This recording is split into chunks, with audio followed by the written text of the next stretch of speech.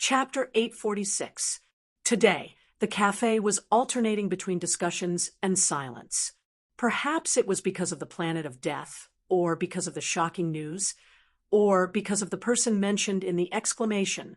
No one said the name because it had become a taboo for the Federation. On the military space station, even these merchants from Bermuda did not dare to touch it.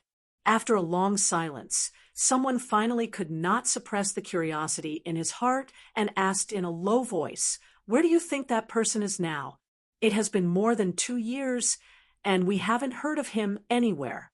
Is he really dead? How could that kind of person die so quietly?" The silk smuggler replied with a serious expression, "There are rumors that he has been seen in a mine in the East Forest River West region." His companion beside him shook his head and disagreed. That person can't still be in the Federation. According to many people's speculations, he must be hiding in Bermuda now. With that person's ability, as long as he leaves the glory of the Charter, who can find him? But the last time I came to pick up the goods, I heard a few warship mechanics mention that the ground troops of the Old Moon Base once saw that strange black spaceship flying over Cocky Peak. They swore that their eyes weren't playing tricks on them. Speaking of which, 2 years ago, there was a round of new titles in the Empire, and one of them was a county. The young smuggler had just interrupted when he noticed the strange gazes of the surrounding merchants. He explained awkwardly, "I'm not changing the topic. I'm just wondering if this has anything to do with that person. It's possible that he's from the Empire. According to the Federation, he's at least a prince of the Empire. However, based on the past examples of that person, he definitely won't accept any title of nobility. Instead, he'll quietly hide in the underground sewers of some planet, waiting for the time when the situation is out of control before coming out to stir up trouble." If only that person was still in the Federation. Someone subconsciously let out a sigh. Facing the surrounding gazes, he shrugged and said, "The war god thought so highly of him. If he fought side by side with Colonel Li Feng now, that princess will definitely not be able to hold on. No one on planet Emohua will be able to stop the advance of the federal forces." Ridiculous.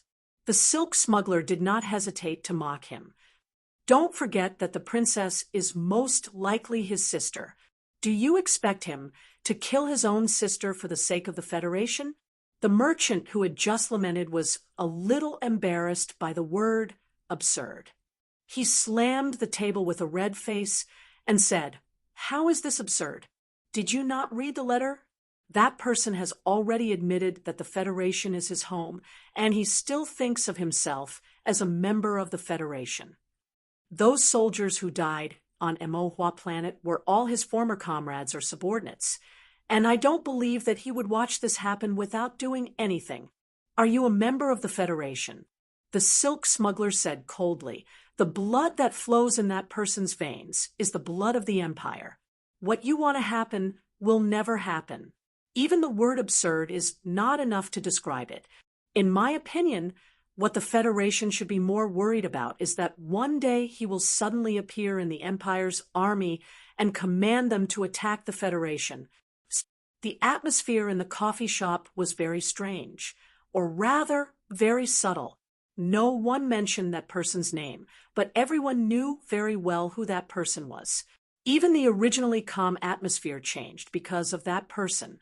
The merchants were divided into 2 factions and fell into a fierce argument, completely forgetting about the silent Federation officers at the 3 tables in front of them. No matter how much you fools brag about him, if that person really dares to lead the Empire's army to attack the Federation, no, as long as he dares to return to the Federation, I don't think any member of the Federation will let him go, and I definitely won't mind using a bullet to end his innately evil life." A Federation officer at the table on the right stood up and turned around to look at the fiercely arguing smugglers. His expression was particularly gloomy and cold, and the words that came out of his thin lips were full of contempt. Hearing this, the expressions of the Bermuda smugglers became extremely unnatural. They humbly lowered their heads and then sat back down in their respective chairs, naturally not daring to continue the discussion on this issue. However, the coffee shop did not fall into a circular deathly silence. The sound of tables and chairs being pushed rang out from the front left, and another Federation officer stood up. Only when he stood up did everyone realize that this person was actually very tall and sturdy. His military uniform was actually somewhat deformed by his developed muscles, and coupled with his extremely short hair, he was filled with a kind of valiant and speechless feeling. This sturdy officer slowly turned around and looked at the previous Federation officer with narrowed eyes. He suddenly opened his mouth and said, "There is no life that is innately evil." The previous Federation officer who spoke with contempt and coldness was about 30 years old, but the epaulets on his shoulders indicated that he was already a major. Such a young major.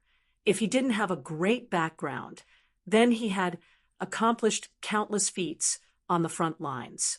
Only the accumulated confidence could support his evaluation.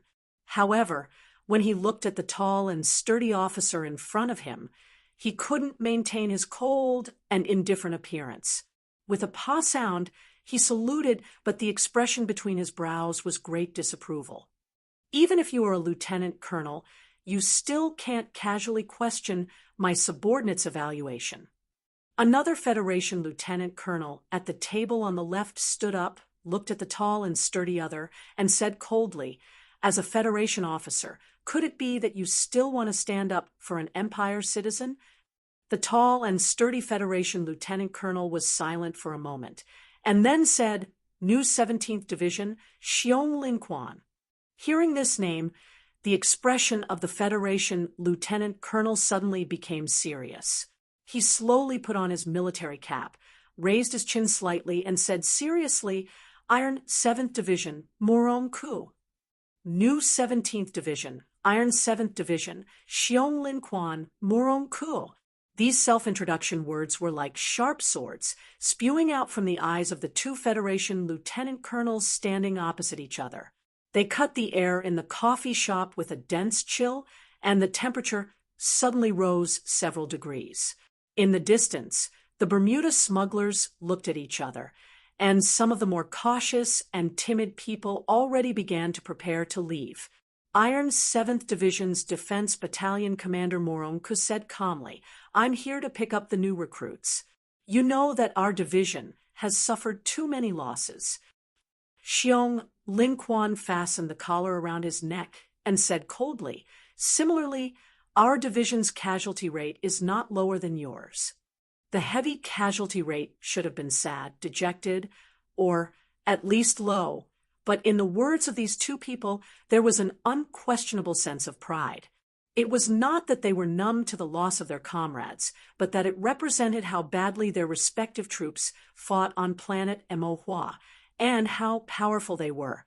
It was just like how the real military medal of a soldier was the scars on their body. "Lieutenant Colonel Xiong, do you have any objections to what my adjutant said just now?" Moronku stared at his face and asked, "Just now I said that I would stand up for an Empire citizen, and it seems that I was wrong. But I don't understand. Do you feel proud that an Empire citizen has appeared in the new 17th Division and your 7th Division? If that guy dares to appear on the battlefield as an Empire citizen in the future, I will be the first to shoot. Even if he has to be killed, it can only be us. And before that, I will not allow anyone to speak ill of him in front of me, especially such a ridiculous sentence. Could it be that your adjutant hasn't been weaned yet?" Because of this question that was full of sarcasm, the sound of tables and chairs being pushed away rang out loudly.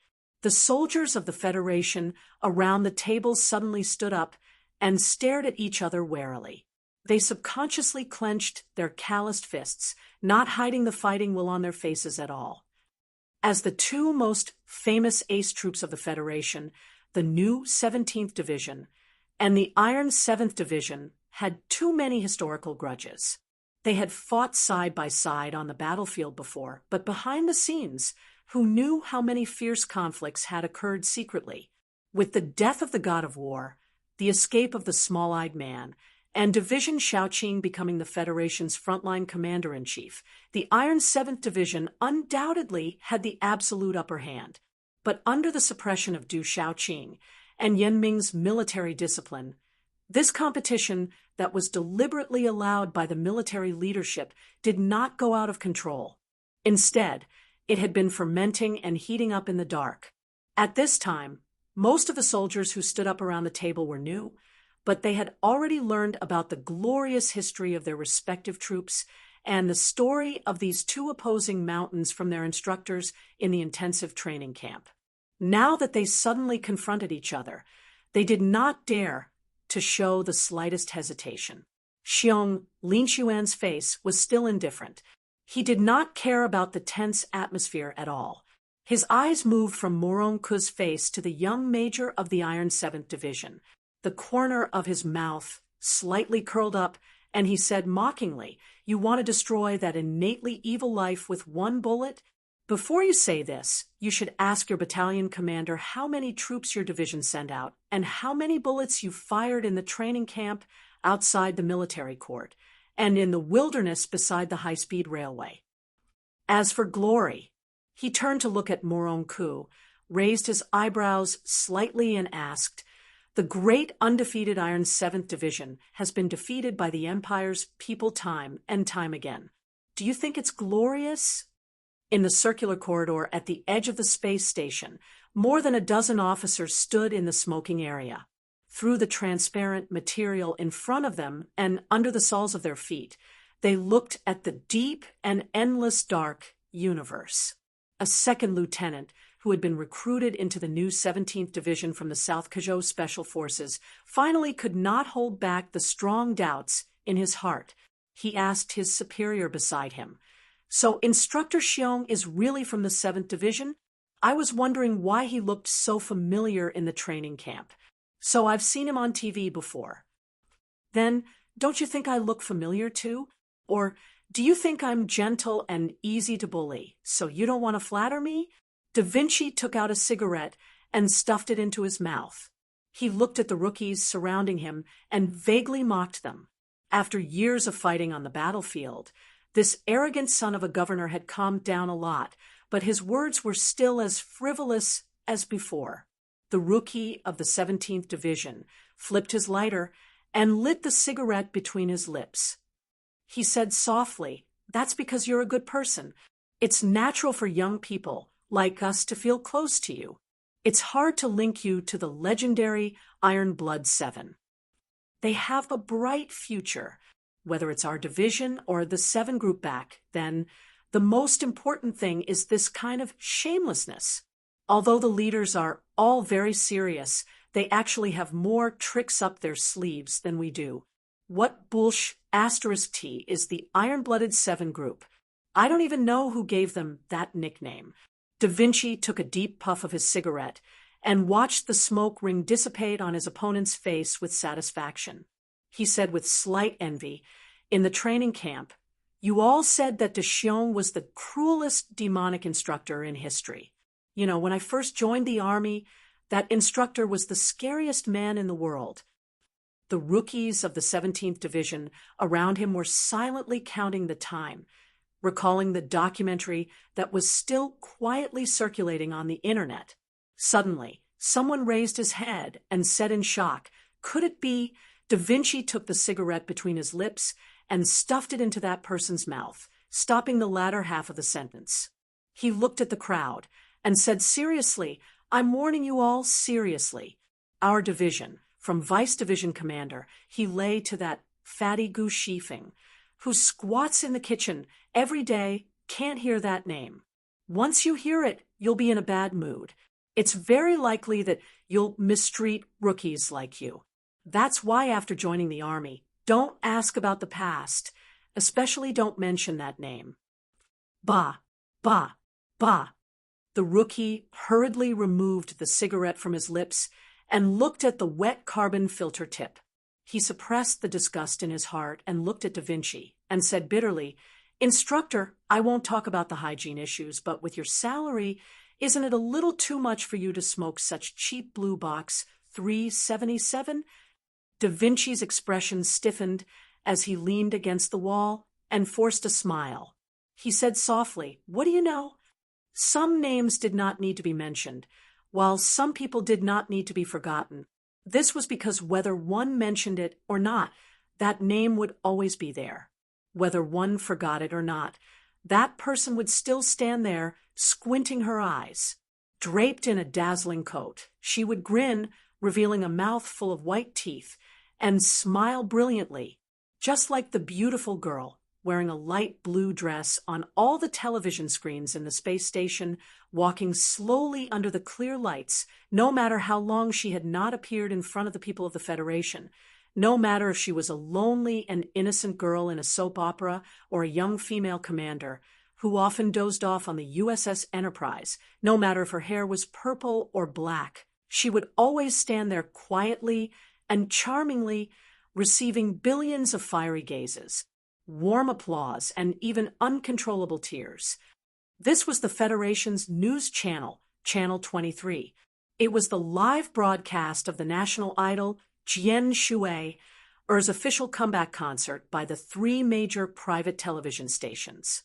As the national idol that was most deeply rooted in the hearts of the people in the 37th constitutional era, Jian Shui had disappeared for too long. The last time she sang on stage was in the spring of the 70th constitutional era.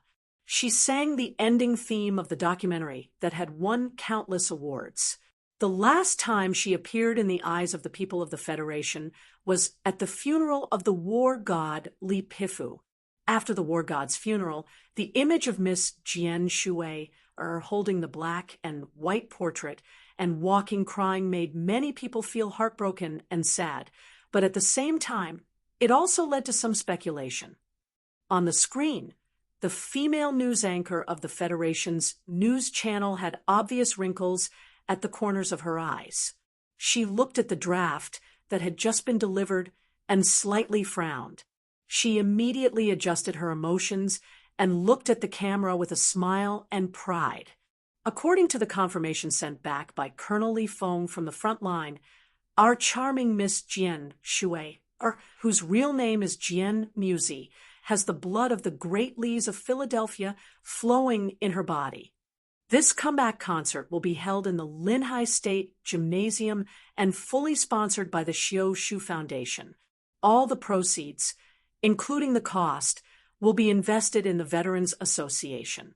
The female anchor looked at the words that were obviously added on the teleprompter at the last minute and was clearly hesitant. It's called the Silent March. She sorted out her emotions as fast as she could and changed the topic. Today, Miss Jian Shui officially made her comeback and will be singing her first new song. So, before we enjoy the performance of the national idol, let us quickly review the touching laughter and tears she brought to all the people of the Federation since she was 12 years old. The hologram began to quickly play the scenes that were still fresh in the memories of the people of the Federation. The voiceover quickly repeated the honor that the national idol had once received and the influence that she had once caused. However, it was very cautious not to mention the concerts that had once brought the title of Bane to Jian Shui, as for the scandal that had once caused the entire Federation to be extremely lively, there was not a single word about it. Under the hologram that flowed like a waterfall, Jian Shui, who was wearing a light blue dress, slowly walked to the center of the stage. Under the careful carving of time, the national idol of the past had gently thrown away the word girl. In the middle, in the blink of an eye, she was even more charming than before and could only be described as boring and perfect. She calmly smiled.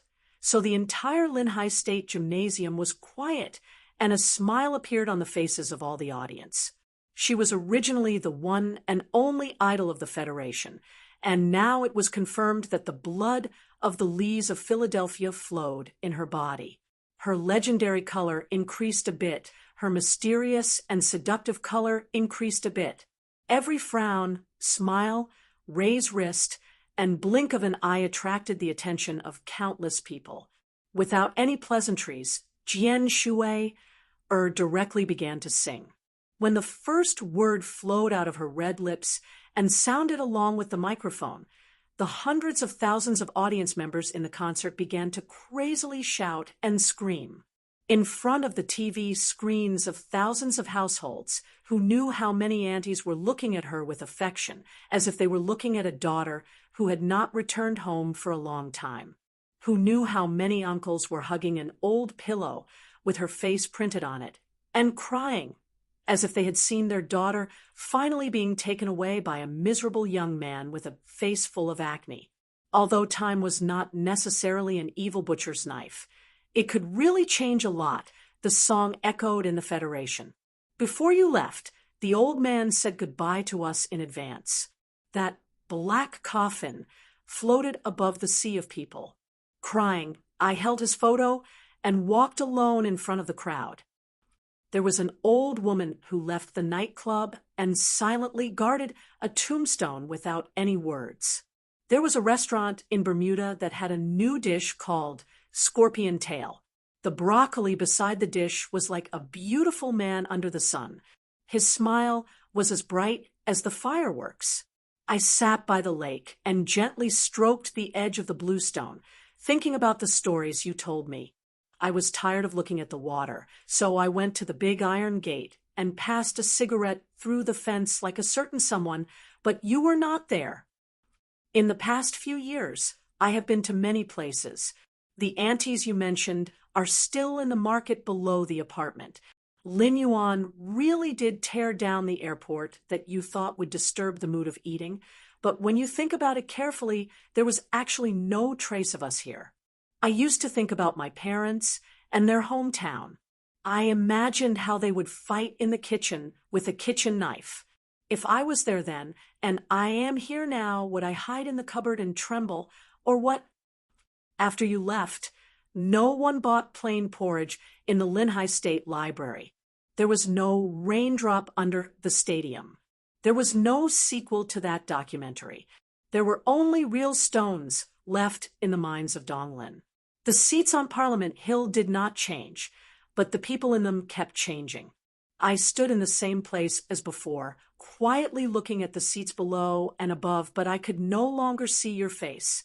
In the windmill night, Schiller said that we have to dream those impossible dreams, defeat those undefeatable enemies, endure those unbearable sorrows, and go to places that even the brave dare not enter.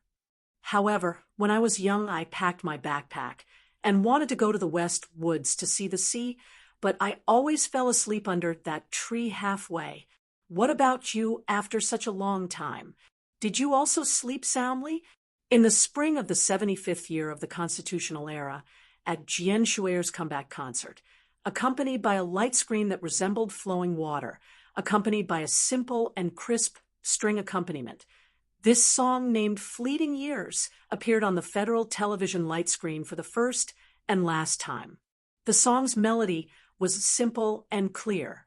The female voice was basically dissociated from the arrangement of the song, only using it as background music.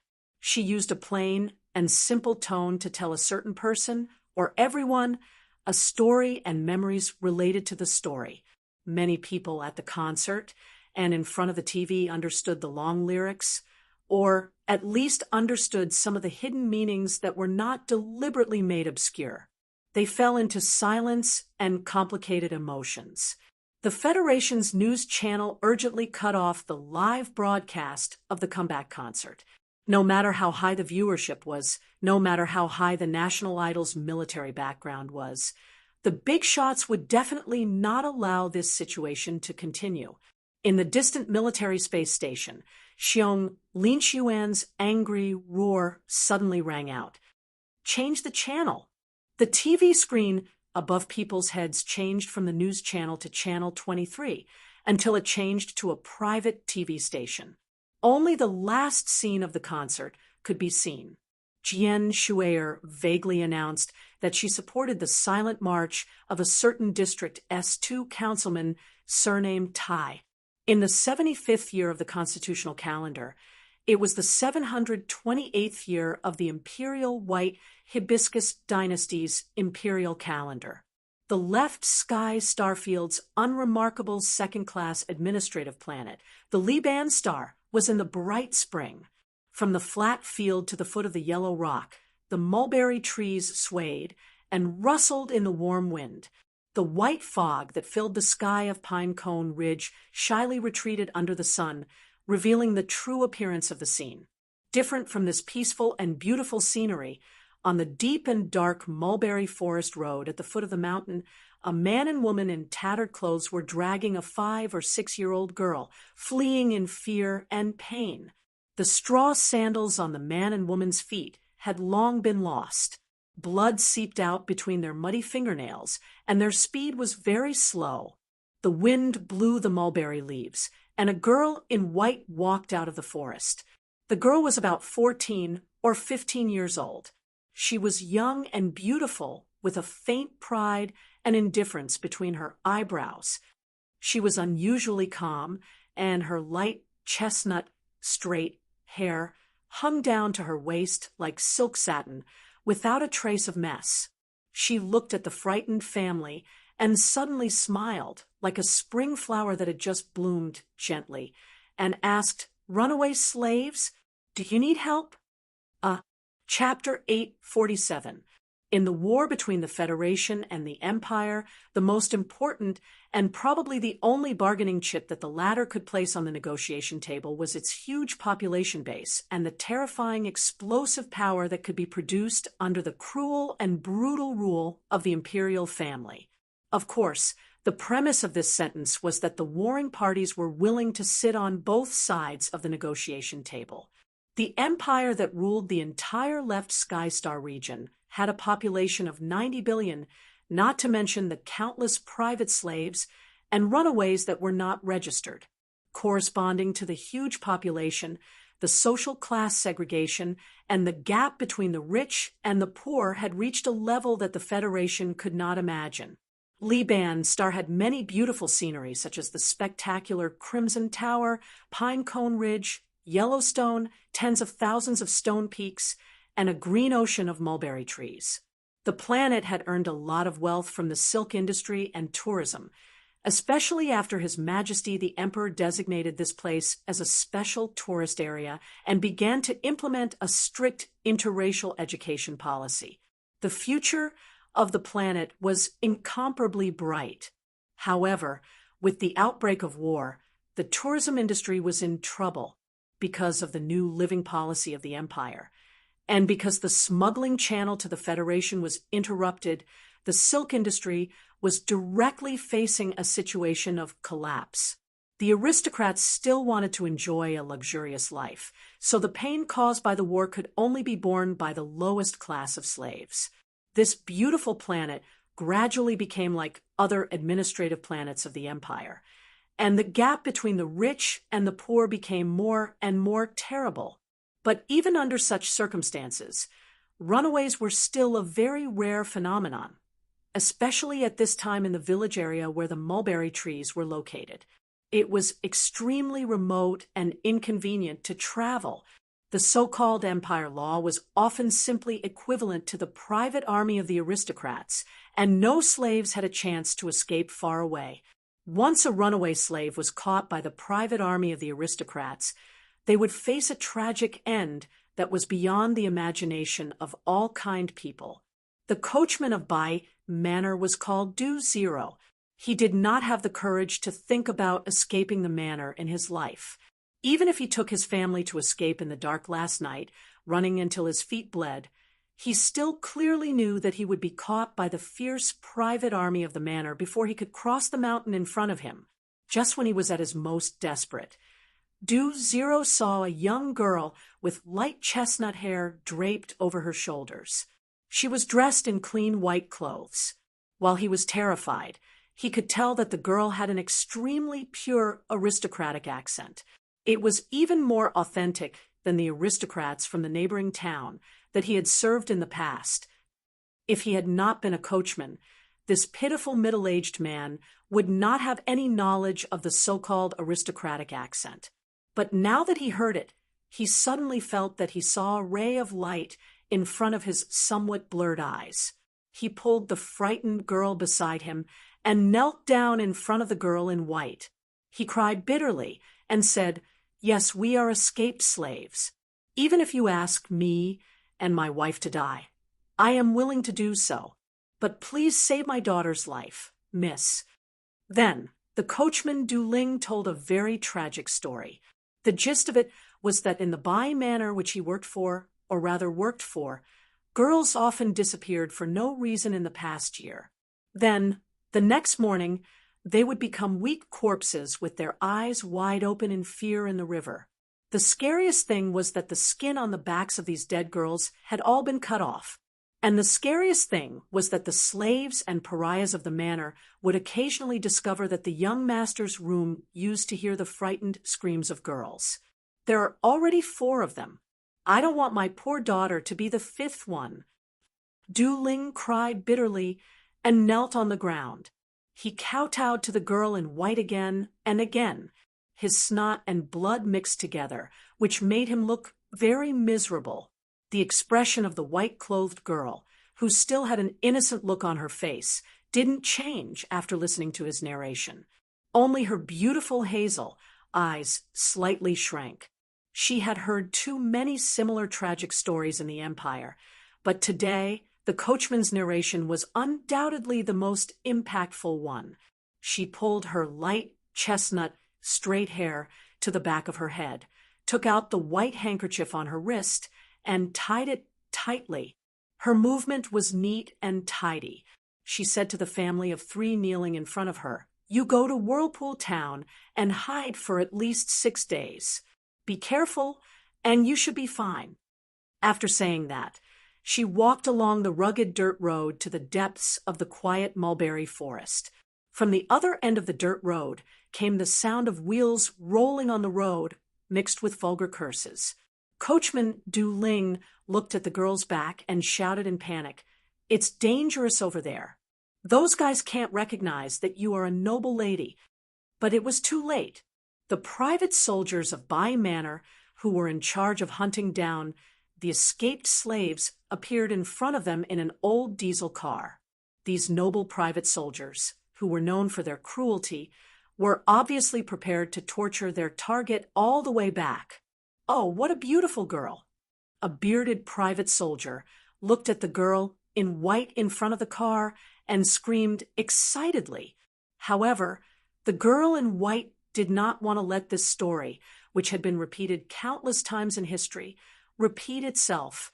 She directly interrupted his words. Her light chestnut, straight hair, which was simply tied into a ponytail, swayed in the wind of the mulberry forest. A small caliber pistol appeared in her hand out of nowhere. The gun barrel flashed, and the bullet tore through the air at high speed and accurately hit the private soldier's right shoulder. Puff, puff, puff, puff.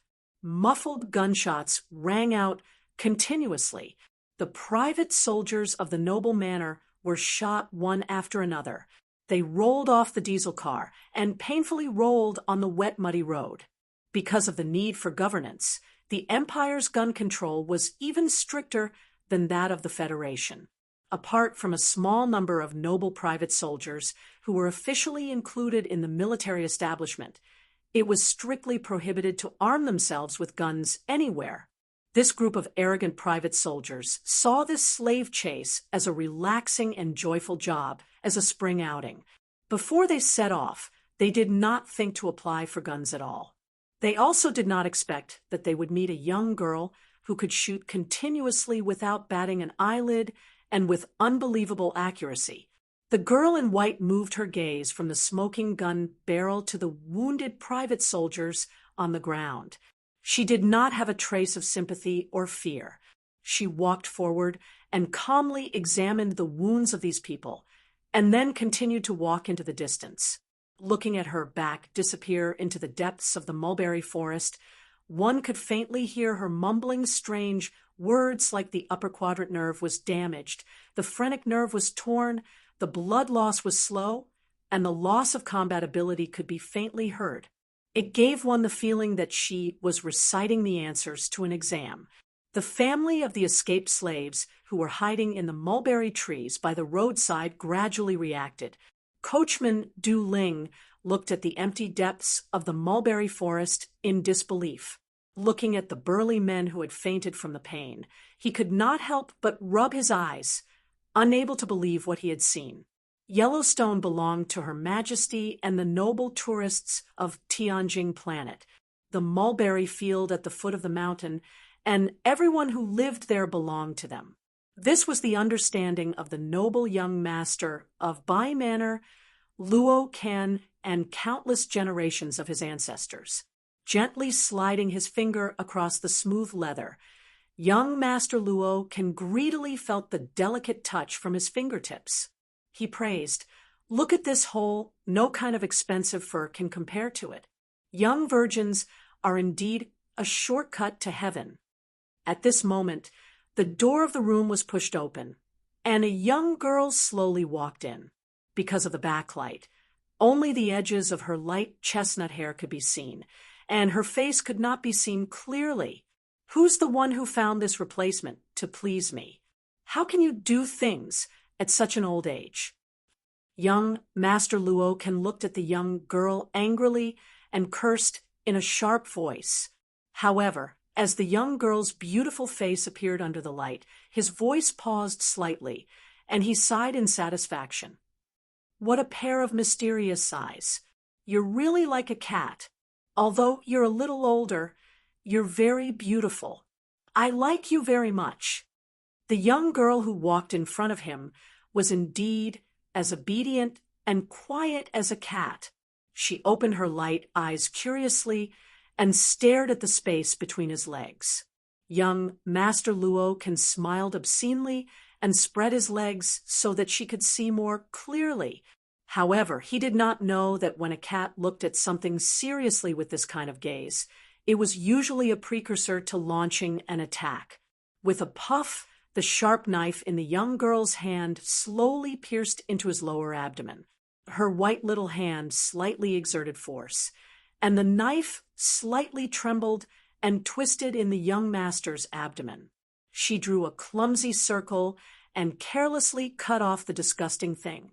As if she was cutting garbage, the young girl seriously moved her hands. Under the dim light, the neat bangs on her forehead gently swayed. No matter how sharp the knife was, the process of slowly and clumsily cutting skin, fat, muscle, and nerves would be the most terrible and painful process in the world. Young Master Luo Can's face was pale. He lowered his head to look at the spurting blood, and then raised his head to look at the young girl who had already jumped very far away. His lips slightly trembled, as if he wanted to say something, but in the end, only the most miserable scream could be heard. He did not faint, but the pain was too much for him to faint. When the mournful howls entered his ears, he could no longer feel the so-called joy and happiness. When he looked at his own body that looked like a rotten leather bag by his feet, he could no longer feel a trace of the so-called beauty of a work of art. At dusk, young Master Ba Luo Can's body was hung above the gate of his manor. His eyes were wide open in horror, and there was a horrible hole between his naked legs. The way he died was very horrible. The setting sun was very warm. Chapter 848. Master Ba Yi took a helicopter and rushed back to the manor. He didn't even look at the dozens of corpses of guards and the sticky blood on the soles of his shoes. He clenched his fists tightly and pursed his lips. With bloodshot eyes, he stared at the corpse on the gate of the manor that was swaying in the strong wind caused by the rotor. Under the starlight, the pale body that had died in an extremely wretched manner, with his legs dug out, was his son. In the shortest amount of time possible, this old noble had roughly understood what had happened in the past 2 days from the housekeeper. Because of his almost insane anger, his old body that had been drained by wine and women began to tremble uncontrollably. His lips were also trembling, as if he was muttering an incomparably venomous curse. The empire's slave law that was revised 40 years ago prohibited any noble from killing slaves. However, slaves were the private property of the nobles. Even if they were killed, the nobles would only have to pay compensation and a fine. At most, they would receive some light criminal punishment. Therefore, in the eyes of the nobles, whether it was the escaped slaves or the young daughters of the lowly commoners, they were no different from animals. The cruel rule would inevitably lead to fierce resistance. The rebellions of the slaves and lowly commoners rose and fell one after another.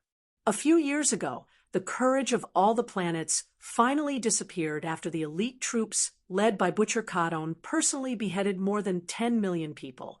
After that, even though Duke Carleton was assassinated and a rebellion broke out in Tianjin Planet, no one dared to go against this deformed system. It was hard to imagine that such a noble young master with a noble title would end up in such a pitiful state.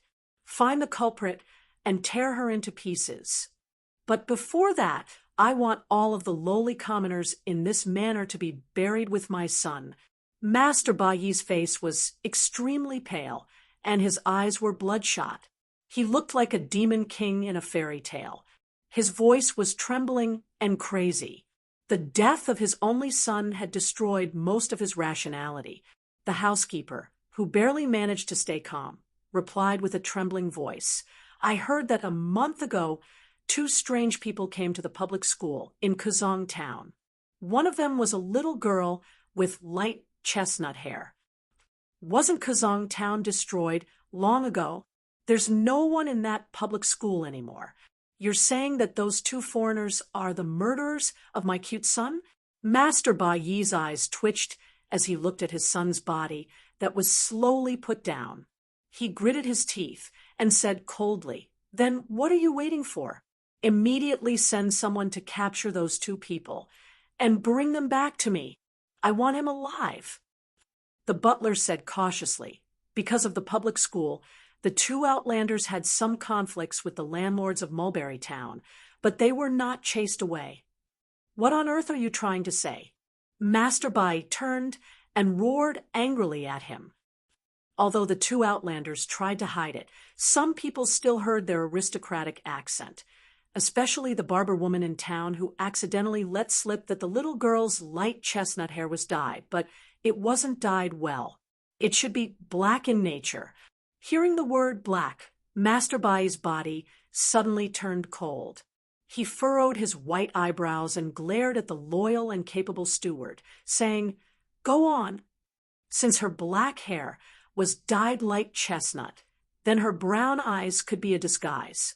It's very possible that she is black in nature. The steward could feel the anger and sorrow in his master's heart, as well as the frustration and coldness after hearing his report. Thus, his tone became even more careful, and his body was about to fall to his knees. "Royalty?" Master Bai's eyes flashed with a hint of panic and anger. He roared in a low voice. How could the noble royalty stay in a godforsaken place like Kazong Town? The rebellion of the Tianjin royalty happened a long time ago. The steward carefully looked at his master's chin and said in a low voice, "I suspect that those 2 outlanders might belong to the side that lost the rebellion." Master Bai understood what the steward meant.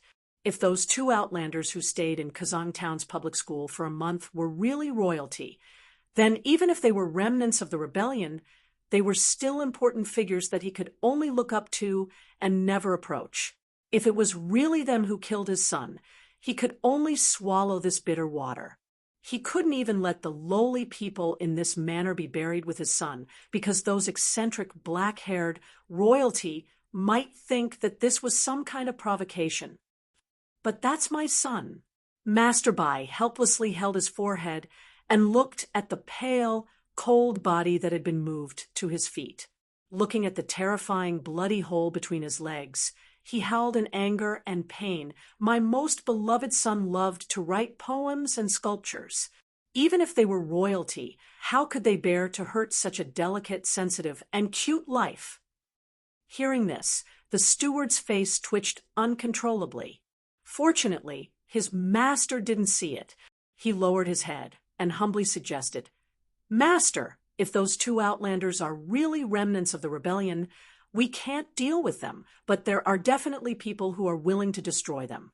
As for the lowly people in this manner, as long as those two outlanders die, your anger can burn them to ashes at any time and let the young master rest in peace." Understood. Master Bai's right hand trembled slightly. Looking at the miserable corpse at his feet, he laughed hysterically and said loudly, "Intelligence Bureau! Inform the Intelligence Bureau immediately." The Mulberry Sea at the foot of Huangshiji was the most remote and backward region of Libyan, and Kwangtown was the most remote settlement in this region. The hard work of the lowly slaves in the mulberry fields was only enough to support a noble like Master Bai. Around Kwangtown, which was endlessly bleak due to the economic decline, there were only a few landlords who couldn't even afford to buy a helicopter. The more backward a place was, the more severe the oppression was, and the harder the life of the lower class people was. Whether it was the Federation or the Empire, Donglin or Libyan, human society could not escape this rule. It was the same around Kwangtown. The few landlords who had a small number of private soldiers used the whip in their hands and the laws of the empire to harshly exploit their workers and slaves, unceremoniously shifting the consequences of the decline of the silk industry onto those poor people. On a certain day in early spring, two people who clearly came from other places walked into Kwangtown's public school. Because there were no teachers and the funding for education had been withheld, this public school had been abandoned for many years, leaving only a few dilapidated rooms. However, the two foreigners somehow obtained several hundred books, and then on that beautiful spring afternoon, they announced to everyone around the town that the public school would once again begin to enroll students. From that day on, the situation around Kwangtown underwent a fundamental change. The crude landlords no longer dared to casually whip their slaves and workers, or at least they didn't dare to proudly and publicly punish them. As for those child laborers, who in their eyes could climb trees like monkeys, for the first time, they had the courage to refuse their master's orders. Instead, they picked up their worn-out school bags and walked into the school. There were many reasons for this change. Apart from the fact that the young female teacher with chestnut-colored hair was able to completely and fluently recite His Majesty's education policy to the less educated landlords, her fluent noble accent was also the most important reason. Of course, the most important reason was the tragic experience that happened in the middle of the night that the landlords never wanted to recall. There was a quiet path in the mulberry forest, and at the end of the path was a dilapidated school. This was Kwangtown's public school, which gave the ignorant young boys and girls a rare sense of hope and warmth. Countless years of strict class segregation meant that this public school, which was established in response to His Majesty's education reforms, did not have any children of nobility. What was even more troublesome was that teachers with sufficient knowledge were often of noble status. They were simply unwilling to teach these lowly commoners or even slaves. As for the few commoners who had received a complete education because they yearned for the beautiful life of nobility or even Tianjin planet, they did not place their proud and arrogant sights on these remote and mountainous schools. A school without teachers was like a palace without an emperor, a home without a mistress. It could only decline and wither day by day. Thus, in these few years, Kwangtown's public school had become a pile of ruins even earlier than this town, until the appearance of a young female teacher with chestnut-colored hair. The wind rustled through the dense branches of the mulberry forest. In the faraway mulberry field, silkworms were chewing on mulberry leaves, making rustling sounds. In the dilapidated public school classroom, the young female teacher's slightly hoarse voice rang out.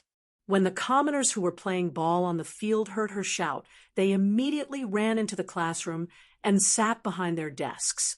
They carefully flipped open the brand new textbooks in front of them, and then raised their heads with a pious attitude as if they were on a pilgrimage to look at the young female teacher on the podium who was even younger than them. Before class starts, I have something to say. In the future, don't come running to me to ask me questions about the laws of the three-body system just because you read a science fiction novel in the library.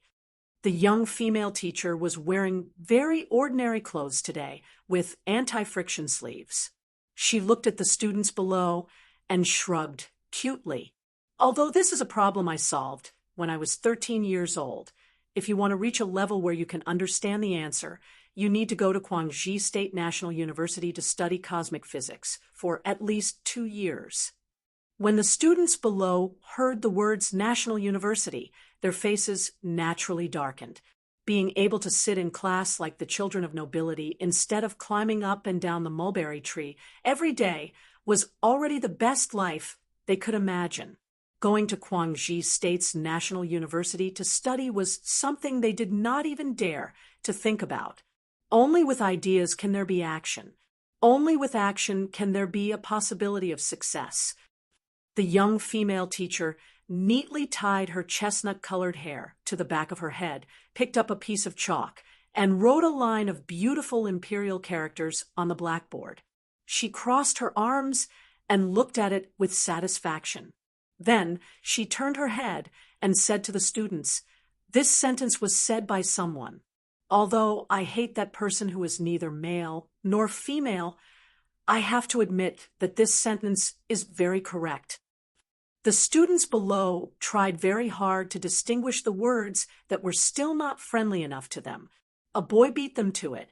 If humans have no ideals, then what is the difference between them and salted fish? Chapter 849. Perhaps it was because of the somewhat novel, but definitely not beautiful and even disgusting experience yesterday afternoon. The female teacher's light maroon ponytail drooped weakly behind her back. It didn't move up and down with her mischievous words. Her voice was also a little hoarse, but it wasn't hoarse or unpleasant to hear. Instead, it was like the rustling of an apple, giving people a sweet and soft feeling. The wind blew in from the broken door of the classroom, and together with the light, it brushed against her beautiful face, adding a layer of fuzzy red light like a red apple. At least many of the male students below the podium thought so. Their shy gazes wandered from time to time, and sometimes they looked at the podium reluctantly. Unknowingly, their tanned cheeks had also turned red. This was probably the so-called adoration, admiration, and devotion. Also, when you want to go to the library to borrow books, you don't have to be so careful. Some people even wear gloves, as if they are preparing to move delicate silkworms. Books are for reading, not for providing. You don't have to worry about the hundreds of old books in the library. That rich uncle's biggest interest now is to read books, and he will keep replenishing them. The library of Sanku Town Public School was a shabby house next to the classroom. Several layers of books were piled up on the bookshelves, and the dust on the ground was full of students' curious footprints. There was no sign of the quiet and clean appearance of a library at all. Fortunately, there was a big window on the wall facing the east. Obviously, the newly repaired glass had good transparency, allowing the warm sunlight to come in from outside.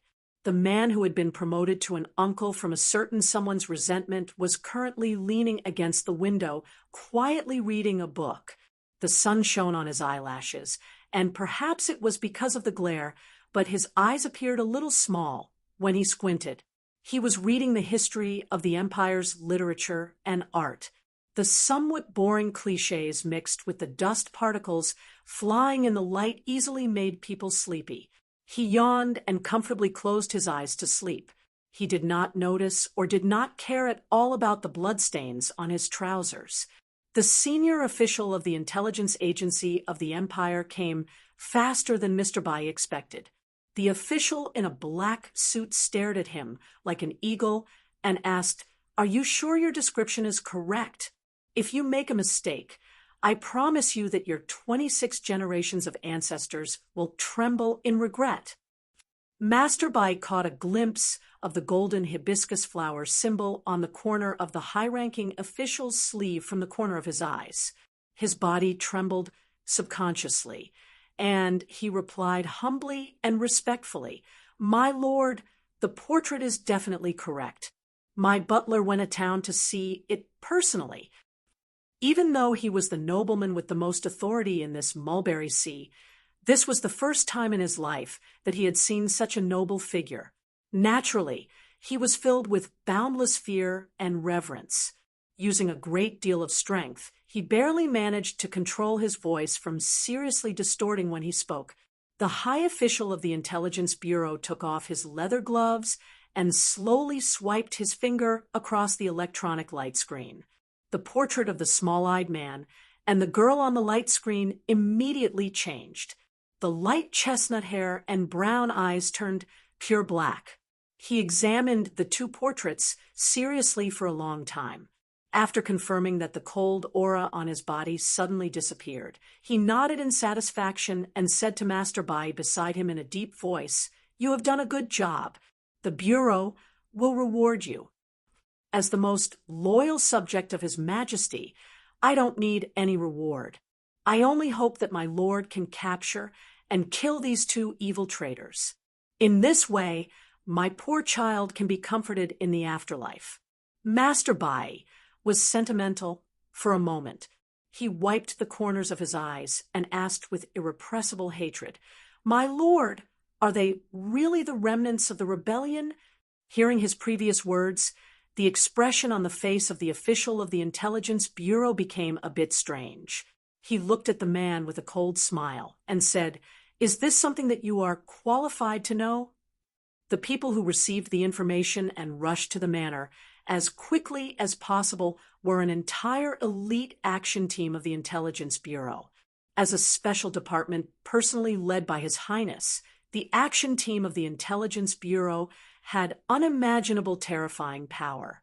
In less than half an hour, more than 30 secret agents had investigated the manor and even restored the scene of the cruel tragedy with great precision. The indifferent officers of the Intelligence Bureau did not pay any attention to the humble fawning of the lesser nobles around them. Through the secret channel, they sent the information and the precise location of the target to the solitary planet. The information traveled in the dark space, and there was no telling where it would end up. Looking at the military helicopters equipped with advanced weapons disappearing in the sky, Master Bai showed a cold smile on his face. He turned around and looked at the lower nobles and said in a cold voice, "Those lowly people think that they have the protection of the remnants of the royal family, so they dare to go against us. When the two remnants of the royal family are executed, I want to see them bleed and cry at my feet. So we are waiting for the news here now." Someone asked respectfully in a low voice. Master Bai was steady, shrewd, and conservative. Naturally, he would not take the initiative to launch a cold-blooded revenge on the lowly people before the result of Mulberry Town came out. He slowly stroked his dark brown hair and said with a cold smile, "I want to go to that rundown town. I want to see the two remnants of the royal family torn to pieces by the Intelligence Bureau with my own eyes. Only in this way can I dispel the resentment in my heart." When Master Bai walked out of the helicopter with his head down and walked to the school at the end of the Mulberry Path under the protection of the guards, the elite action team of the Imperial Intelligence Bureau had already completed the siege of the rundown buildings. The black-clothed secret agents with serious expressions were blocked outside the classroom by dozens of angry lowly students.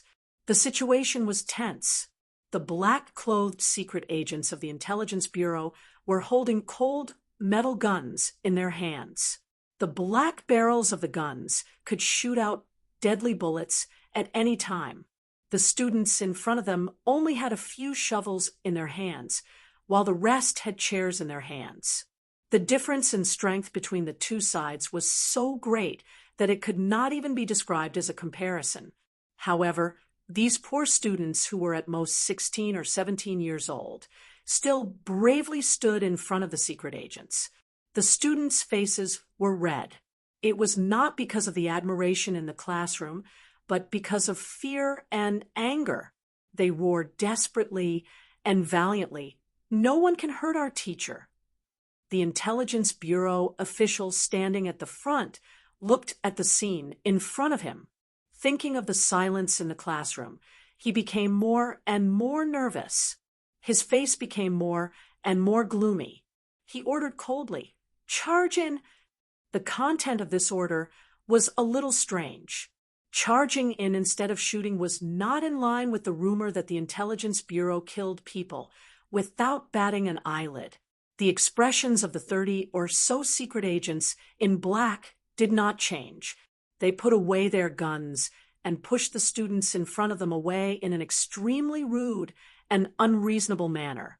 They forced their way into the classroom.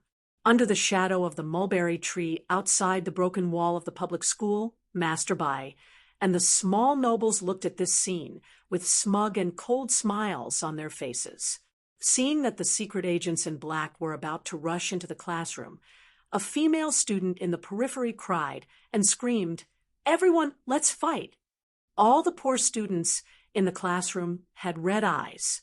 They picked up the chairs and shovels in their hands and smashed them at the secret agents in front of them. In such a hierarchical society, people who were used to struggling to survive as slaves dared to attack the secret agents of the Intelligence Bureau who represented the royal family. How much courage did this require? However, the students did not smash the chairs and shovels in their hands. They just stood there dumbfounded. The smiles of the nobles under the mulberry tree outside the broken wall suddenly became stiff and ugly. The door of the classroom was slowly pushed open from the inside. The female teacher with light chestnut straight hair walked out. The secret agents in black, who looked aggressive, knelt down neatly on both knees and bowed to her. The Intelligence Bureau official with a gloomy aura knelt in front of her and said humbly and respectfully, "Greetings, young princess." In the library of the public school in Sangku Town, which was the shabby room, the small-eyed man finally woke up in the sunlight. He blinked his somewhat sore eyes and adjusted the metal piece in his ear with his right hand. He frowned and muttered to himself, "The Intelligence Bureau actually arrived so quickly. It seems that this time I will be discovered." The pair of thick eyebrows that were as straight as knives slightly raised. He stood up and walked to the door, saying angrily, "What do you mean by sleeping like a pig? Can't you wake me up if you speak louder? I don't know where you got this weird temper. Now, you always talk like a mosquito." There was no one in the room at this time, but it seemed that he was talking to someone. He pushed open the door and walked to the field. He looked at the secret agents in black, kneeling all over the ground, and felt the strange silence in the field. His expression did not change at all, and he slightly crossed his feet. It was a very simple movement, but it allowed him to easily cross the distance of several meters and come to the side of the young female teacher, who was innocently spreading out her hands. He reached out and held the girl's slightly cold hand, turned around, and left without hesitation. In an instant, he changed from walking to running, heading towards the depths of the mulberry forest. The whole movement was done in one breath, and it was natural and unimaginable. The secret agents in black kneeling on the ground did not react until the two figures, one big and one small, disappeared into the quiet mulberry forest, especially the Intelligence Bureau official, who pointed at the empty dirt road with an extremely frightened expression on his face. "Chase after them." Because of the endless fear, the usually pampered official suddenly burst out with an unprecedented ability. He jumped up from the ground, and with more than 30 black-clothed secret agents behind him, he desperately chased after the two barely visible figures like a field mouse migrating in the flood. While running, he shouted in pain, "Hey! Hey! Hey! "Hey, Your Highness! Your Highness!" On the field of the public school in Sangku town, the poor students stood in the same place at a loss. They were still holding chairs and shovels in their hands. Some of them did not realize what had just happened.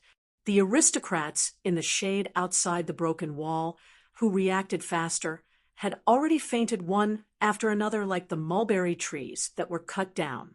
They could no longer stand up. Chapter 850. When the officers of the Intelligence Bureau ran to the corner of the dirt road, they could only see the blurry figure in the depths of the quiet mulberry forest. They knew that they would never be able to catch up to them. Frustration and even despair made everyone's cheeks turn pale in an instant. The Special Operation Team of the Intelligence Bureau was independent of the departments in the Bureau and had great power in the Imperium. However, they only had one goal, which was to find the young man and woman who had just disappeared before their eyes. In the past 2 years, the operation team of the Intelligence Bureau had traveled back and forth between the major administrative galaxies in an attempt to find them, but to no avail. Today, it was the first time they had been so close to them in Mulberry Town, only to watch them disappear right in front of their eyes. Thinking about the impatience of their superiors and thinking about the tragic ending that might await them, the spies of the Imperium suddenly felt that the breeze around them had become so cold. Their pale faces and black uniforms made them look so bleak and pitiful. The senior officer of the Intelligence Bureau stared at the two figures that were about to disappear from his sight. Exhaustion and fear from the deepest part of his body leaked out from the beard on his chin. Suddenly, he laughed maniacally. He pulled out a sharp knife from his boot and stabbed it into his thigh. There was a muffled sound. The tip of the knife pierced deep into his flesh, and when it was pulled out, it brought out a shocking stream of blood. He breathed heavily and half knelt on the dirt road in a sorry state. Looking at the empty road in the distance, he did not see anyone turn back. The last glimmer of hope that remained in his eyes finally turned into despair. An expression that was close to tears and laughter surfaced on his face. After all, the outcome was death, or even survival that was more terrible than death. The senior officer of the Intelligence Bureau gritted his teeth, his cheeks as hard as stone. He forced a groan out of his chest. Holding the sharp knife tightly in his right hand, he stabbed it into his heart with trembling determination. A sharp tearing sound suddenly burst out in the air, as if a grenade was flying over the mountains. An extremely small stone whizzed over from afar and accurately hit the wrist of the high official of the Intelligence Bureau, directly breaking his wrist bone and causing the knife to fall to the ground with a thud. This official was not acting. More than a year of exhaustion and despair made him want to die. However, at this time, he was half kneeling on the dirt road, holding his aching wrist in shock. He had no time to pay attention to the blood flowing from his thigh. He stared in a daze at the two figures slowly walking out from the depths of the mulberry forest. Endless joy grew in his heart. Who taught you this method? The officer of the Intelligence Bureau did not dare to look at the man who had walked up to him. Together with the 30 or so agents in black behind him, they all knelt down and spread their palms on the ground. They said humbly, "If you don't come, we will all die." The mulberry forest was as endless as the sea. The rich mulberry leaves were like countless hands, reaching out above the dirt road, blocking the blazing sunlight into patches of light or shadow. The small-eyed man quietly looked at the people kneeling on the road. It was unknown what kind of past he was thinking of. Suddenly, his eyes narrowed. He raised his head to look at the sky, only to see those fragments of light become incomparably dim. A few enormous shadows covered the sky above Yellow Rock, casting Shanghai into a cold world. He could vaguely tell that they were 3 of the most advanced giant warships of the Imperium. The dilapidated public school in Sangku town was in a state of absolute martial law. The fully armed Imperial Royal Guards guarded in all directions with serious and cold expressions. Outside the walls, whether it was Masterby, who was still in a coma, the trembling minor nobles, or the slaves, and their children who could not hide their shock, they all knelt on the ground and maintained absolute silence. For them, the big figure in the room behind the dilapidated walls was more dazzling than the stars in the sky. They did not dare mention her name, and could only use the most humble posture to express their awe. An official in luxurious clothes retreated from the room, with half of his body bent. He walked to the outside of the walls and said a few words to the people in a low voice. His manner was extremely majestic. The people kneeling on the ground did not dare disobey. They stood up one by one. However, the strong curiosity in their hearts made them, who were usually as timid as mice, unwilling to leave even in the face of the cold guns of the Imperial Royal Guards. They stood silently outside the public school and waited. I don't like people kneeling to me, and I don't like your subordinates forcing me to stay in this way. If this happens again next time, perhaps I will run faster. Sulu picked up the kettle, rinsed the green tea in the cup, and flicked the tea away with his fingers. He looked back at the person who was silently reading in front of the bookshelf with her hands behind her back and said, "Let's talk while drinking tea." Huai Chaosher turned around, unbuttoned the first button on the neck of her military uniform, and sat down opposite the small table. She picked up the slightly hot teacup and gently shook it. She said expressionlessly, "The tea is very ordinary. A student gave it to me, mixed with mulberries. It tastes good." Sulu replied with a smile. He picked up the teacup and took a sip first. Huai Chaosher held the teacup in silence for a moment. Then she slowly took a sip. Perhaps because the tea was indeed good, or because the temperature was enough, the cold expression on her face slightly relaxed. She quietly looked at the man opposite her and said, "Back in the wetland, you promised me that you would come to the Empire to see me." Sulu replied softly, "Am I not in the Empire right now?" "But you didn't see me." Huai Chaosher slightly frowned. Her eyebrows were extremely sharp. She stared into his eyes and said, "At that time, you were unwilling to go with me, but I knew that you would come eventually. However, I didn't expect that you would be hiding from me for so long." Sulu gently turned the teacup. The bottom of the teacup rubbed against the table surface, making a rustling sound. His eyes slightly lowered into the muddy tea, and he replied in a low voice, "Even if I did see you, so what?" It was a very simple sentence, but when connected to what he had been through in his life, it revealed a sense of sadness and helplessness. Huai Chaosher quietly looked at her only brother. She watched as the sunlight penetrated the glass and shone on his slightly tanned cheeks and long eyelashes. She found that time had not left too many traces on this face. However, compared to the past, whether it was the year when the hero of the Federation fought his way into the Empire alone, or the year when the crown prince of the Empire was helpless in the Federation, he appeared much calmer. Huai Chaosher slightly pursed her lips. She barely managed to squeeze out a smile that she thought was warm, but was actually still domineering. She asked as gently as she could, "How have you been in the past 2 years?"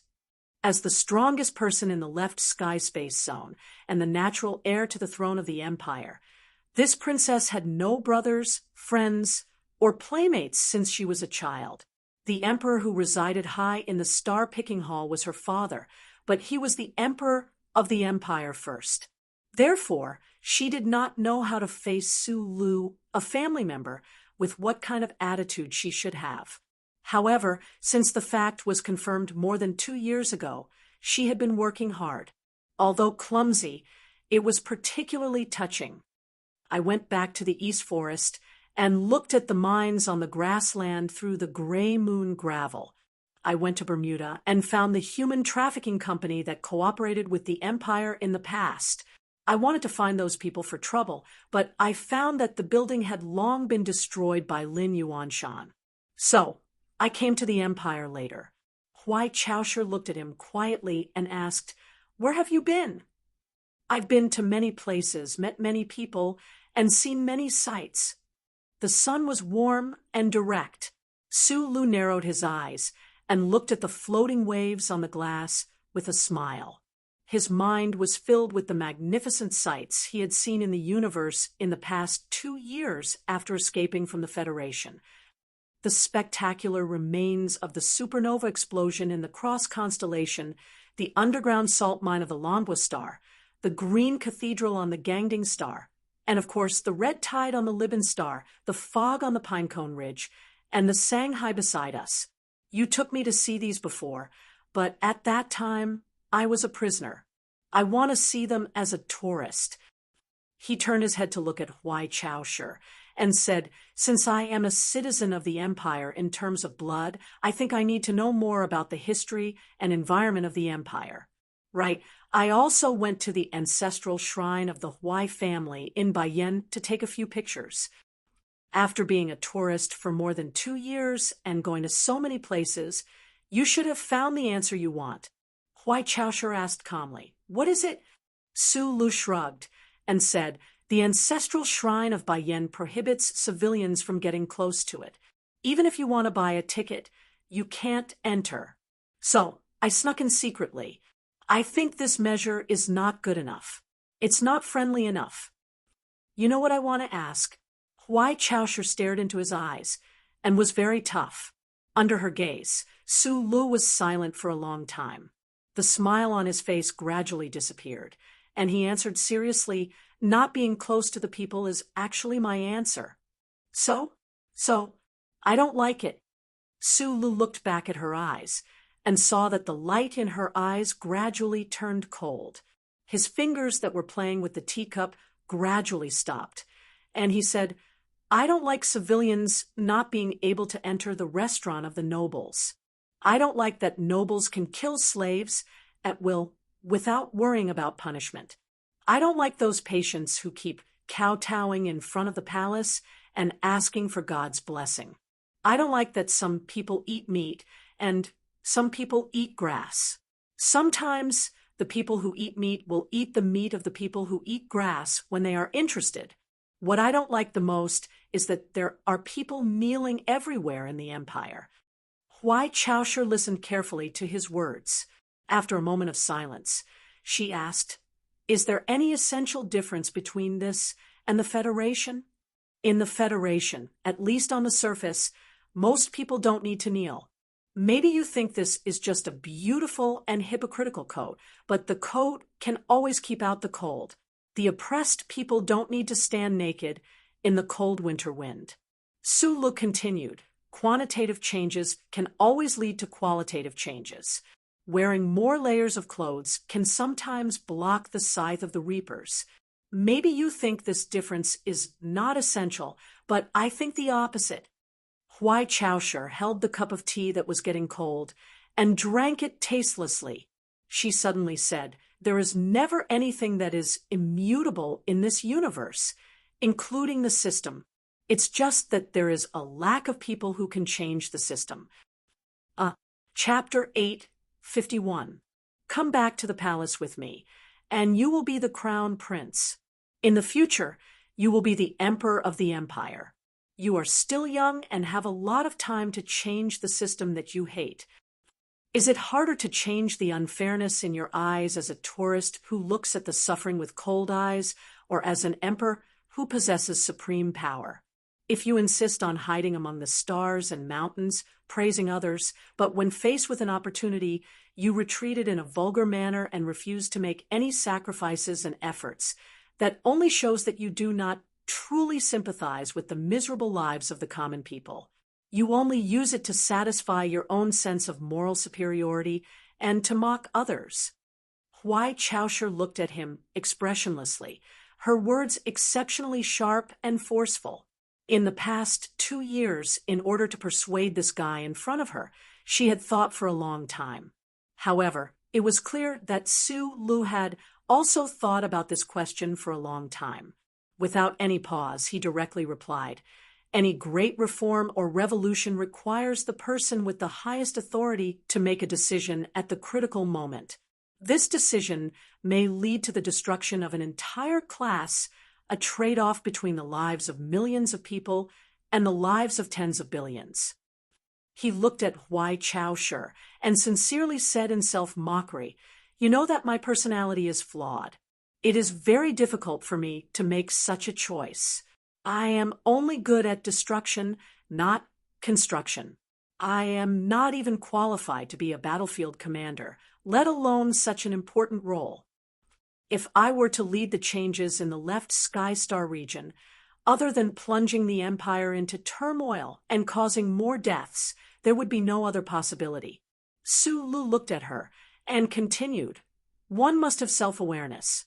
I have some talent in machinery, but in politics, I will always be so childish and laughable. The past history has already proven this. In this aspect, there are too many people on both sides of the universe who are smarter than me. It is impossible that they do not see this. In the era of the universe, without the glory of the Charter, for a totalitarian empire to permanently retain power is ultimately just a wishful thinking. So in fact, you have already begun to change." Huai Chaoshi was silent. She understood that although he admitted that he was childish and laughable in politics, his vision was not wrong. "Even the emperor, and you couldn't do it, so I can't do it either," Su Lu said. Huai Chaoshi did not care about the way he addressed His Majesty. She slightly raised her eyebrows, stared into his eyes, and asked, "The reform of the empire has just started for more than 10 years. The future is unknown. How can you say that it has failed? Educational reform, interracial experimentation, to mend the tension between classes, to fully utilize the abilities of the lower class, and to inject new blood into the lifeless imperium. This is what you are doing now." Su Lu looked at her and said, "As I said just now, I've been to many places and seen many people and things. I know what the real situation of the lower class of the empire is like, and I believe you know it too. Last time, you took me to the state capital of Mulberry-Ji to see those national universities. They looked pretty good, but what about Mulberry Town? Where are we now? The children of the pariahs here are lucky enough not to be beaten to death by the nobles. How would they dare to dream of the right to education? If Li Banstar, which you designated as a test subject, is like this, then what about the entire empire? To what extent could the emperor's edict of educational reform affect? Or could it only affect the few streets around the imperial palace? A conversation or debate was sometimes like a tug of war, because the two sides stood on different sides. They wanted to pull the other to their side, but they resolutely refused to allow themselves to be pulled to the other's side. Thus, when one side began to exert force, the other side would also exert force, gradually increasing in power. When the power of words and logic had been exhausted and could not be increased any further, they would begin to use hand gestures, tone, and expression to support it. Anger, sarcasm, and all sorts of other methods would be used one after another. It was like the two ends of a tug of war, the hands that gripped the rope so tightly that they bled, the faces that were red from exerting too much strength, the fat buttocks that were awkwardly sliding across the mud. It was not a pretty sight. The shabby library was only 7 or 8 square meters in size. The books on the 3rd floor of the bookshelves were not dusty, but they were somewhat wrinkled from being flipped through. The two people arguing by the window simultaneously realized that this sort of argument was meaningless. Silence returned to the room, filled with sunlight. After a long period of silence, Huai Chaoshi slightly raised her chin, looked at Su Lu, and said, "You're looking, you're thinking. This means that it's not that you haven't considered the possibility of returning to the palace. I'm just a tourist. It's just that I've been traveling around the Zwitchen galaxy for 2 years. After seeing things, I naturally have some feelings. This doesn't mean anything, Sulu replied. Just a tourist? A light suddenly flashed through White Sausher's slightly narrowed eyes. She slowly said in a low voice, "On July 1st, 726 of the imperial calendar, an official of the Cross Constellation Travel Club died tragically in his residence. On November 15th, 726 of the imperial calendar, the bodies of two nobles were found in the salt mine of Lombwestar. The guns in their hands did not have time to fire a single bullet before their throats were cut by a sharp weapon. After the New Year's sacrifice in 727 of the imperial calendar, people found the bodies of 7 priests in the basement of the Cyan Cathedral on Mound Top. Rumor had it that Lei Feng, who was imprisoned in the basement, had disappeared without a trace. This matter ignited a religious conflict. His Majesty personally dispatched troops to suppress it, and only then was the matter resolved. On April 4th, 727 of the imperial calendar, Huai Chaosher quietly looked at him. Her thin lips slightly opened, and she began to talk about more than a dozen shocking cases in the Zwitchen galaxy in the past 2 years. Every time she talked about the time, place, and person of a case, the strange emotion in her eyes became stronger. Su Li's eyes on the other side of the table narrowed even more. This year is the spring of the imperial calendar, 728 of the imperial calendar. A noble young master died, tragically in his own manner. Even his Lei Feng was cut off. Huai Chaosher stared into Su Li's eyes and said, "Very coincidentally, the places where the murders happened were all places you passed by when you were traveling. According to the time, you just happened to be nearby at that time. Could this really be just a coincidence?" Lu was silent for a very long time. He spread out his hands and smiled, replying, "Of course it's not a coincidence." Huai Chaosher looked at him and said, "Whether it is the Federation or the Empire, countless people are guessing where you went. Absolutely most people think that you are living in seclusion in Bermuda. Perhaps there are other guesses, but they all think that you should be living in seclusion after escaping. But you kill wherever you go. What kind of escaping and living in seclusion is this? I'm still young, not old. What else can I do? Of course, I won't bring more than a dozen wives and find a remote place to be a local tyrant. I'm satisfied with the so-called pleasure of living in seclusion." Su Lu looked at her and said, "As for killing wherever I go, it's not that I want to kill people, but that I've seen too many people who deserve to be killed. A noble young master who raped and killed a young girl, a bishop who kept a 7 or 8-year-old boy in a basement like a pig, a noble who murdered a lowly miner to cheat the Empire's compensation. They all deserve to die. So I let them die." He narrowed his eyes and looked out the window. Pointing at the indistinct people beyond the broken wall, he said, "On all the planets of the Empire, things like this happen every day, including here. I believe that if you saw those scenes with your own eyes, you would make the same choice. But you are a princess, so you rarely have the opportunity to come into contact with these things. What problem can you solve by killing a few people? To solve the fundamental problem, you need to have the power to kill hundreds or thousands of people. If you still insist on not going back with me," Huai Chaosher narrowed her eyes and stared at him, forcibly suppressing the anger in her heart. After coughing twice, she said, "That can only prove that you are childish, absurd, selfish, and callous. That when you raise your head and see the starry sky, you revel in your sense of moral superiority. This method is too easy. So easy that it makes one sick."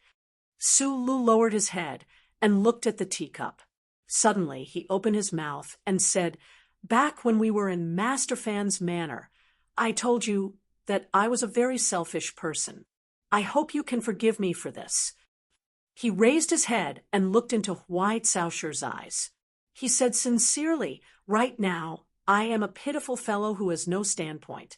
I was once confused and angry, and I didn't even have confidence until I found some in a department store, but that really wasn't enough. People have to do something in life. Even tourists want to do something. Kill those people. Do those things, fight for justice, avenge the innocent, and so on." He shrugged and smiled. "It's just my favorite pastime. It's where my interests lie. It has nothing to do with morality." After a long time, White Sausher's narrowed eyes gradually relaxed.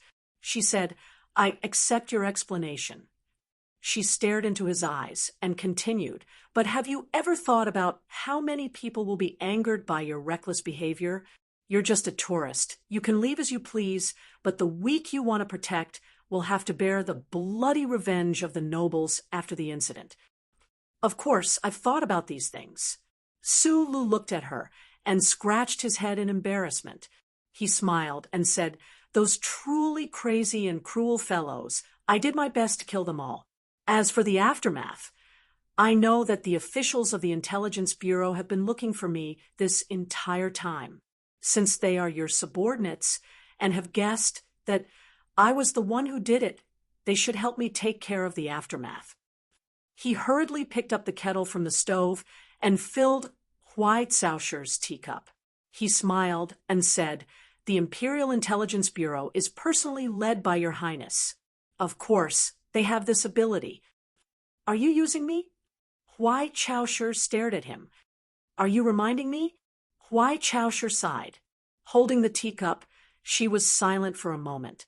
Suddenly, she shook her head and laughed without warning. However, her laughter was immediately replaced by a series of coughs. Sulu frowned and looked at her coughing. He could clearly hear the pain in her voice. Looking at her pale face and her face that was clearly thinner than before, he subconsciously raised his left hand and wanted to massage her back to relieve the pain. However, his arm was extremely stiff and could not reach over no matter how hard he tried. He knew that although she had not been on Emohua planet for the past 2 years, she had spent all her energy on that planet filled with death and slaughter to fight against that cold and crazy famous Federation general. She had even risked unimaginable danger to assassinate him 3 times as a princess. Sulu knew very well that even for someone as powerful as Huai Chaosher, it would be extremely difficult for her to assassinate Du Xiaoqing, who was heavily protected by the military. She was already extremely lucky that she did not die in the Federation's military camp these 3 times, but she must have been severely injured. Looking at her coughing and frowning, Sulu also frowned. He took a deep breath and asked, "Are your injuries serious this time?" His palm landed on her back, and the warmth of his 8 rice true chi was transmitted to her through his palm. Chapter 852. True energy slowly entered White Sausher's thin body, causing her to cough again. Looking at her pale face, Sulu knew that she was heavily injured. The earth-shattering mecha battle on Emohua planet appeared in his mind, and he frowned slightly, thinking that Madman Li should also be heavily injured. In an instant, he overthrew this thought. Although Huai Chaosher had the most terrifying battle power in the universe when she led the mecha group to attack Du Xiaoqing, she was facing an enemy that was several times or even dozens of times stronger than her. Li Feng had been silently guarding beside Du Xiaoqing, waiting for an exhausted enemy. So in comparison, he had a much easier time. Su Li's lips could not help but curl up into a complicated smile when he thought of the pinnacle dialogue between the universe's supreme masters. The blood in his heart only rippled slightly, but more than that, he was still deeply moved by the encounters in life. If he had not encountered such a steep and huge wave in his life, no matter if it was the first wave when he was an ignorant baby or the wave when his identity as an Imperial was exposed, he would have appeared on Emohua planet right now, standing on one side of the Federation or the Empire, controlling the little white flower MXD to fight against the other side. Huai Chaosher raised her right fist and lightly hit her chest twice, temporarily suppressing the injury in her lungs. She slowly pushed his arm away, looked up at his thoughtful expression, and guessed what he was thinking. She shook her head and said, "Madman Li does not dare to take the risk like me, because he does not know when I will appear. As long as he leaves, Du Shaoqing may die. But the Empire's general on Mo Hua planet may also be killed by him." Su Lu said, "The Empire's general can line up to die, but if Du Shaoqing dies, where will the Federation find such a genius and crazy general?" Huai Chaosher said, expressionlessly. Her calm tone did not hide her fear and even admiration for Du Shaoqing. Su Lu sat back in his chair and picked up the teacup, wanting to drink. However, he put it down slowly and looked at her, asking in a deep voice, "Are you still going back to Mo Hua planet?" Neither side can bear the consequences of losing Mo Hua planet. The Federation needs a strategic jump base, and we need to grab them by the throat. More importantly, this is where the Empire's momentum lies. After a slight pause, Huai Chaosher looked into his eyes, which were even clearer than before, and said, "Neither side can afford to lose that planet, but in fact, both sides can't hold on for much longer. Whether it's the logistics, the fatigue of the troops, or the most troublesome of all, the death rate, none of these can sustain the battle any longer." According to the intelligence, the Iron 7th Division and the 17th Division are temporarily replenishing their troops. You can imagine how miserable this battle is, and how difficult the supply of troops for the Federation is facing. Hearing the name of the 17th Division, Su Li's eyes narrowed, as if he didn't want the dusty light in front of him to turn into a blood-red battlefield. He didn't want to think about how many of his former comrades and subordinates had turned into cold corpses on that black, fertile land.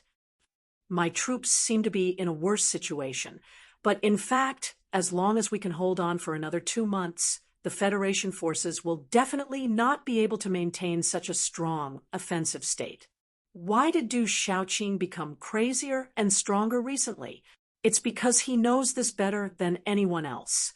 "I don't know the situation in the war zone very well," Su Lu replied purely subconsciously.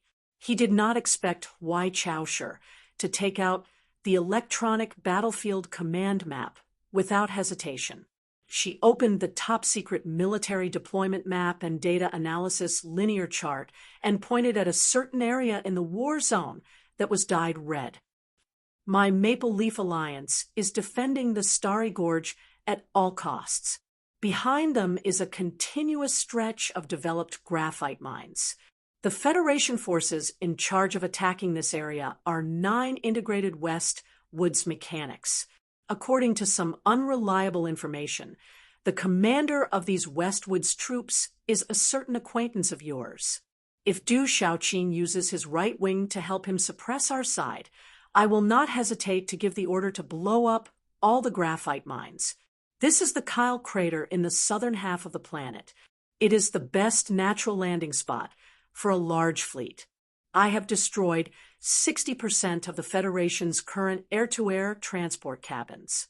They need this landing spot, but I have placed 3 mecha teams here. If Du Shaoqing decides to fight with his life on the line, I will send the last reserve of the Royal Mecha Battalion to receive him." This is the Azure Sea. In history, the libraries of human society had always been the birthplace of countless major events. There had been countless powerful figures who had left behind their lonely shadows before they had made their mark in the library. Today, such a story had also happened in the library of Sangku Town Public School, which was made up of a dilapidated hut and hundreds of books. The sun shone through the glass window and shone on the 2 people sitting at the tea table. Huai Chaosher frowned slightly and spoke clearly and steadily. Su Li's thick eyebrows were tightly knitted together. He listened with a serious expression and did not say a word. No one knew that they were discussing an important battle that would decide the balance of the war between the Federation and the Empire. Huai Chaosher finished her precise analysis of the battle. She picked up the cold tea expressionlessly and finished it in one gulp. She moistened her throat and made the final conclusion. The Federation is an evil guest from afar, but we are fighting in our own home. If the war on Mo Hua planet continues to develop like this, no matter how undefeatable Du Shaoqing is, he will only be able to obtain the most miserable victory in the end. The Federation has prepared too many resources for this battle. Most importantly, most of the veterans who can fight will not be able to survive. Su Lu was silent for a long time. He stretched out his fingers and massaged his aching brows. He asked in a low voice, "Why are you telling me this?" A clear-headed general should know what kind of battles can be fought and what kind of battles can't be fought. He must choose the right time to stop or retreat gracefully. Su Lu raised his head. His thick eyebrows were knitted again. He said, "As I said just now, I don't have that kind of ability. I can't imagine myself being responsible for thousands of lives. Also, I can't fight for the Empire. Please understand this." "I don't understand, but I respect it. Therefore, I am telling you this not because I want you to go to Mo Hua planet to lead my troops. Even if you are willing, I will not be at ease putting the lives of 2 million brave soldiers in your hands." Huai Chaosher said coldly, "But at least you have one advantage. The memory of an engineer has always been good. You should be able to remember everything I said just now without missing a single word. Then, I hope that if you have the chance to meet your former subordinates in the future, you can tell Du Shaoqing my opinion." Hearing these words and understanding the true intentions of the Empire, Su Li's knitted eyebrows loosened bit by bit. A smile had just appeared on his face, but there was a lot of bitterness in it. "In the eyes of the Federation, I am now a prince of the Empire, not the successor of the military god back then. What I say has no meaning at all. Most importantly, I understand Du Shaoqing very well. For him, the honor of a soldier is very important, and discipline is even more important. As long as the Federation government wants the war to continue, then even if he is left with only one person, he will continue to fight." Huai Chaosher narrowed her eyes. Some superficial information was not enough for her to understand Du Shaoqing deeply. This famous Federation general was like a thorn in the throat of the Empire's emperor. Su Lu, who had a lot of contact with Du Shaoqing, should not be wrong in his judgment. Will the Federation government take the initiative to stop the war? Impossible. Su Lu narrowed his eyes and looked out of the window, as if he was looking at the official residence and Parliament Hill that he had not seen for a long time. A faint, mocking smile appeared on his lips. As long as the war continues, Pabre's public support will not fall, and the army will expand. He does not even need continuous victories at the front lines. Even if it is a bitter defeat, it can be turned into his own political capital under his pen, and those thick lips of his, helping him pass bill after bill on Parliament Hill, tightening the noose around the necks of the 7 great families even more. He turned his head to look at Huai Chaosher and said softly, "The enemy you are facing is not Du Shaoqing, but Pabre. He is fighting a war with the Empire outside of the Empire's borders. But in fact, it is to fight a war within the Empire's borders. Don't think that he is just a propagandist who deceives the people with his speeches. It is already very impressive that he can make such a brilliant figure like Du Shaoqing to be dead set on him." "I understand that." Huai Chaosher looked at him quietly and suddenly smiled. "But now, there are some new changes in the situation within the Federation. It seems that Mr. President has run into real trouble for the first time, or rather, a real heavyweight enemy. The war outside of the Empire's borders can no longer support his high-pressure rule. I suspect that he needs the troops that are truly loyal to him to return to the capital ring as some kind of symbol or pressure. The Federation is not stable internally, and Du Shaoqing is very likely to be transferred back to the capital ring." Huai Chaosher raised her chin slightly and said, "Under such circumstances, it is very likely that the war on Emohua will slow down." The Federation government under the leadership of Pabre showed its steel-like tough side to the seven families for the first time in the 72nd year of the constitutional calendar, announcing to the entire Federation the ultimate governing program. Sulu had experienced that turbulent period, so he naturally understood why the Federation government moved the Iron 7th Division back to S1 from the front lines. However, he could not imagine what kind of major event had happened within the Federation that would force President Pabre to take the risk of the front lines collapsing to transfer back the troops that were loyal to him. He looked at Huai Chaosher in shock and asked, "What happened?" Huai Chaosher looked at him calmly and said, "A good friend of yours started a movement called the Silent March half a month ago." Tai Ziyuan? Sulu regained his composure and said his friend's name. "What is he planning to do?" According to his declaration, the Silent March is a civil rights movement that the Federation has never seen before. What is most unbelievable is that he claims to have obtained the support of the 3 major Federation unions and the Veteran Association. Huai Chaosher was silent for a moment and said, "To defeat Pabre in his strongest field, the method your friend chose is brave and powerful. Although he is a member of the Federation, I still admire him." Chapter 853. After hearing Huai Chaosher's explanation, Sulu, who had just regained his composure for less than half a minute, fell into shock again. For words of disbelief appeared in his mind. Tai Ziyuan had obtained the support of the 3 industrial unions and the Veterans Association? This was impossible.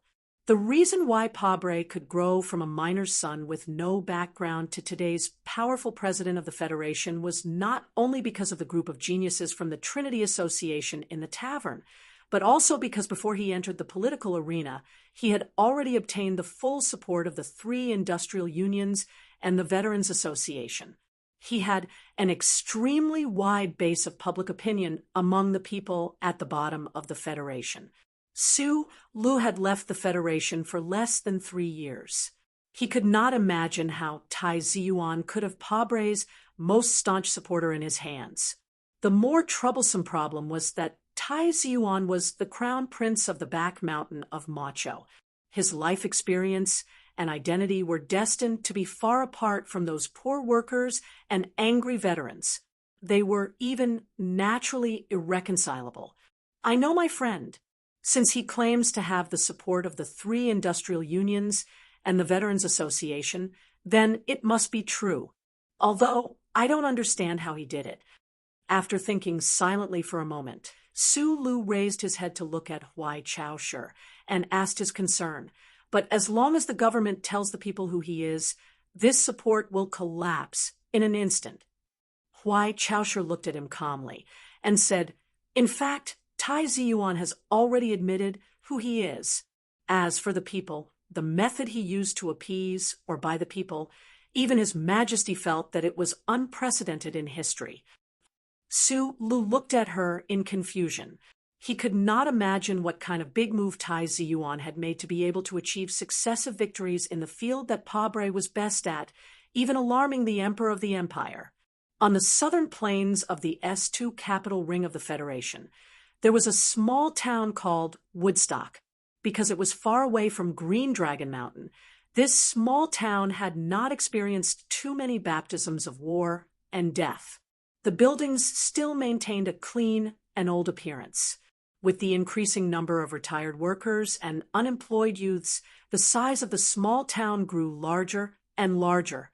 The people who were bored and relied on social welfare to get by released their energy to operate heavy machinery in other places.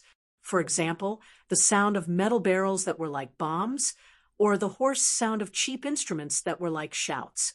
Gradually, this small town became the gathering place of the S2 underground music scene. It was summer, and the town was filled with ear-piercing music and screams. The 170,000 young people who participated in the Woodstock Music Festival were wearing simple or revealing clothes. They twisted their bodies and waved their arms excitedly, surrounding the town like a spreading sea of weeds. Under the combined effect of alcohol and hormones, the revelers were almost crazy. Some people even tried to push down the electronic wall in the depths of the grassland, triggering the sound of sirens. On the somewhat simple and crude central stage, a few thin men in dark night makeup held various kinds of instruments, madly shaking their heads, shaking their waists and buttocks, forcing out sharp screams from their shriveled bodies. Along with the rhythm of the drums and the heavy instruments, wave after wave attacked the eardrums of more than 100,000 people, evoking endless pain and the pleasure that pain brought. F***CK, your mother. Pabre. F***CK, your mother. Lee J. Do. F***CK, your mother. F***CK, my mother. This was the Federation's most famous underground band, Secondhand Guns. It had always been a selling point of violence and death. Because of its poor consciousness, this underground band had always been excluded by the Federation and the mainstream media. However, relying on the transmission of the internet and rumors, it still received the support and even crazy infatuation of countless rebellious youths. This time, the Woodstock Music Festival invited them to perform, which naturally made the already crazy scene even crazier. The band's lead singer shouted the most violent words in a hoarse voice. The drummer held the drum like a soldier holding a gun and did not let go. The front and back of the stage fell into a deathly silence. Suddenly, the enchanting male lead singer's eyes widened like a dead fish. He jumped up high and then fell down heavily. Because of the drugs, his skinny body did not stir up the slightest bit of dust. His pointed leather boots squeaked like a mouse. He was like a little boy begging for money as he handed out his painting tube to the sea of people. Like a bad actor, he frowned and screamed miserably, F***CK, you mother****. After the 3 words were forced out of his gray lips, there was no follow-up. There was only dead silence and a stalemate. It was not known whether it was 2 seconds or 3 seconds. More than 100,000 people under the stage broke out a strong response.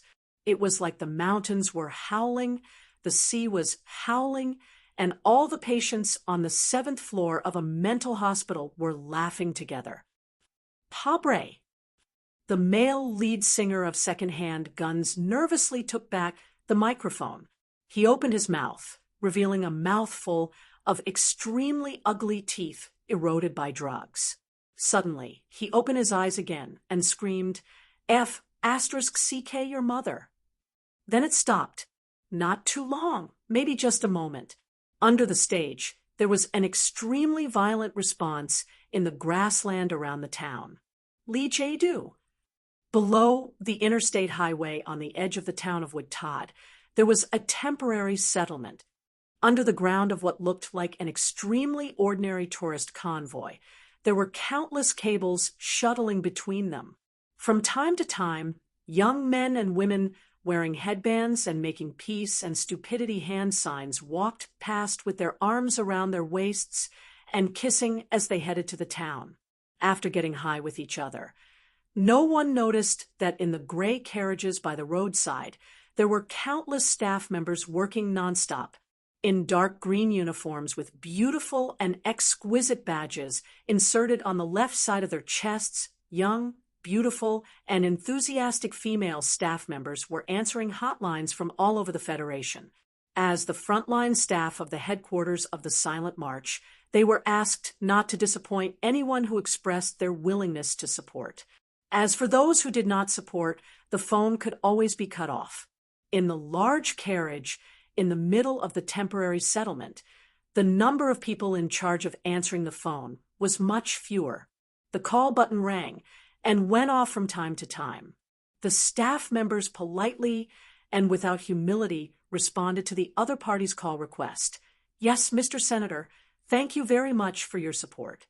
On the grass outside the carriage, a thin young man was smoking. From his clothes and temperament, it was clear that he was different from all the staff members. 5 staff members were carefully protecting him from several meters away. A female secretary holding an electronic folder quickly walked to his side and said with uncontrollable excitement, "Mr. Senator, Songtao Resort Company is willing to bear the responsibility of transporting 4,000 protesters." Tai Ziyuan turned to look at her and asked calmly, "When will the reporters arrive?" The female secretary hesitated and said, "Those people don't have good intentions." Tai Ziyuan was silent for a moment, then said with a smile, "Ask them to come over. Although I don't have good intentions, I have to put on a show." Chapter 854. A wildfire was burning beside the town, and the revelry of the crowd was still going on. The air was filled with the strange smell of alcohol and mast flowers. On the east side of the temporary camp, Tai Ziyuan and his assistant were surrounded by more than a dozen reporters from the major media of the Federation. The first question he faced was extremely direct. "Mr. Senator, what is your purpose?" Tai Ziyuan's expression was calm, and his answer was even more direct. "My purpose is very simple. I want to tell the whole Federation that President Pabre and his government have been abandoned. But don't forget that the president and the government were elected by the voters. We want to tell the voters who voted in the election through this silent march that you are wrong. Do we have to wait for 2.5 years to correct this terrible mistake? Regarding your accusation against Mr. President and the relevant departments of the government, there is no convincing evidence. Collecting and confirming evidence should be the work of the Ministry of Justice or the prosecutor's office." The middle-aged reporter's reaction became fierce, and he loudly protested. "Telling the truth without evidence is tantamount to slandering." A blush suddenly appeared on Lai Ziyuan's pale and thin cheeks. It wasn't because of excitement or anger, but because of thick mockery. He calmly looked at the reporter, and after a moment he smiled and said, "You're a reporter from the Post. Don't tell me you didn't receive the electronic document sent by my office. I don't believe that you haven't read the summary of doubts about the background investigation of the antique bell and related cases. In that case, how dare you use the word slandering to slander me?" Without waiting for the reporter to respond, he looked at the reporters around him with a blank face, raised his right hand to stop the reporter from asking, and said in a deep voice, "If you want evidence, go back to your own newspaper or the chief editor's office. As early as 2 weeks ago, I have submitted these things to the Ministry of Justice, and you. What I am very confused about is, why didn't I see these contents in any newspaper or TV screen? I very much welcome President Pabre to accuse me of this crime. Slander is a private prosecution case. As a lawyer, he should know that he can arrange for the Ministry of Justice to arrest me directly. Then, I will have the opportunity to debate with Mr. President face to face in court. I only hope that he won't back down." The press conference next to the temporary camp had fallen into a tense, or perhaps panicked, silence. The reporters looked at the youngest district councillor in the history of the Federation, not knowing what to say for a moment. Still, it was the reporter from the Post who began to ask questions. "Rumor has it that 7 families have been hiding behind the curtain, secretly ruling the Federation. They are the so-called 7 great families. Councillor Fong, you're the only successor of the Tai family, and Fong is the surname of the previous dynasty." Tai Ziyuan looked at the reporter, raised his index finger, and said, "Is this news? Or do you think this is the focus of the report? What does the stories of tens of thousands of years ago have to do with the Federation that we care about today? But as far as I know, when you were growing up, a lot of people called you Crown Prince." The Post reporter retorted without backing down, and there was a hint of malicious speculation. I can't stop others from calling me what they want. At the same time, what kind of person I am will not change because of a name. Tai Ziyuan was still calm. He spread out his hands and said to the reporters, "If you like, you can also call me that." At this time, dozens of drunk young men and women walked past the outside of the camp. They were holding wine bottles, dragging their feet unsteadily, and excitedly waving their arms in the direction of the press conference. They shouted in a high-pitched voice, "Crown Prince, we support you." After the strange screams, whistles, cheers, and even the rolling curses, the press conference fell into a short, strange silence. The Post reporter frowned deeply, raised his face slightly, looked at Tai Ziyuan, and continued to ask, "You want to become the president of the Federation. You are still seeking benefits for your family. Become the youngest president in the history of the Federation? Why not?" Tai Ziyuan frowned sharply, looked at him sternly, and said, "If I can do better than Pabre, why can't I become the president? As for benefits, what kind of benefits are benefits? To seize more economic benefits for the family through politics? If you think so, I can repeat what I said at the press conference 2 weeks ago." He looked around at the reporters and staff, leaned forward slightly, and his pale face was full of undeniable determination. He said, "As long as President Pabre gives up on changing the election law, resigns, and accepts the investigation of the related charges, I, Tai Ziyuan, will give up the right to inherit the Federation of Crystal Mines and the Xiao Shu Foundation." What was the most valuable resource in the Federation? It was crystal mines. What was the most important resource in the Federation? It was crystal mines. In the great era of the universe, human society could not live without crystal mines. In a sense, crystal mines were a more indispensable social foundation than food. For crystal mines, the Federation in the early years did not hesitate to spend a lot of manpower and resources to go to the borderline star zone. They blew up a companion moon, destroyed a fleet, and buried tens of thousands of lives. Finally, they succeeded in establishing a crystal mine base in the East Forest. And today, the Federation did not hesitate to go to war with the powerful Empire for crystal mines. They wanted to go deep into the left sky star zone and control the few inconspicuous mining planets in the Galaxy X. It was obvious how important crystal mines were. Tens of thousands of years ago, the Tai dynasty peacefully abdicated, and the Republic began. According to the agreement, Macho Back Mountain had all the rights to the extraction and refinement of all the crystal mines of the Federation.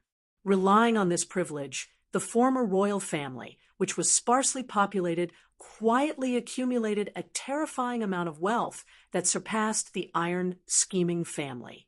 They had always been the leader of the 7 families, and could sit on equal footing with the government of the Federation. It could even be said that they had always held the lifeline of the Federation. Until the strong rise of Pabre's government, the government began to try to take back this privilege. But because of the influence of the Tai family, which had lasted for tens of thousands of years, the government did not dare to go too far. Once the Madam of Macho Back Mountain was truly angered, the entire Federation would be destroyed. No one would have thought that in the press conference 2 weeks ago, Tai Ziyuan, the only successor of Macho Back Mountain, would announce to the entire universe that he would personally excavate this lifeline of the Federation, the most solid foundation for the survival of the family, and return it to the people of the Federation with both hands. Whether it was the strength of the impact or the depth of the impact, Tai Ziyuan's shocking decision could not be compared to a normal donation. This donation would directly lead to a fundamental change in the political structure of the Federation's shadow. It could also be said that he had tied a black noose around his neck. This was a huge move that even the master of the left sky starfield, the Emperor of the Empire, was shocked by. This kind of move had never been seen in history books and had never even appeared in fantasy dramas. the government of the Federation, the imperial family of the Empire, could all do this? Who would have thought? Happy Valentine's Day, comrades! Bambook is organizing a Valentine's Day essay contest. Ahem, I'm one of the judges. If you guys are interested, go and play. Also, I'll start reading the Schiller Cup essay contest tomorrow. Chapter 855. In that sensational press conference that would definitely leave a stirring memory in history, the young senator, Ziyuan, clearly explained his thoughts with a calmness and indifference that was completely inconsistent with his age and the events that transpired. The Federation of Crystal Mines and the Xioshu Foundation would be owned by all the citizens of the Federation based on the shell business model. They would be jointly managed by the Parliament, the government, and the relevant funds. He would also distribute the dividends of the first 500 years of the Federation of Crystal Mines. According to simple mathematical calculations, every citizen of the Federation would receive more than 500,000 in exchangeable notes. It was truly an unbelievable number. Of course, in order to ensure that the financial system and the economic structure of the Federation would not be severely impacted, the profit redistribution plan would be carefully arranged by the top accountants of the Sanlin Union Bank and the mathematicians of the Capital University. The preliminary plan that the government and the Parliament had received was already particularly complicated and lengthy. Most of the reporters in the outskirts of Woodward had participated in the press conference 2 weeks ago. When they heard it again today, they still found it hard to control their shock. They looked at the skinny young counselor on the stage with a complicated expression, unable to understand his true thoughts. In the silence, Tai Ziyuan opened his mouth again. I appreciate President Pabre's efforts to eliminate social injustice and class conflict, but I don't appreciate his methods. It's true that I am the heir of the so-called big family that you mentioned, but I believe that the entire Federation should know my attitude.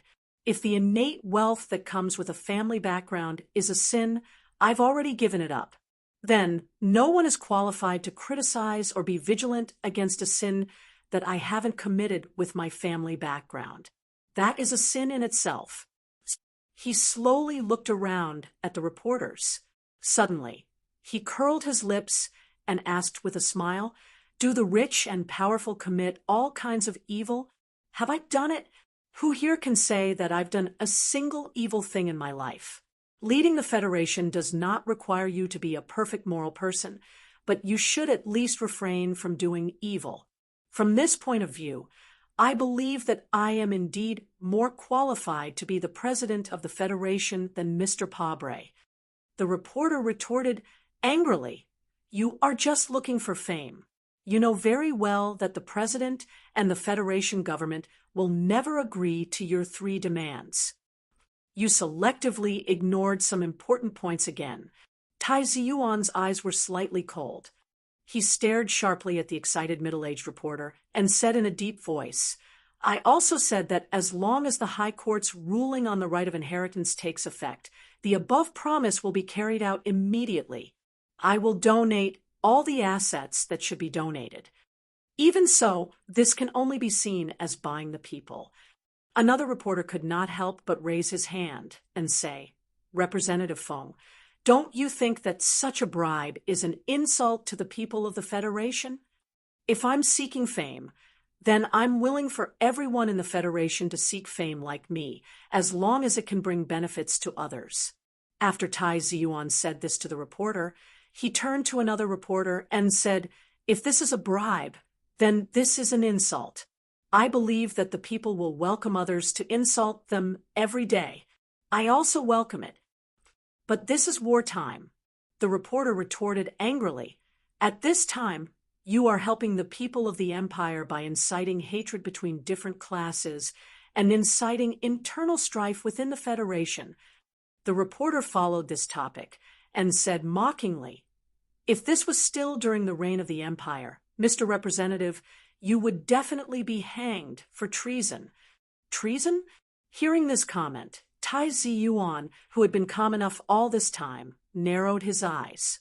He spoke faster and faster, spewing out like cold raindrops. The Federation attacked the Empire to punish the invaders. How many people died in the Empire? Is the punishment enough? I know that many people may say that it is not enough, but how many people have to die for it to be enough?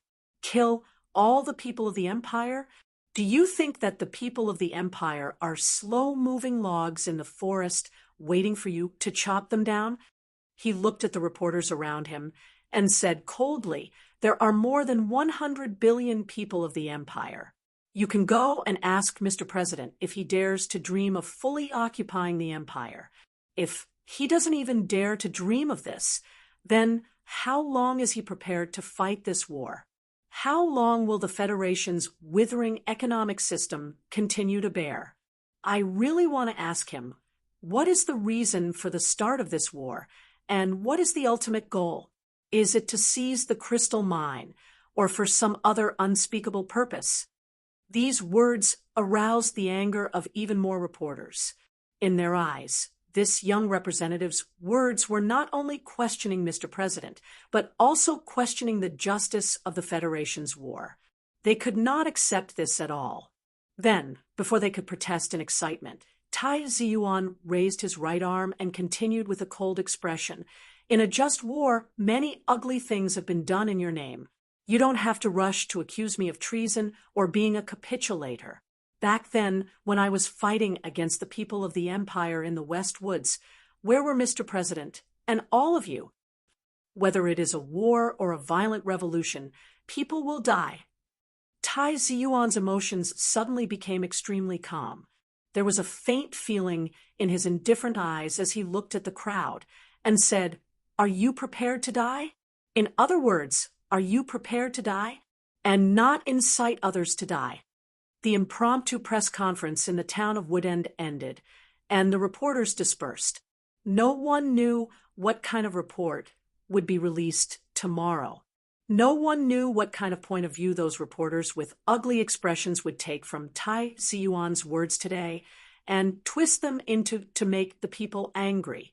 Tai Ziyuan was not in the mood to pay attention to this.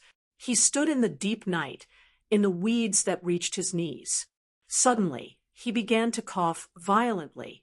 He coughed until his face was pale, and his thin body could not help but bend down. He took out a white silk handkerchief from his pocket and covered his mouth. He stood up with great difficulty and took the pills from Bai Chi behind him. He expressed his gratitude with a smile. Reporter Wood did not leave. He watched Tai Ziyuan finish taking the pills before walking over. After a moment of silence, he frowned and asked, "Mr. Senator, why did you do this?" To be fair, Tai Ziyuan's answer was very quick. It was like a mechanical answer every time he was interviewed. Then he smiled and looked at Wood. "Do you believe me?" Wood did not shake his head or nod. He looked at the dark town and listened to the faint sound of the last music in the distance. He said, "The smell of mast flowers in the air should be the smell of sex. There are about a few thousand abandoned condoms in the meadow in front of us. Are these people the heroes you want to rely on to fight against the government?" Schiller said that heroes also need to eat, sleep, and have sex. Tai Ziyuan said, "Everyone can become a hero at a certain time. So you want to use them. They are used to being used. You are buying them. The people can never be persuaded. They can only be bought. This has long been proven by history." Wood shook his head disapprovingly and said, "You have not shaken the foundation of Mr. President's public opinion. The government has a lot of resources. After this silent march enters S1, it will encounter great difficulties. So, the chief editor, and I don't understand why you are in such a hurry to make a move at this time." Tai Ziyuan was silent for a long time before suddenly saying, "If we don't act quickly, it will be dark soon." After a pause, he said, "If we don't act quickly, it will be dawn." Chapter 856. Just now, you said that a raging revolution is not desirable. Then, Have you ever thought that the silent march will definitely become intense because of anger and blood in the end? Just like the youth army protests in Medellin years ago, this kind of collective unconscious public carnival is completely uncontrollable. It will inevitably lead to social unrest and the dark picture of blood and death. Reporter Wood looked at Tai Ziyuan and said with a serious expression, "What is even more frightening is that even if we pay such a huge price, the future that the Federation will usher in may not be better." After a long silence, Tai Ziyuan turned to look at him calmly and said, "I don't care." Wood frowned and looked at him in disbelief. He asked, "Then what do you care?" Tai Ziyuan smiled and did not directly answer the question. His thin eyebrows raised slightly, and he said, "If it were that guy, he probably wouldn't do what I do. He would directly carry a gun and kill his way into the president's official residence. The problem is that I don't have his abnormal ability." Wood knew who he was talking about and shook his head with a bitter smile. The night after the carnival was so tiring. The men and women in the long meadow fell asleep with wine bottles in their arms. Their thighs were haphazardly placed together, and their hands were unconsciously rubbing something, probably because of the emptiness. As the first ray of white willow light penetrated the thin layer of clouds in the east and shone on those dazzling white thighs full of youthful decadence, the whole world woke up. It seemed that there was no organization, but in fact there were many people organizing. The carnival crowd washed away their fatigue and frustration. At dawn, they put on black masks that symbolized the night and waved the signs they had prepared. Riding on the heavy trucks provided by the three major unions, they left the messy town of Woodend and gathered at the airport of Oak State. Their goal was S1, the capital, and Charter Square. When the Federation government first put Sue Lu on the wanted list, many students protested in the streets. At that time, those students wore black masks on their faces, just like today. However, in this battle, Sue Lu, who was far away in the empire, probably could not participate. In the simple library where light and dust danced together, Sue Lu rested his chin on the table. He was silent for a long time before he could digest the story told by Huai Chaosher. He was shocked by his friend's bold action, but he was confused about the turmoil that was happening in his hometown. Our intelligence work in the Federation is basically zero, but these are all things that can be seen in the news. As for the reaction of the lady in the back mountain, we can roughly guess. Although the government of the Federation has always been trying to infiltrate the Crystal Federation, I believe that the madam has enough methods to ensure the interests of her family. Who would have thought that her only son would actually dig out the most important foundation of the Tai family? The Crystal Mining Federation and the Xiao Shu Foundation are much more important than a single president of the Federation. Huai Chaosher looked at the tea in her cup and said calmly, "I'm saying all this to tell you that the war on planet Mo will probably have a period of stability, but I don't want it to. Therefore, I will take this opportunity to lead the troops to launch a counterattack and chase the Federation forces out." If the Federation government moved Du Shaoqing and the elite troops from the front lines back to the capital ring to deal with the increasingly intense and complicated internal situation, the Empire would naturally obtain a rare opportunity.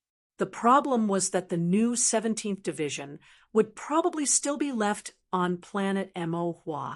Thinking of his former comrades, who were about to face the crazy counterattack of the Empire's troops, the veins on Su Li's forehead suddenly popped. He licked his bitter lips and looked up at Huai Chaosher. "You're not worried that I will tell the Federation about your deployment? It's useless even if you say it. Furthermore, I know very well what kind of person you are." Huai Chaosher looked at him and said calmly, "When I return to Amohua, I hope that you will return to planet Tianjing to take a look at him. After all, he is our biological father." Su Lu was silent for a moment before saying, Back then, when he whipped me in the palace, he did not recognize me. Since that's the case, it's better not to acknowledge him. To be honest, I can now accept that you are my biological sister, but I still find it hard to imagine that the master of the left sky star region, the supreme emperor of the empire, would be my father. In my heart, my father has already died in the Donglin mine disaster. His name is Su Shukai. Huai Chaosher slowly narrowed her eyes, and there was a faint hint of fury brewing in her eyes. However, in the end, it silently dissipated, leaving behind only a stretch of tranquility. I will go to planet Tianjing. Su Lu looked at her and said, according to what you said, the mother who gave birth to me was an ordinary female official in the palace. In that case, I would like to go to her grave to take a look. Huai Chaosher took out a small electronic token from the pocket of her military uniform and pushed it in front of him. Then, she said, I've already told you the location. If you run into any trouble on planet Tianjing, just take this electronic token and reveal your identity. Su Lu frowned in confusion. He used his fingertips to pick up the small electronic token and asked, What is this? Huai Chaosher did not directly answer his question. Instead, she said, the reason why the Military Intelligence Bureau can keep track of your whereabouts is very simple. It's just like the reason why you were discovered after you left Donglin all those years ago. When you see something unfair, you can't help but want to stand up for it, even at the expense of exposing your tracks. A person like you is completely unsuited to escape. Since you say that this has nothing to do with justice and that fighting for justice is purely your favorite hobby, then it will be more convenient to have an official title. After a slight pause, she continued, all the departments in the Military Intelligence Bureau have received the relevant documents. You have been appointed as a special patrol and have the same level of authority as me. In the future, when you want to engage in such leisure activities, please don't hesitate. Although you don't need the help of those officials, they are better at things like destroying corpses, destroying evidence, and framing others. Su Lu quietly looked at the electronic token at his fingertips, not knowing what to say. Such an important appointment would definitely have received the tacit approval of the emperor in Zhai Xing Hall. However, the greater the enthusiasm and expectations of the empire's royal family, the greater the pressure he felt. This invisible pressure caused him to straddle the two sides of Jelly Corridor, not knowing where to go. He did not even dare to have any contact with either side, as that would be extremely unfair to the other side. Therefore, he could only remain silent. Killing people is a small matter. Your behavior pattern is what you think is interesting. However, I feel that it is very inappropriate for that young lady to keep following you. Chapter 8:57. As he grew older, Su Lu was as cheerful and optimistic as he had been in his youth, but he spoke less and less. He was no longer as eloquent and crafty as he had been yesterday. It was probably due to some kind of genetic instinct. His sister, Huai Chaosher, was naturally not a person who was good at chatting. Usually, she would only talk about things as they were, simply and directly, and even crudely put forward her arguments. So when she suddenly threw out this question in the latter part of the conversation, Su Lu was stunned for a long time before he reacted. He scratched his head and answered, "This girl will lead the people of the West Woods in the future, at least on a spiritual level. So she must learn to be strong. This is what I think is the right way to educate her. As for those questions, I am not worried. Very few people know that I started killing people when I was 12. I grew up in the cruelest environment in the Federation and saw too many dirty and dark killings. I think that only by seeing too many of these can one understand the value of certain things." Huai Chaosher frowned slightly. Looking at the warm sunlight on his face, She didn't know if it was because she felt sorry for her younger brother's tragic childhood in Donglin, or because she thought of something else. After a short pause, she shook her head and said, "People like you are rare. After seeing too many dark scenes, it doesn't necessarily make people yearn for the sun. It's like a pool of unbearably smelly mud. White lotus may grow, but more often maggots and rotting creatures are cultivated." Lu thought that this was a very good analogy. He didn't know how to refute it, so he smiled and drank the cold tea in his cup. His mood was still calm. That little girl was his child, and only he could be sure how to accompany her as she grew up. Next to the shabby library was a shabby classroom. Most of the chairs in the room had been taken by the students as weapons against the Imperial Military Intelligence Agency, so it seemed a little empty. Zhong Huiyan, who had grown into a beautiful girl, leaned against the window, using the clear light coming in from outside. She looked at a small mirror and carefully trimmed the hair in front of her forehead. The scissors were extremely sharp and cold. Her hair, which had been coarsely dyed light brown by the town's female hairdresser, was cut off by the sharp blade. Staring at the sharp scissors, the girl's eyes did not blink. She was unusually calm, allowing the fine strands of hair to slowly fall to the ground. In front of her, there was an old man with white powder on his face. He looked kind and amiable. He was saying something in a low voice. The kindness in his eyes was strange. His attitude was very humble, but occasionally there would be a trace of arrogance in his eyes that only a real big shot could have. This old man was the deputy director of the Imperial Palace. No matter where he appeared, he would be greeted with infinite respect.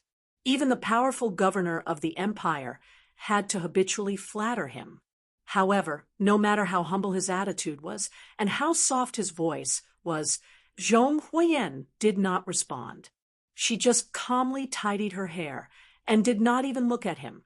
Could it be that you don't like the identity of the little princess? No matter where you appear, you will have the supreme glory of being one of the top 3 people in the empire. No one will dare to oppose you, and no one will dare to go against your will. In the eyes of the old deputy general manager, Zhong Huiyan was just an ignorant young girl. He suppressed the unhappiness in his heart and persuaded with a smile, "Young commandery princess, you should persuade His Highness to return to the palace. Only in this way, you don't have to run around like you are now. You can enjoy the beautiful life that I just mentioned." Hearing this, Zhong Huiyan finally reacted.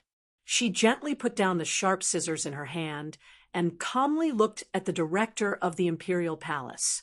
She said, "Since the day I was born, I have always been called the little princess. Do you think I care about the title of princess?" The deputy director smiled awkwardly and said, "How can a corner of the West Woods be compared to the vast empire?" Zhong Huiyan narrowed her eyes and smiled innocently like a little white rabbit on the 2 moons. She shrugged and suddenly said in a cold tone, "When has your empire ever defeated our West Woods?" The most luxurious restaurant on the top floor of Mulberry-Ji state government had been booked. Now that the rebellion in the empire had been quelled, the nobles who booked the restaurant no longer had to worry about the bullets coming from afar. In the light music, the sound of silver forks rubbing against porcelain plates echoed. Zhong Huiyan opened her clear and bright eyes and looked curiously at the woman beside her brother. Although that woman was her brother's sister, she was not going to call her sister. Although she had never seen her before, she knew very well what kind of power this extraordinarily ordinary woman, who wore the Empire's military uniform and did not look like a woman, had in this universe. How does it feel to be the strongest woman? She put down the knife and fork in her hand and looked at Huai Chaoshe and asked very seriously, "No matter how strong a woman is, she will have to marry in the future. What should we do in that case?" This was a very abrupt and even somewhat impolite question. But Huai Chaosher did not express any displeasure. Instead, she sank into a long silence, as if seriously considering the answer. Su Lu was not used to this kind of atmosphere. He drank a mouthful of orange juice and looked at Huai Chaosher and asked, "You will have to marry in the end." Because of his words, Huai Chaosher easily found the answer.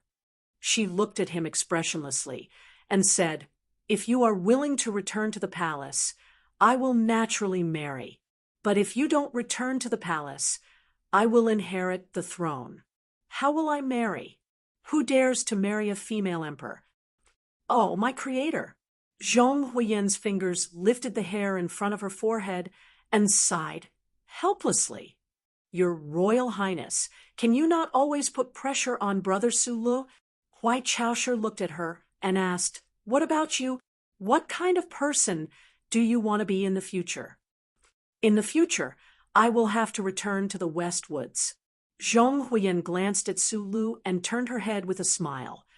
"I want to integrate the power of the West Woods and complete my revenge on the Federation government. I want to kill Pa Bre and Li Jiedu. Then, depending on my mood, maybe I will think of a way to make the West Woods independent." A 15-year-old girl, calmly speaking of her life's ideals amidst the gentle music. Such a strange and terrifying life ideal was a very strange scene. But whether it was Su Lu or Huai Chaosher, they did not think that this was a child's nonsense. Because she was the little princess of the West Woods, there were still countless people of the West Woods who were loyal to her. In addition to Su Li's relationship with many more people, these ideals were not necessarily far away. After a long silence, Huai Chaosher gently wiped the corner of her mouth and looked at Su Lu with a faint smile. "This is the result of your education." This was the first time Su Lu had heard the little watermelon's inner thoughts. He roughly understood that this was her true desire after seeing Huai Chaosher, the most powerful woman in the universe. For a moment, he was speechless. "But I welcome it." Huai Chaosher looked at the girl and said calmly, "On behalf of the Empire, I welcome your great idea of making the West Woods independent." Chapter 858. You wouldn't know if you didn't hear it. The world was really wonderful.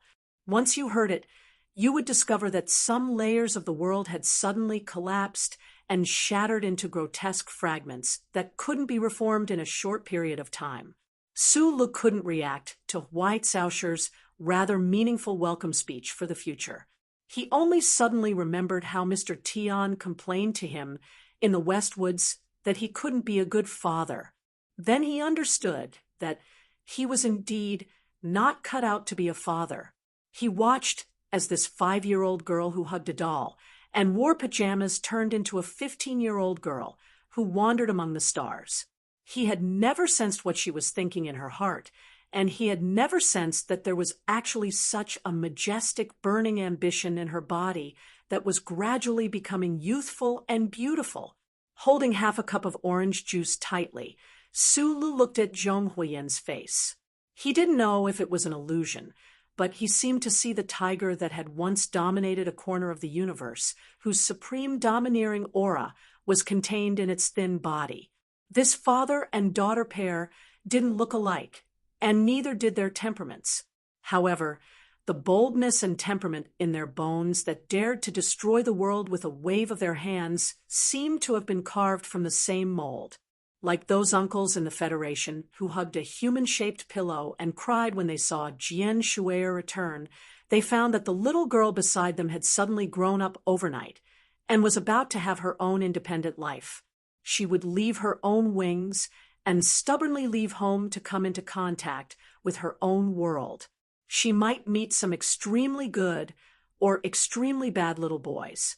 Su Li's mood suddenly became gloomy, and he even felt a little depressed. He basically spent the second half of this luxurious lunch in Mulberry-Ji State Capital in this mood. He appeared to be more silent than usual.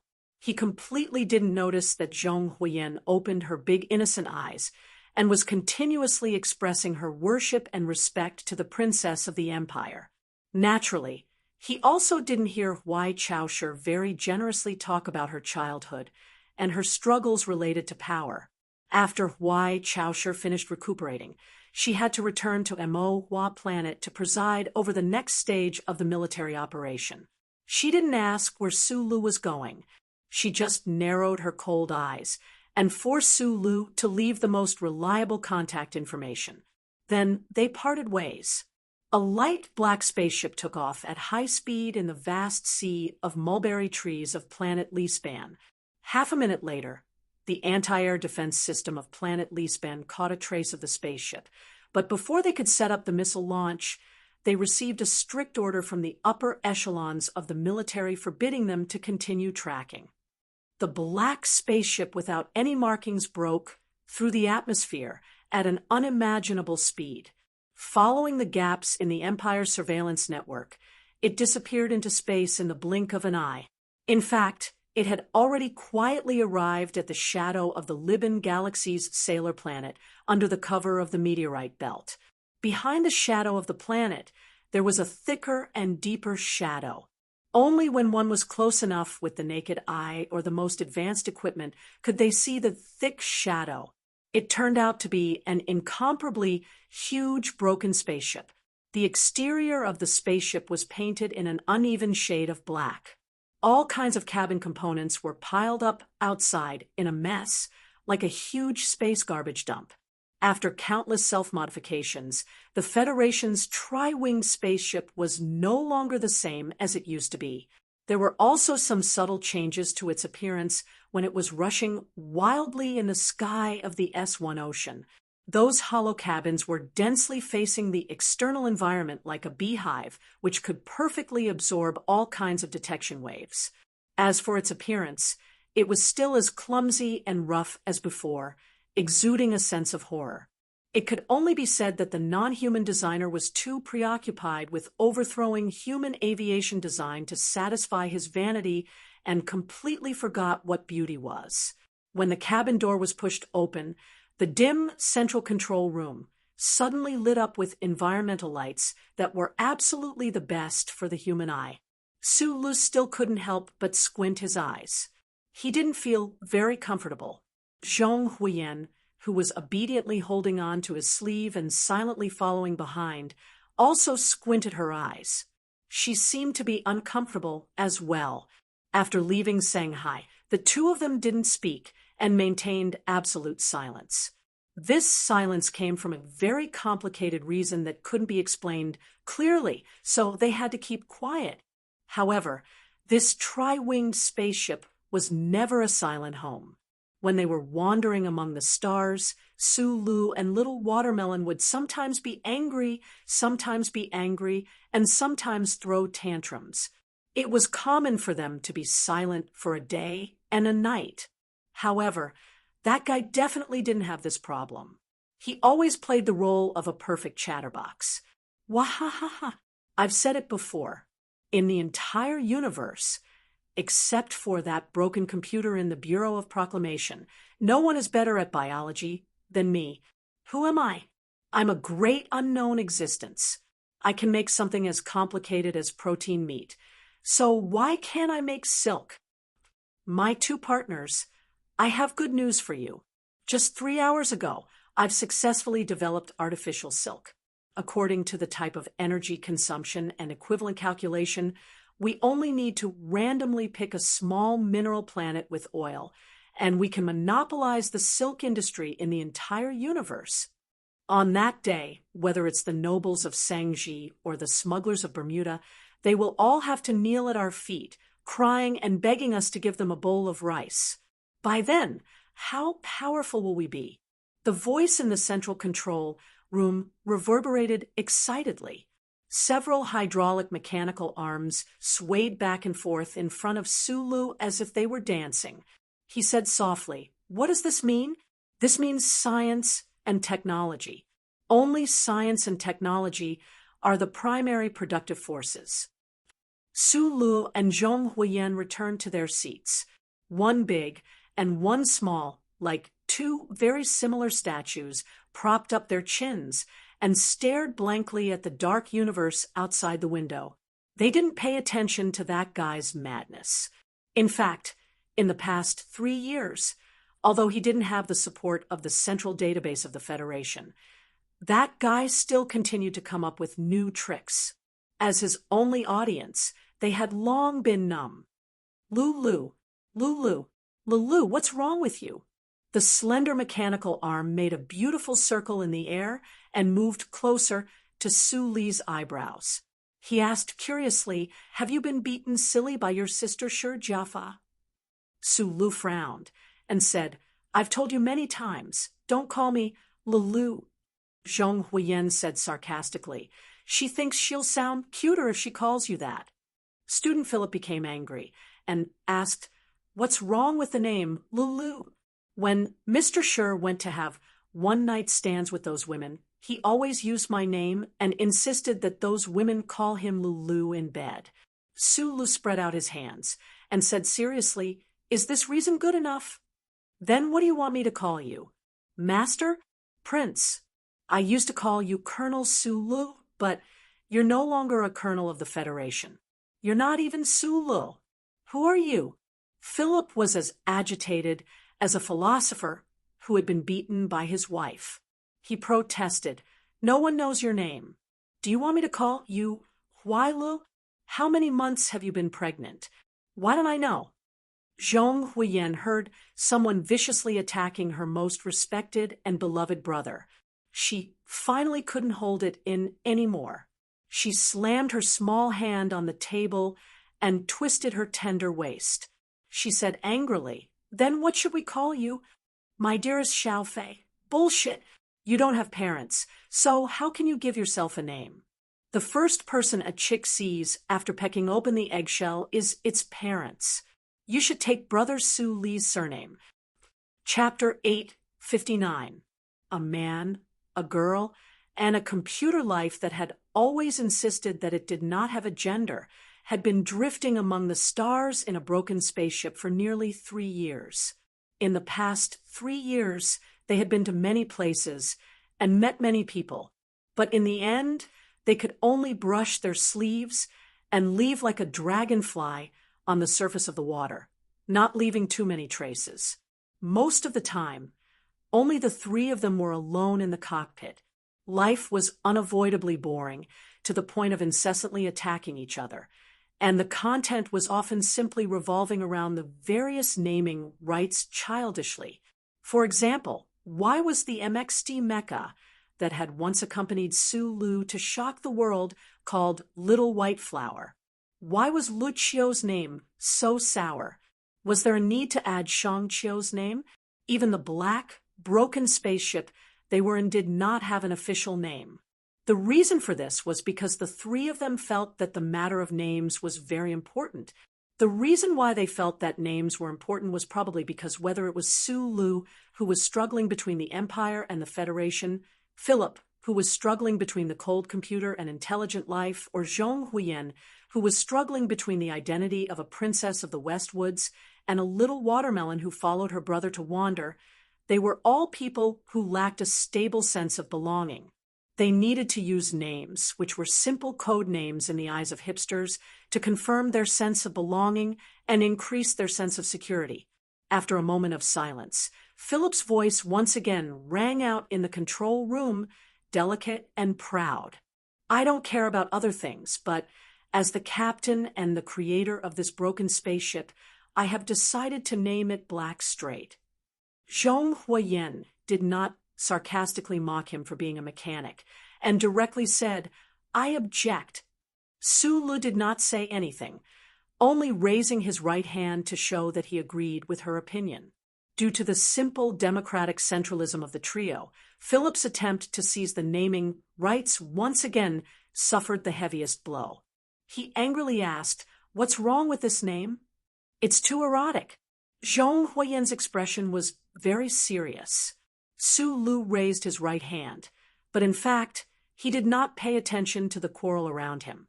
He was just habitually standing beside Zhong Huiyan in this kind of routine battle. One was an old thing who had lived for thousands of years, while the other was a little watermelon who had just turned into a young girl. It was not difficult to choose sides. At this time, he was thinking about other things. After getting rid of some of his previous gloomy mood, he naturally began to worry about his future life, mainly the life of the little girl. According to the information provided by Huai Chaosher, as well as the files that Philip occasionally obtained from invading the Federation's charter network, he knew that Mr. Tian had already left the front lines last year and was forced to return to the West Woods. This was a very normal thing.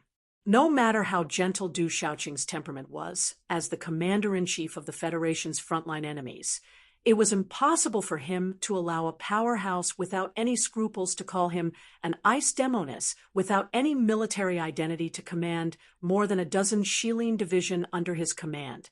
Furthermore, this famous general of the Federation's temperament had never had anything to do with the word gentle. Since Uncle Tian has returned to the West Woods for a year, the situation there should be stable. After a long silence, Su Lu looked into Zhong Huiyan's eyes and asked seriously, "Since you said that you want to return to the West Woods, then when will you return?" 10 years had passed, but in his eyes, the girl in front of him was still the pitiful little girl who had run away from home. This was the first time he had spoken to her in such a serious tone and in such an equal manner. Zhong Huiyan was obviously not used to it. She found that her brother was finally treating her like an adult. She was secretly happy and excited, but there was also panic and confusion that came out of nowhere.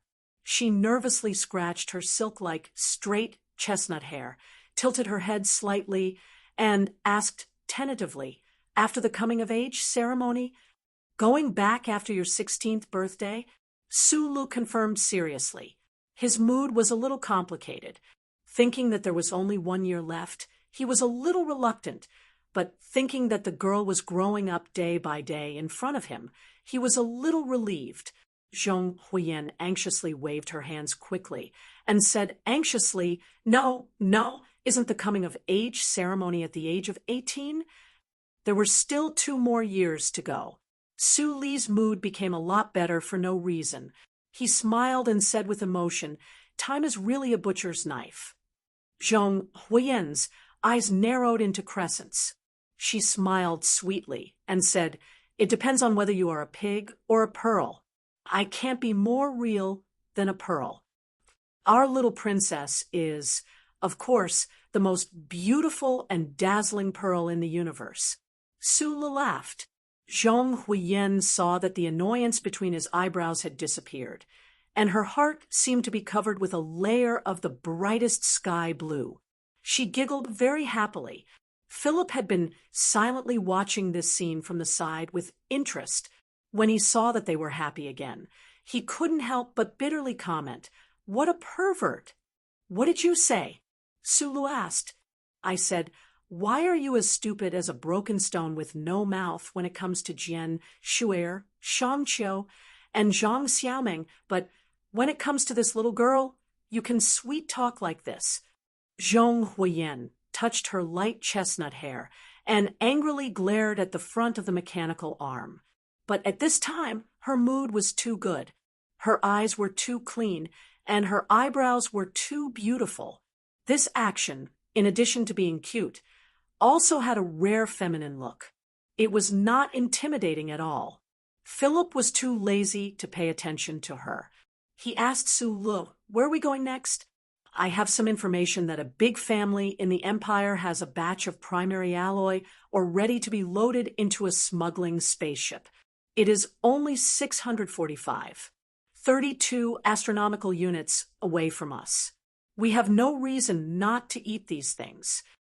In the library, in front of Huai Chaosher, Su Lu had said that fighting for justice was his hobby.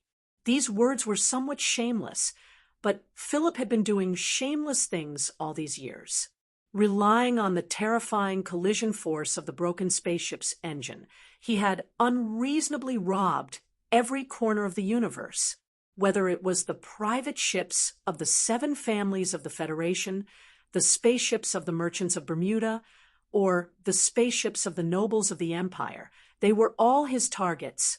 In almost all the secret smuggling routes at both ends of the universe, the legend of a certain greedy demon echoed.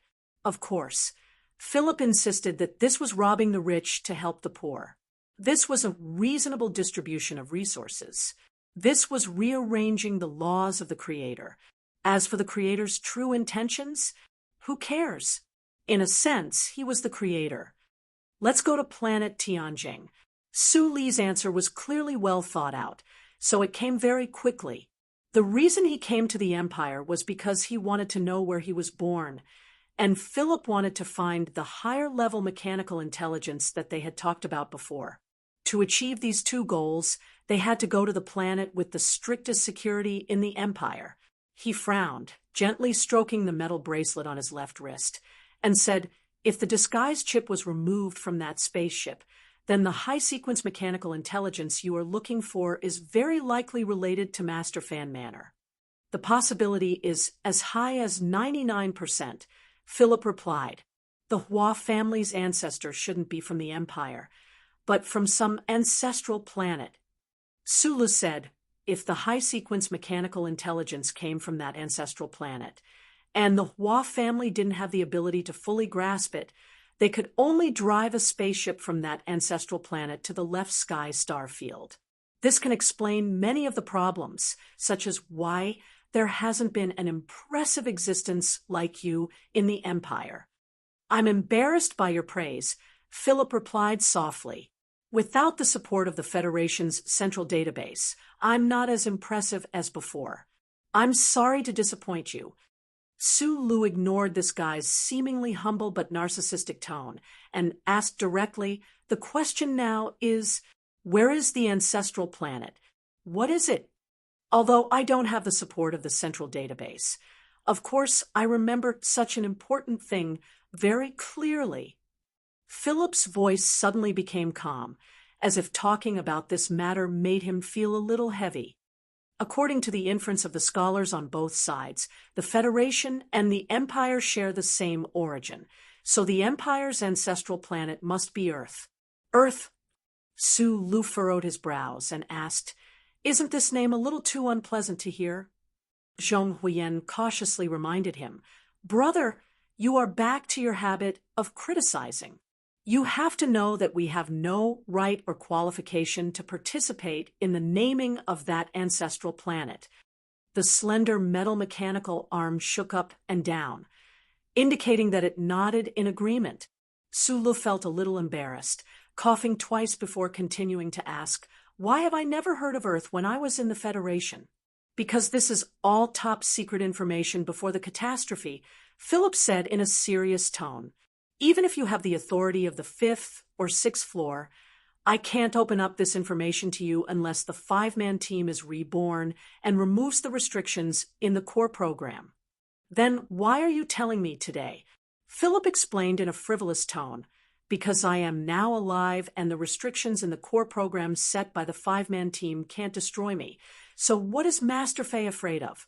Su Lu was angry when he heard this explanation. He stared at Philip and reprimanded. Then why didn't you say so earlier? Philip was also angry. You didn't ask me in these 3 years. Su Lu and Zhong Huiyan looked at each other and were speechless. After a while, he asked tiredly, Master Fei, then can you tell me what the great catastrophe was? Great catastrophe? The catastrophe is hum, hum, hum. Hum, hum, hum, hum.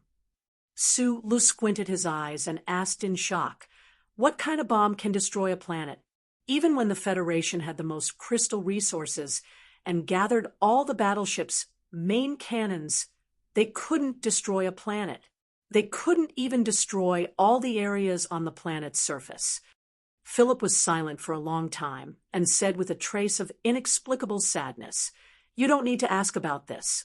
In short, those big bombs are not good bombs. Dear friends, I have something very important to announce. The Schiller Cup Book Review Competition has released the list of the top 30 finalists. I've seen some of them, and they're very interesting and awesome. When I get home tomorrow, I'll definitely read them all and give my personal opinion based on my personal preferences. As for the specific list of finalists and the details of the award ceremony, I'll release a separate chapter later, so please pay attention to it. First, I'd like to thank everyone for participating. Chapter 860. Philip looked like a computer, but in essence, he was still a computer. Although he now had self-awareness or human-like emotional responses, in terms of fundamental thinking, he still walked the path of a machine. Sulu understood this very well, so when he heard Philip sorrowfully tell him not to ask, he really did not continue to ask after a moment of silence. This was because he knew that even if he asked, there would not be any answers, at least at this moment. If the Hua family ancestor took a spaceship from that whatever planet to the left sky galaxy, this proves that there are still humans alive on Earth after the catastrophe. He changed the topic, successfully causing Philip to think for a long time. The slender metal mechanical arm gently swayed in the space, like the long silver beard of an old wise man shaking off in the wind. After a long time, Philip said in a low voice, "This inference is really inconceivable. If there are still humans alive on Earth, what are they like now? The more important question is, has Earth's civilization returned to its most advanced state?" Philip said in a low voice, "Whether it is the left sky galaxy or the Federation's galaxy, in fact, they are all in the same big galaxy. The Milky Way above our heads is the same. But according to the data in my memory, Earth is far away in the outer galaxy, separated from the universe we are in by a vast space that is difficult to pass through." After the five-man team successfully arrived at S1, the spaceship was already close to disintegration. Most of the data was destroyed in the long years, including the precious star map. If Earth's civilization has not returned to its peak state, how could the Hua family ancestor be able to pass through the big galaxy? This was very basic knowledge of the universe and astronomy, and Sulu was not unfamiliar with it. The dark space between the big galaxies was still a forbidden zone for the Federation to this day. Thinking of this, he could not help but think of the past when he lay on the beach with Tai Ziyuan and looked up at the starry sky above them. The Crown Prince's dream in life was to pass through the black curtain above them and open up a wider space. At the time, Sulu always thought that this dream was high and empty. Although it was worthy of respect, there was no chance of it being realized. But if the Hua family ancestor really came from the black curtain of the distant ancestral planet, then would this dream still be far away? Su Li's brows furrowed slightly and then slowly relaxed. Deep in his heart, he faintly felt that he had touched the key to solving the biggest problem, but this feeling was not clear. The Hua family's ancestor came to the left sky starfield. "There should be a star map on the ship," he said. "Where is the star Atlas?" Philip showed an extremely rare expression of urgency and longing. "Well, if the star map I know is the one you want to know." Sulu scratched his head. "Maybe I really do know where it is." He looked at the probe, which was shaking excitedly as if it had eaten a blue bottle of drugs, and said, "I'm not an explorer. Although I'm very interested in these things, there are too many problems in front of us. If we want to sort them out, we still have to make a trip to Tianjing Planet and catch that exposed crazy master fan Xian." "I agree. Empire's Tianjing Planet. This was the most powerful and austere place in the left sky starfield. The capital city covered an area of about 30,000 square kilometers, as well as the majestic green building complex in the center of the Imperial Palace. Even if one looked at it from outside the atmosphere, they would still feel cold all over and have the urge to worship it. Countless poets had used exaggerated strokes to praise this building complex that had been built for almost 10,000 years and squeezed the blood and sweat of countless generations of the Empire's people. But there were not many people from the Federation. To be precise, other than the Li Pifu brothers, and Su Lu, if Su Lu could still be considered a person from the Federation, who had personally witnessed this miraculous existence. Otherwise, the fanatical people of the Federation, who clamored to attack Tianjing Planet and capture Huai Fuchai alive, would definitely have a clearer understanding of the Empire's power and suddenly calmed down, just like the fleet commander Reger, who had rebelled in the early years of the Empire. Outside the Green Palace walls, dozens of ragged and skinny people at the bottom of the Empire's hierarchy were kneeling piously by the moat. Their withered hands cupped the cool river water and shakily sprinkled it on their faces, trying to wash away the dust on their bodies and souls and drive away the illness in their bodies. 20 meters away, the fully armed Imperial Palace guards coldly watched this scene. They watched this scene that had been repeated for many years. Even when they saw a seriously ill old man die in the arms of his companion, their expressions did not change at all. Later, the health officials from the Jingdo Public Security Bureau would come to take care of the body, so the Imperial Palace guards did not need to worry about it.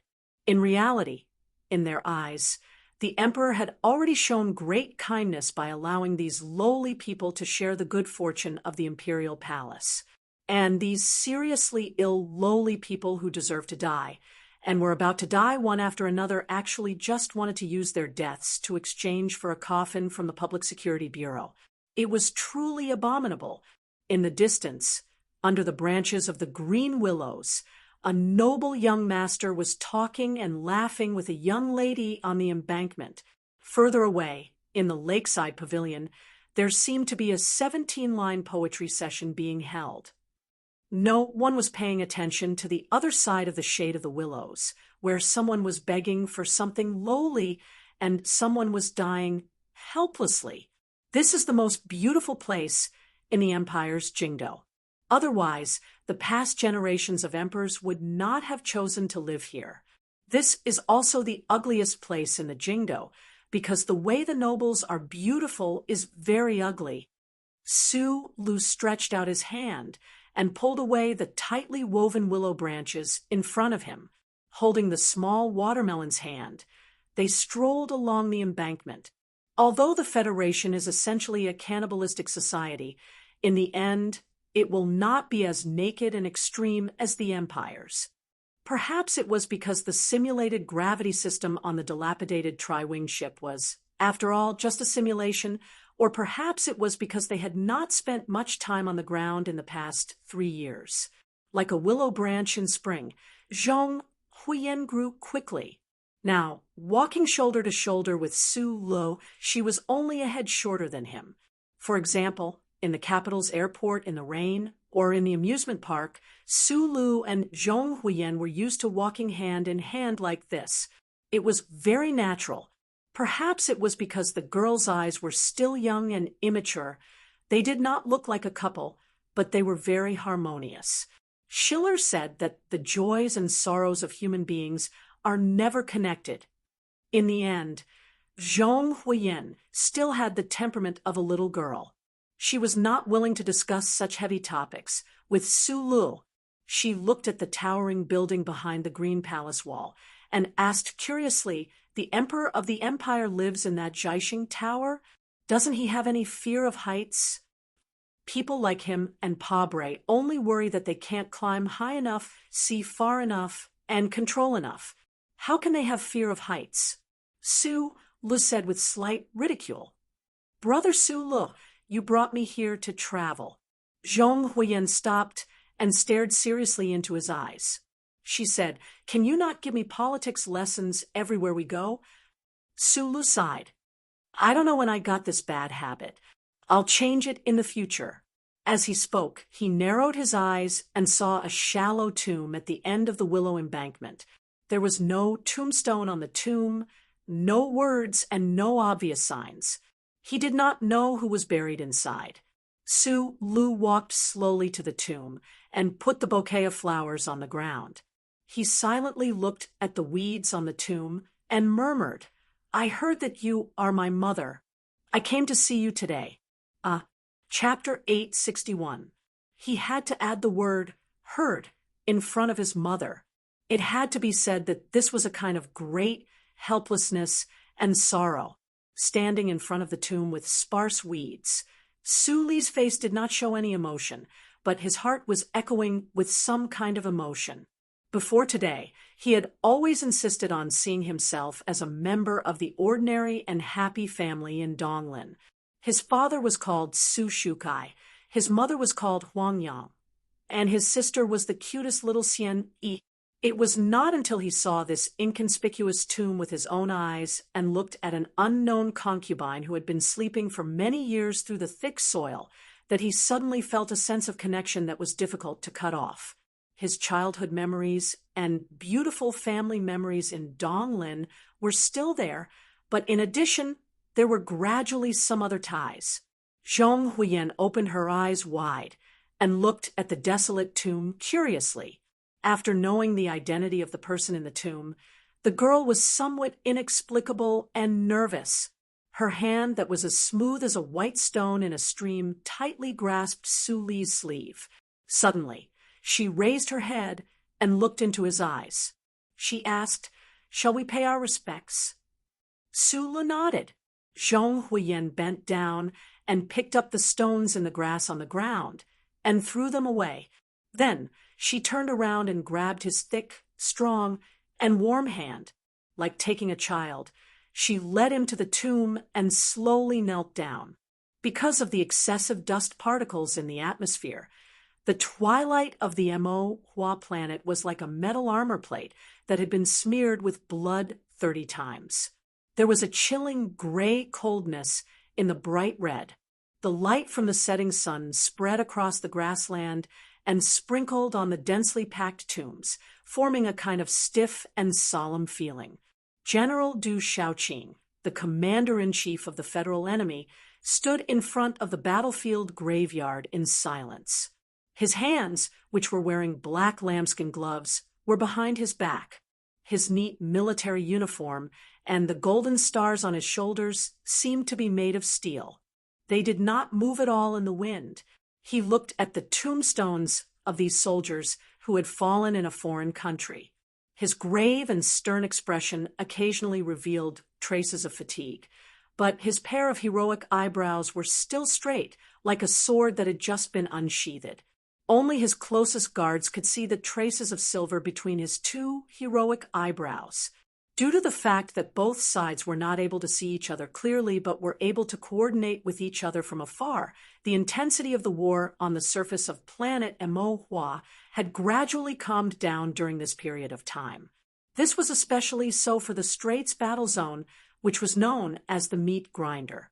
The humid atmosphere of that part of the Straits battle zone had actually not been torn apart by missiles for 3 consecutive days. As the highest commander of the Federation's front line, Du Shaoqing finally had some time. This war has been going on for 3 years. If we count from the time of the Westwoods counterattack, it has been more than 5 years. Back then, when I led the 7th Division on military exercises every day, I must admit that I once longed for the war to begin. But now, I don't know how long this war will last before we can obtain the final victory. You and I both know that even if the crystal mines in Galaxy X begin to take effect, the Federation will not be able to completely defeat the Empire with the current transport capacity and number of troops, let alone invade Tianjing planet and capture their emperor. But we must continue to fight. The blood-red light of dusk seeped down from the iron-like sky and reflected on the cheeks of this iron-blooded general. His eyes did not close as he looked at the group of tombs in front of him and said indifferently, "Even if it is just for the sake of the 28,373 Federation soldiers buried in front of us, we must continue to fight. At the very least, this Mo Hua planet must become the territory of the Federation." Outside the white fences of the battlefield tombs, a black Federation military mecha was in a state of readiness. The twin engines at the waist of the tall mecha emitted a unique buzzing sound. The use of turbine technology allowed this mecha's power and performance to be much higher than normal new generation mecha. other than the peach miasma of the Empire's princess and that white flower of the past, there was no other Mecca that could match it. The only person in the Federation military who had the ability to control this MXT was Li Feng. At this moment, he was holding a cigarette in his mouth as he stood silently behind Du Shaoqing, listening to his parting words. He was not moved and only nodded slightly to express his understanding.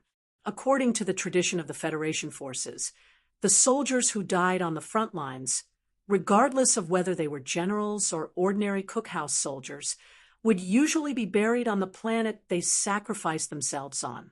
This would prove that the place they fought for and bled for was the Federation. Now that the Federation forces were deep in the Empire's territory, Du Shaoqing said without hesitation that they must take down Mo Hua planet and make this planet, which caused the deaths of countless Federation youths, a part of the Federation. It was precisely because of this iron and blood concept that had been passed down for a long time. It's been hard on you these past few years. Because of me, you have to stay in the headquarters and play the role of a bodyguard, never leaving my side. Du Shaoqing's gaze fell on Li Feng's epaulette.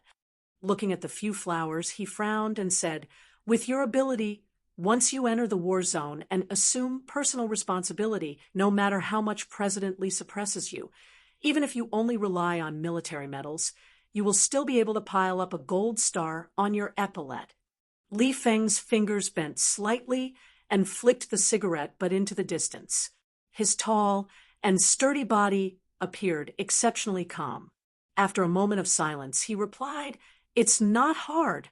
When I took Su Lu from your hands back then, I promised you this matter. Since he ran away from me, I can only return myself to you. My current mission is to protect your life."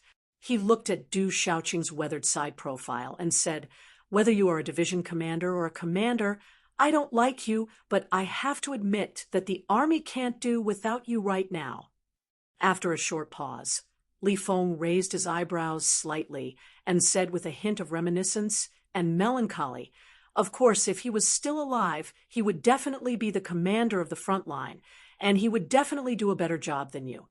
In your heart, Zhong Suahu has always been in existence like a father, so it obviously affects the accuracy of your judgment." Du Shaoqing put his hands behind his back and looked at the bloody battlefield under the twilight sky. He calmly said, "Under such an environment, no one can do a better job than me, even if your grandfather is revived." Li Feng was silent for a moment. Miraculously, he did not mock this seemingly exaggerated and narcissistic statement. "But there is one thing you are right about. If that tiger didn't die, many things in this universe would be different. I definitely wouldn't be able to become the commander, and the Westwood's people wouldn't only be able to squeeze out 12 mechanics." The corner of Du Shaoqing's lips curled up slightly in an extremely rare manner. It was unknown whether it was a mocking smile or a self-deprecating one. He continued, "Even I feel that commanding the troops brought out by that guy is a very pleasant thing. The quality of the Silan military region soldiers is so high that it really makes the commanders of the other 3 military regions lose face. A tiger doesn't have a grave. Of course, even if there is, I won't go and worship it." Du Shaoqing slowly turned around and looked into Li Feng's eyes. After staring at them for a long time, he suddenly asked, "Have you ever thought that I might have been involved in the explosion of the ancient bell? I don't know now, but if I find evidence that you were involved, I will naturally have my own things to do." After a moment of silence, Li Feng said, "But now I'm basically leaning towards you not being involved in this matter. This has nothing to do with feelings. It's purely a feeling." After spending 3 years together on the battlefield, to be able to gain some of your trust is probably one of the few things that Du Shaoqing has gained on this planet. Chapter 862. For a son of man, this was a very difficult question, but Li Feng's answer was not difficult at all. He looked at the few wisps of smoke in the depths of the tombs and replied with an expressionless face, "I don't know." 3 years ago, when he rushed back to the Capitol ring from the front lines, he kicked open the door to lead Jadu's office and roared in anger to the point of madness. But in the end, he could not take out the gun at his waist and shoot his biological father behind the desk into a beehive. In the countless nights after that, the young Federation colonel had thought about this situation that made him feel cold and sad many times, but he could not find any conclusion. After Du Shaoqing heard his answer, after a moment of silence, he slowly took off the black lambskin glove and held it in his hand.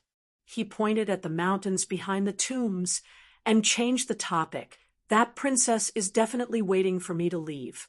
Although I am not arrogant, I must admit that the imperial people will definitely think that my departure is their opportunity."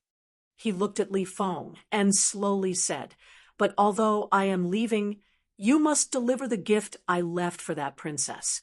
In the Battle of the Straits, if we can tear off the fattest piece of meat on the imperial armies, Mo Hua planet can at least maintain the balance for half a year, and by that time, I should probably be back." Li Feng thought of the top-secret military deployment plan that had been passed around in the command center last night, and the way he looked back at Du Shaoqing had some subtle changes. If that deployment was really successful, the Imperial Army that intended to take advantage of the situation to launch a large-scale counterattack would suffer a heavy blow at the Straits.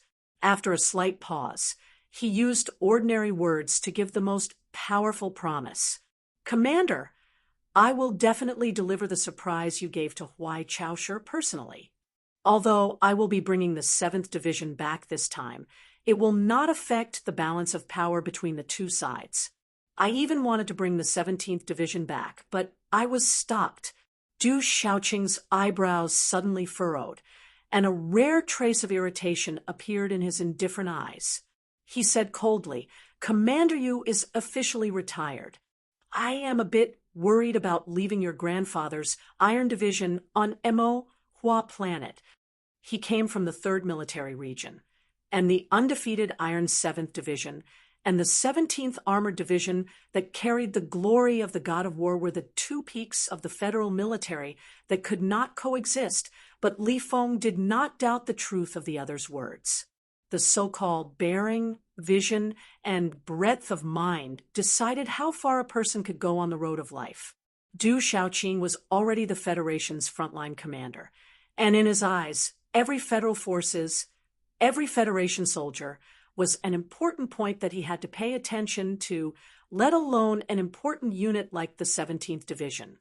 However, as a famous general, Du Shaoqing was actually worried that the frontline troops would be harmed by some invisible force. It was really hard to imagine. Only Li Feng, who was on the front line and knew the Federation's political situation and the changes in the upper echelons, understood why he was worried. Because of the explosion of the antique bell, the terrorist attack on Parliament Hill, and Su Li's defection, the Federation's capital ring had a strange political atmosphere in the past few years. The Federation government, led by President Pabre, seized more power through elections and street campaigns. In the face of the counterattacks launched by the big families and the rumors circulating in society, the government began to use tough means and formed a joint unit made up of the Bureau of Proclamation, the Federation Investigation Bureau, and a Special Operations Department.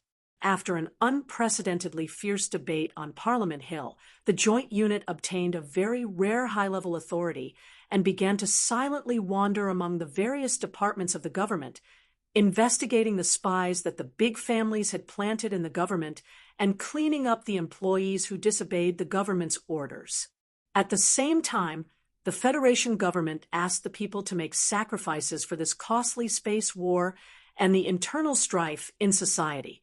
They vigorously promoted the spirit of self-discipline and dedication, and tried to use powerful media to suppress most of the opposing opinions, making the entire Federation a powerful fist. However, both Mr. President and Lee Jae-do seemed to have forgotten that once they began to protect the government's authority through secret investigations, the government would always rely on the deterrence brought by the secret investigations. Once they began to suppress opposing opinions through the media, the government would always rely on the surface peace brought by the suppression of news. Once they began to use the extremely impactful crimes of sabotaging the war and attempting to betray the country to protect their rule, they would have to face the reality that these crimes were becoming more and more boring by the day. They could only come up with new and more explosive words. A political scholar from the Capital University had already named the changes in the Federation politics in the past 3 years as the Pabre Doctrine. He commented with undisguised mockery that if creating a panic atmosphere was the only way to keep the Federation government going, then it would be better to invite the Emperor of Empire to be the president. It should be known that the Emperor of Empire was definitely better at this than Mr. Pabre. Afterward, this political scholar was invited by the Joint Investigation Department, which had extremely high authority, to investigate. Although the Joint Investigation Department released the scholar 10 days later under pressure from many parties, at the hearing, the government presented evidence that the scholar had received funding from the Xiu Foundation. The next day, the Federation Academic Committee criticized the scholar in the name of improper acceptance of academic donations and involvement in academic corruption. Although the Capital University did not fire the scholar, they still persuaded him to resign from his position as the dean of the department. Su Lu was exposed as a citizen of empire. The two people that President Pabre admired the most were only left with Du Xiaoqing, and he did not disappoint the president and many people. Whether it was when he was the commander of the Iron 7th Division or when he later commanded all the federal forces on the front line, every victory that Du Xiaoqing had in the Zwitian galaxy increased President Pabre's public support by a few percentage points. The endless news of victories on the front line also successfully diluted the current dark color of the Federation politics.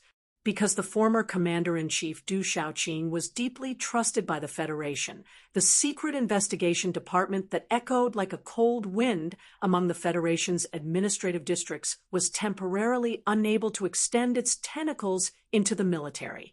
At least, it did not have the power to have any influence on the situation on the front line. However, something happened 2 months ago. Zhou Yu, who was now the commander of the 2nd Regiment of the Iron 7th Division, was ordered to return to the capital Star Ring to enlist resources.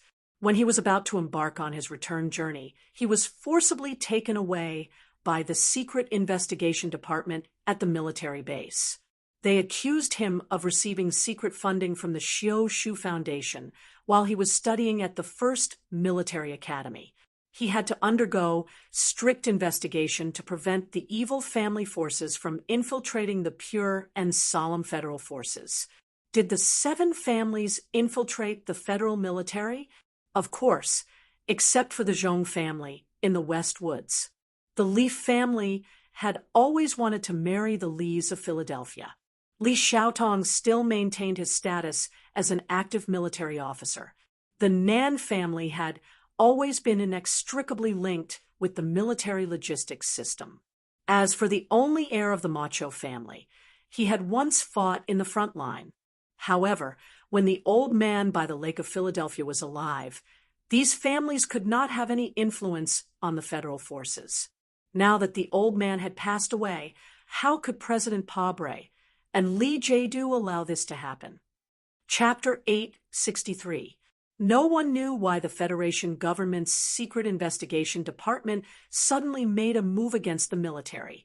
After analysis, it was probably because the head of the department was blinded by the continuous victories in the liquidation campaign, or because they were blinded by the warm praise from the president's residence, or because those officials were not blinded at all. They just trusted General Du Xiaoqing's loyalty to the president too much.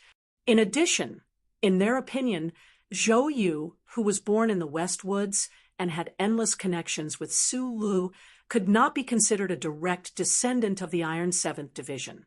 Therefore, they decided to use the gentle and excellent military officer as a kind of announcement to intimidate the Regency Council. However, the response from the front line made the Secret Investigation Department realize that they had made a serious error in their judgment. They had no choice but to swallow the consequences of their actions. Du Xiaoqing, who had always only cared about war and not politics, immediately dialed the interstellar encrypted delayed number when he received the news that Zhou Yu had been arrested. On the phone, he used a cold and gloomy voice to express his contempt and anger without hiding his feelings.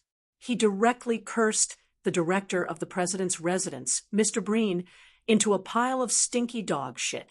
Then, without waiting for the other party to make any explanation, he extremely rudely hung up the phone. Today, Director Breen was the chief butler of the president's residence and deeply trusted by President Pabre. No matter where he went in the Federation, he was a respected figure. However, after being cursed by the cold voice of the general on the other end of the phone, he did not dare to show any angry reaction. This was because the person who cursed and looked down on him was called Du Xiaoqing. Although he was in the distant Wutian sector, he was deeply trusted by the president and respected by the people. He had millions of soldiers in his hands, and his heart was as hard as iron. Director Breen put down the phone and walked into the Oval Office with a livid expression. The president furrowed his brows.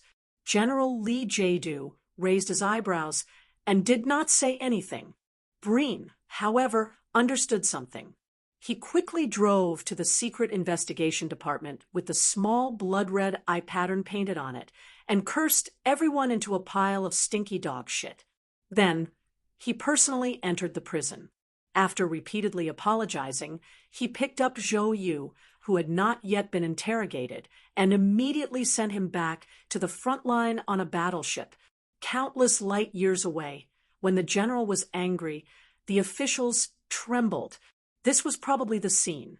"I'm leaving now," Lieutenant General, who will temporarily take over the position of commander. "You know that person has no ability other than singing the praises of Mr. President and arranging trusted aides for your father. At that time, who could stop Small Eye's department from infiltrating the front line? After all, they have higher authority than us." Du Xiaoqing looked at the setting sun that was setting over the mountains with an expressionless face. He said calmly, "For my sake, the other troops, even the dozen or so divisions in the West Woods, shouldn't be harassed too much. But the new 17th Division might not be so safe. After all, that division carries the glorious history of the Federation, but in recent years, it has taken on too much of Su Li's scent. The Federation hates this scent. So those people want to use cleaning to get rid of this smell?" Li Feng raised his sword-like eyebrows. He couldn't help but speak with a hint of ruthlessness. He said coldly, "No one knows where Su Lu is. After knowing that he's from the Empire, whether it's the 17th Division or the members of Group 7 back then, they all performed extremely well on the battlefield. Why is the Federation still unwilling to let go?" Du Xiaoqing didn't explain. In fact, both of them knew very well why this situation had happened. Although Su Lu was forced to flee the Federation, the way he fled was too open and arrogant. The Federation government, from the president to the officials of the various departments, all held a grudge in their hearts. "No one is suitable to watch over this matter. Only you are the most suitable," the general said calmly. Li Feng lowered his gaze slightly, looking at the slightly charred black soil in front of his military boots. A trace of self-mockery appeared on his face that was no longer young and inexperienced. He was indeed the most suitable person because his biological father had always been secretly controlling that secret investigation team. No matter how arrogant, cold-blooded, shameless, and despicable that department was, they wouldn't dare disrespect him in the slightest. The capital ring is very chaotic right now. Although I don't understand why you're willing to go back. Before we leave, I want to remind the commander of something." Li Feng looked at Du Shaoqing and said, "No matter how glorious, right, and great the president is in your heart, no matter whether he's the source of your ideals for fighting bloody battles all these years, please remember that soldiers like us who only know how to fight are best not involved in the political affairs of the Federation. As a soldier, I must obey the president's orders," Du Shaoqing replied. Li Feng sighed and shook his head, saying, "Commander Shaoqing, I really don't want you to become someone like my father." Du Shaoqing was silent for a very long time as he faced the foreign dusk. Then he smiled with a complicated expression and said calmly, "I'm not Li Jiedu, nor am I Zhong Suhu. Speaking of which, I suddenly thought of something. If you have the opportunity to meet Su Lu on the Mo planet in the future, please help me ask if that little girl from the Zhong family is doing well." The little girl from the Zhong family had now grown into a beautiful young lady. She held onto Su Li's hand and stood up slowly in front of the grave. After the man beside her calmed down slightly, she smiled and said, "Speaking of which, Tianjin planet is the safest place for Big Brother Su Lu. Even if you killed 2 of their princes, who would dare to do anything to you? We really should have come a long time ago.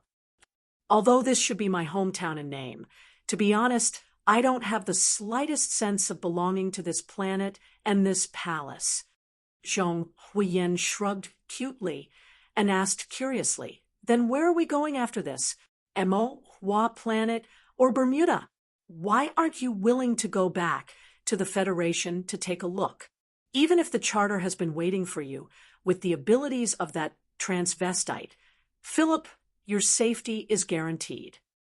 "I'm not going back to the Federation because there's a question that I can't find an answer to."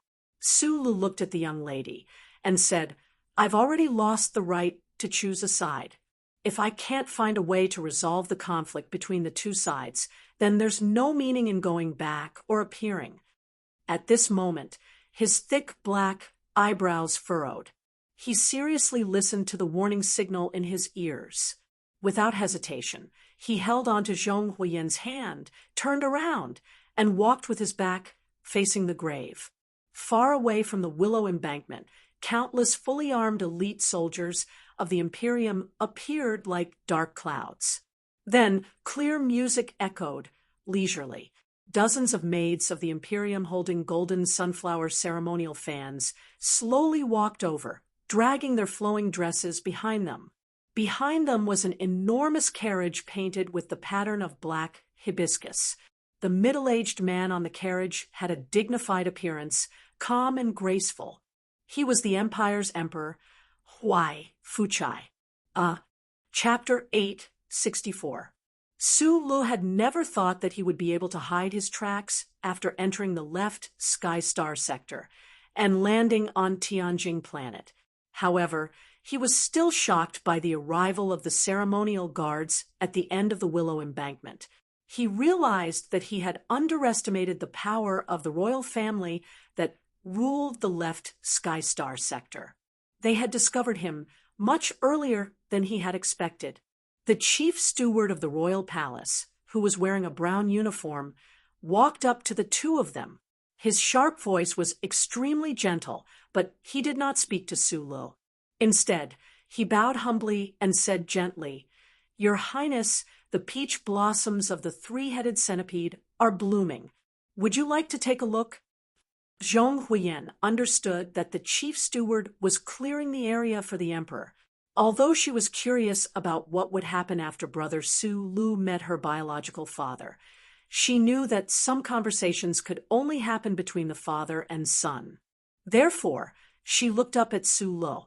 After receiving the look of inquiry, Su Lu thought for a while and asked, "Is the place where the peach blossoms are blooming far away?" The chief steward replied softly, "Not far away." This place was close to the Empire's royal palace, so there should be no problem in terms of safety. Therefore, Su Lu nodded. After the arrival of the ceremonial guards, the young nobles of the Empire who were admiring the flowers and beauties, as well as the old and sickly people who were kowtowing in front of the palace walls, all of them disappeared in an instant. There were faint figures of guards in the distance. However, at the end of the willow embankment, there was only a shallow grave and two men. A wind blew in from the south, causing the leaves to sway uneasily. An indifferent voice sounded, carrying an indescribable sense of majesty as it easily passed through the shade of the trees. Sulu did not hear what the other party was saying. He narrowed his eyes and looked at the man in the black and gold hibiscus imperial robe, very seriously and rudely. There was no expression on his face, but the shallow lake in his heart had already started to ripple. He thought to himself in a daze. If it was in the past, and he could get so close to the Emperor of the Empire, he would definitely kill him at all costs, even if it would cost him his life. However, he was no longer a member of the Federation, nor was he a soldier of the Federation.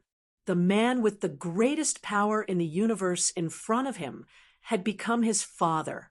This was truly an absurd and incomprehensible world. Sulu recalled that he was captured by Huai Chao-shi and brought to the Empire. When he entered the stargazing pavilion in the Imperial Palace, he saw the Emperor for the first time. He saw the Emperor's brother, Prince Bai Wu, the head of the Imperial Military Headquarters, jump into the clouds because of a rebellion. Then he was beaten into a bloody figure by the Emperor with metal hooks. Not a single part of his body was left unscathed. At that time, every time the thorns fell, it brought pain and humiliation. What did he curse in anger? F***CK, your mother? Yes, it was like that at the time. Sulu, who was standing under the willow tree and looking silently at the lonely grave, could not help but curl his lips. He was probably the only person in the world who had the opportunity to say those 3 words to Huai Fuchai. However, the smile on his lips quickly disappeared and turned into a very strong self-mockery. Although it was satisfying to say such words, it was really meaningless. He remembered that he seemed to have said the same words to Macklin and Keaton. Did it mean that he had been trying to F***CK, his grandmother, his great-aunt, and all the female elders? Well, it was still an absurd and incomprehensible past. Because of this inexplicable dark emotion, Sulu woke up from this strange mental state. Only then did the cold and majestic voice forced out of the black and gold hibiscus imperial robe enter his ears effectively for the first time. You are a stupid person. You can't even be called a man, and you are far inferior to your sister. Huai Fuchai looked at him and said in a low voice, as a man, you should understand where your responsibility lies and not escape because of those illusory moral pleasures. Huai Fuchai put his hands behind his back and looked leisurely at Peach Mountain. He said coldly and mockingly, there is no such thing as true fairness in this world. If you still insist on this, then you are not even as good as the children in Chaimen kindergarten. The Huai family of white hibiscus took advantage of the situation in the past and took the hegemony of the left sky galaxy. It has been hundreds of years since then, and it is all because the Creator chose us, the most excellent bloodline among all living things. And for the sake of this brilliant galaxy, the royal family has sacrificed too much, especially in these 70 years, for the sake of this cruel universe war, for the sake of protecting this peaceful galaxy. Who knows how many young people have died in battle between the stars? Huai Fuchai slowly turned around and stared coldly into Su Li's eyes. There are even more members of the royal family, like you, drifting alone to the other end of the universe. Most of them, if they did not die in the space channel, they died in the cold huts of Bermuda. Those who were lucky enough to survive, in the end, inevitably died in the purges of the Federation's Bureau of Proclamation. I have 37 sons, and now you are the only one alive.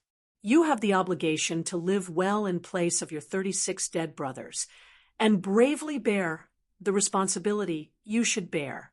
This is the glory of your bloodline that the heavens have bestowed upon you, and you cannot refuse. I have been to White Hibiscus. I have been to the ancestral shrine of the Huai family. After a long silence, Su Lu raised his head and calmly looked back into the unfathomable eyes of the monarch.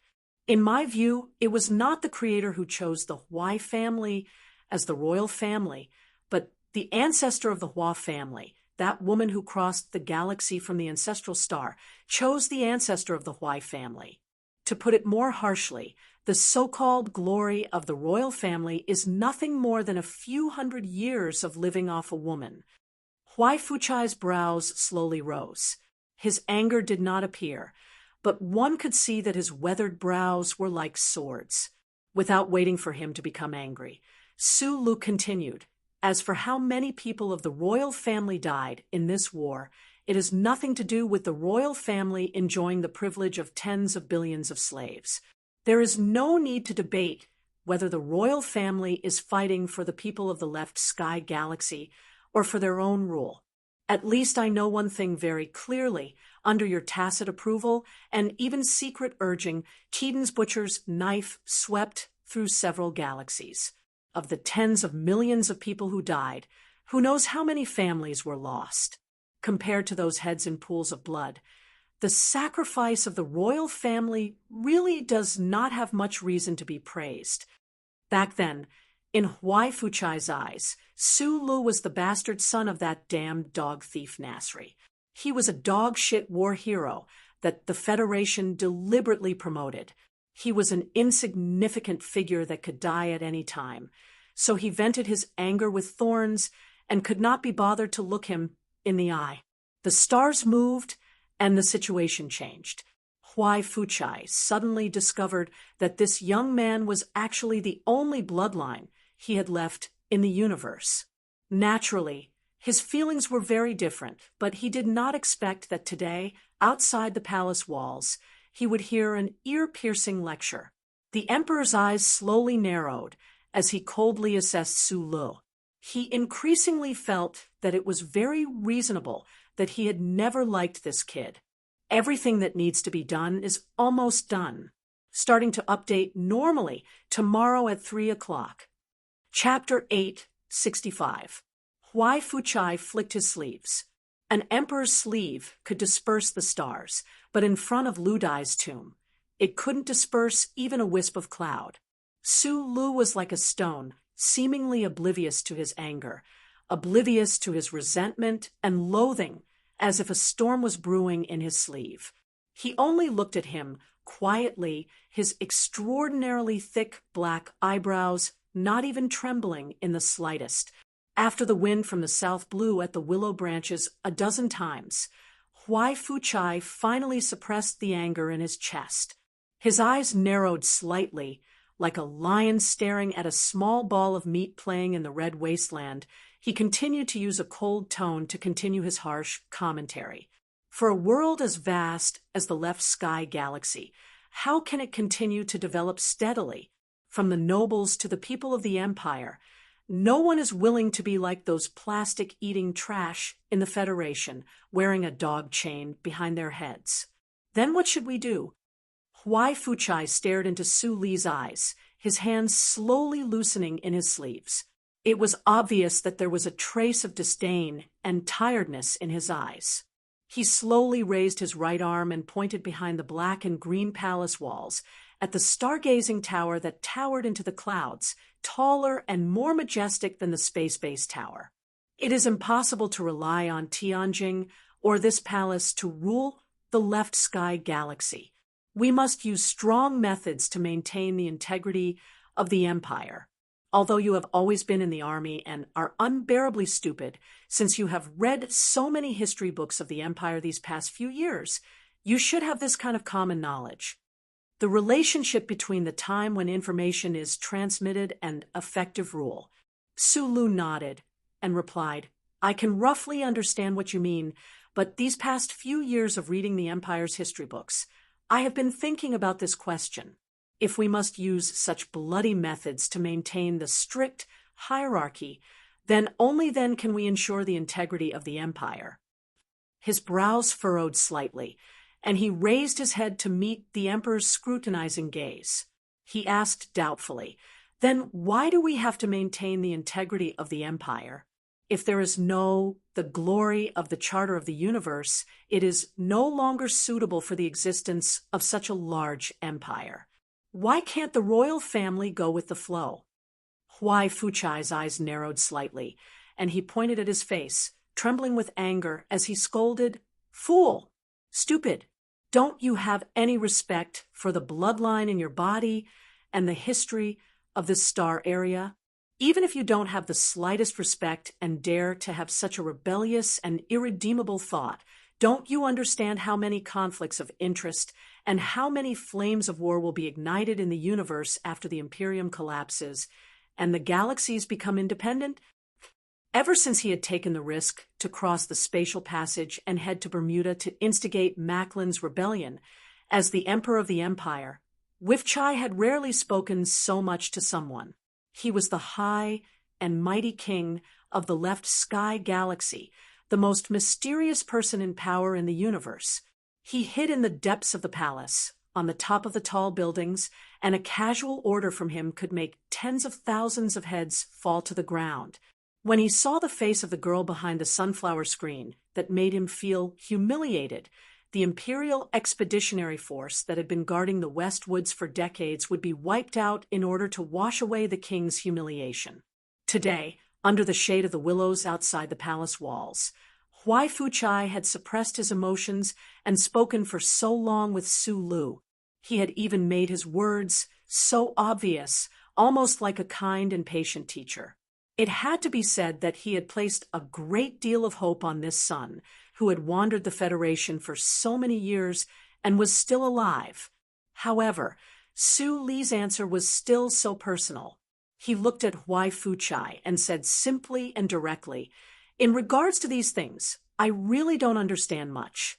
As the successor of the empire, you must understand these things, or else you will make an unforgivable mistake." Huai Fuchai looked coldly at his son and said, "With your intelligence, it is impossible that you really don't understand these things. Or is it that you are simply not willing to understand these things so that you can simplify your life and your judgments of value so that it is easier to satisfy your vanity? You should know very well that the matters of the universe will always be so complicated. It is not a basic problem that can be solved by carrying a few guns and killing a few people. Regardless of whether it is Prince Doring's death or your desire to avenge Zhong Shouhu, they are in fact all childish and useless work. Everything you do must be based on the results to see what kind of goal you can achieve. But do you really understand what your goal is? What is the purpose of your life?" Hearing these words, Su Lu sank into a long period of silence. It was not because of the title of successor of the empire, but because he realized that the man who could become the master of the left sky star region was indeed not simple. These very simple arguments were deeply chiseled into the depths of his heart, pointed in every direction, precise and fatal, so that he did not know how to refute. "He's letting you go just like that? What else? He can't let you go so easily, right? What else? Since he doesn't want to kill me, what else can he do but let me go? Speaking of which, although I don't want to admit that I am the only living son of this emperor, this identity does seem to be very useful." After walking past the willow embankment and circling around a few flowers and trees, they arrived at the famous Xiaoming Lake Park on Tianjing Planet. This park was open to all citizens, so it was much more lively than the palace. Zhong Huiyan held Su Li's hand and struggled to move forward in the crowd. After ending that unpleasant conversation, Su Li's mood was a little strange. He kept walking in silence. The girl beside him had already grown up, but she still could not keep up with his speed. From time to time, they would have to stagger their steps to maintain a harmonious rhythm. "If I were the emperor, I could put you under house arrest in the depths of the palace, then mobilize countless noble beauties, sacrificed military officers, orphans, and white-haired historians to brainwash you. After doing this for a few decades, maybe you would really submit. Zhong Huiyan raised her face and looked at Su Li's clear jawline. She giggled. A few decades. That guy might have died long ago. Su Li didn't even look back as she walked away, her footsteps crisp and clear. Zhong Huiyan's eyes widened. She bit her lower lip and said in shock, "That's your father. I'm still your brother, but you still want to send me to the depths of the palace without anyone knowing. Actually, what's wrong with being the emperor of the empire? It's much better than being the president of the Federation. The most powerful man in the universe can do whatever he wants. When the time comes, he can lead the troops to attack S1, strip Pabre, and Li Jiedu naked, tie them up, and parade them through the streets together." The girl excitedly imagined the scene that could happen. Sulu suddenly stopped in his tracks. He stood in the noisy crowd that swam around like fish, laughed at himself, and then said something. At this moment, the turntable amusement vehicle on the east side of the park started to move. The loud sound of the engine starting covered his voice. "What did you say?" Zhong Huiyan asked loudly. Su Lu turned his head and looked at the girl's young face. He replied loudly, "Only an idiot would be the emperor." At this moment again, the word coincidentally was suitable for this moment. The turntable amusement vehicle started, and the humming sound of the huge engine stopped abruptly. Xiaoming Lake Park had a very short moment of silence. As a result, the words "only an idiot would be the emperor" seemed to be magnified many times. They reverberated above the heads of the people of the empire and did not fall to the ground for a long time. Countless pairs of complicated eyes stared at the young man and woman. There was shock, curiosity, doubt, disbelief, and even anger. There was a deep hatred, like the death of an old family member. Before he was caught by the people and handed over to the Public Security Bureau or torn into pieces on the charge of treason, Su Lu held Zhong Huiyan's slightly cold hand tightly and broke through the crowd like a gust of wind, disappearing into the distant streets. The narrow streets were full of dirty water and smelly mud. Yellow Cabbage Leaf stubbornly straightened her back in the mud. She wanted to express her anger and disappointment that she was not picked up by the scavengers, but she was immediately stepped in by all kinds of feet. Her mouth was full of smelly mud, and it was difficult to express the hidden resentment in her heart. The houses on the street were dilapidated. The wooden doors that looked like cultural relics that were close to the state of decay were still considerately covering the owner's privacy. However, most of the bottom of the door panel had been eroded by dirty water and rats' teeth, allowing the thin cats and lazy dogs to freely enter and leave. The market under the big locust tree in front of them released the smell of all kinds of life. Life was originally complicated, and the lives of different classes of human beings were different.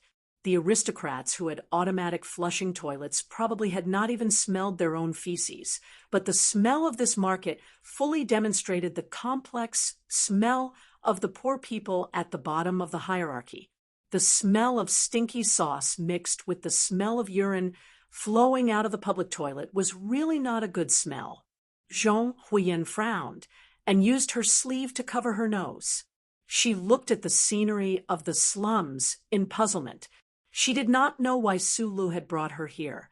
Although she had followed Su Lu to many places in the past few years and had come into contact with the lives of the people at the bottom of society under the strict principles of education, she still found it hard to imagine that in the capital of the empire, less than 10 kilometers away from the imperial palace, there was actually such a poor and backward street.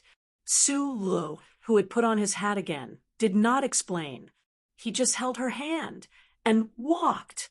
They bought a bag of crudely made parts from a hardware store by the roadside. They walked past a white courtyard and turned into a secluded alley. Looking at the time, the stall should be closed by now. Looking at the familiar dilapidated courtyard in the alley, Su Lu muttered to himself. His right hand that was holding the bag tightened subconsciously. Zhong Huiyan looked at him curiously. She was surprised by her brother's nervousness at this moment. Even when he met the Empire's emperor, he was not as nervous as he was now.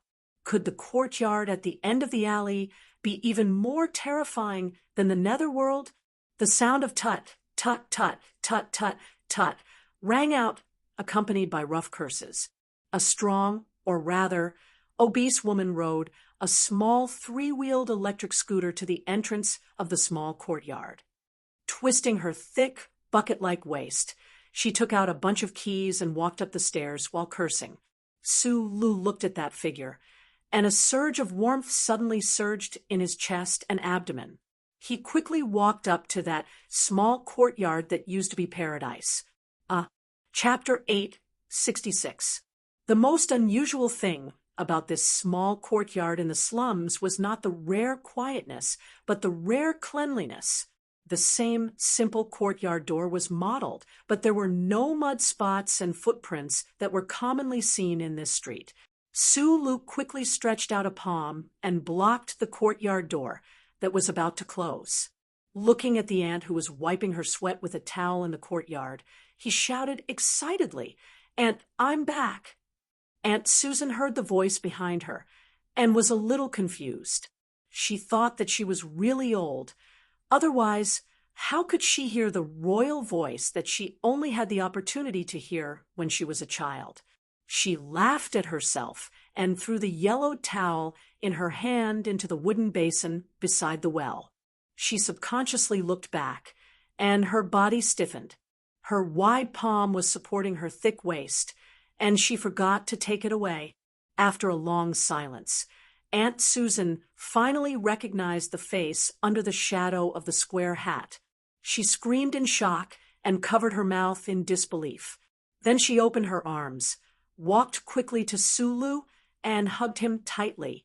The auntie pounded on his back, as if she was blaming him for his sudden disappearance back then. It was as if she wanted to beat him until he was severely injured and then put him back in the attic so that he wouldn't suddenly disappear again. No matter how hard she pounded on his back, Su Lu just hugged her tightly.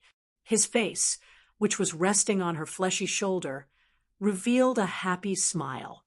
At the entrance of the small courtyard, Zhong Huiyan's mouth was wide open. She looked at the scene in front of her in surprise. She vaguely guessed who this fat woman was, but she still couldn't adapt to her seemingly omnipotent brother snuggling with such an ordinary woman like a child. Hugging and rough beating were not enough to express Aunt Susan's surprise at the sudden reunion. She held Su Li's face and looked at him seriously, trying to see what kind of injuries he had suffered over the years.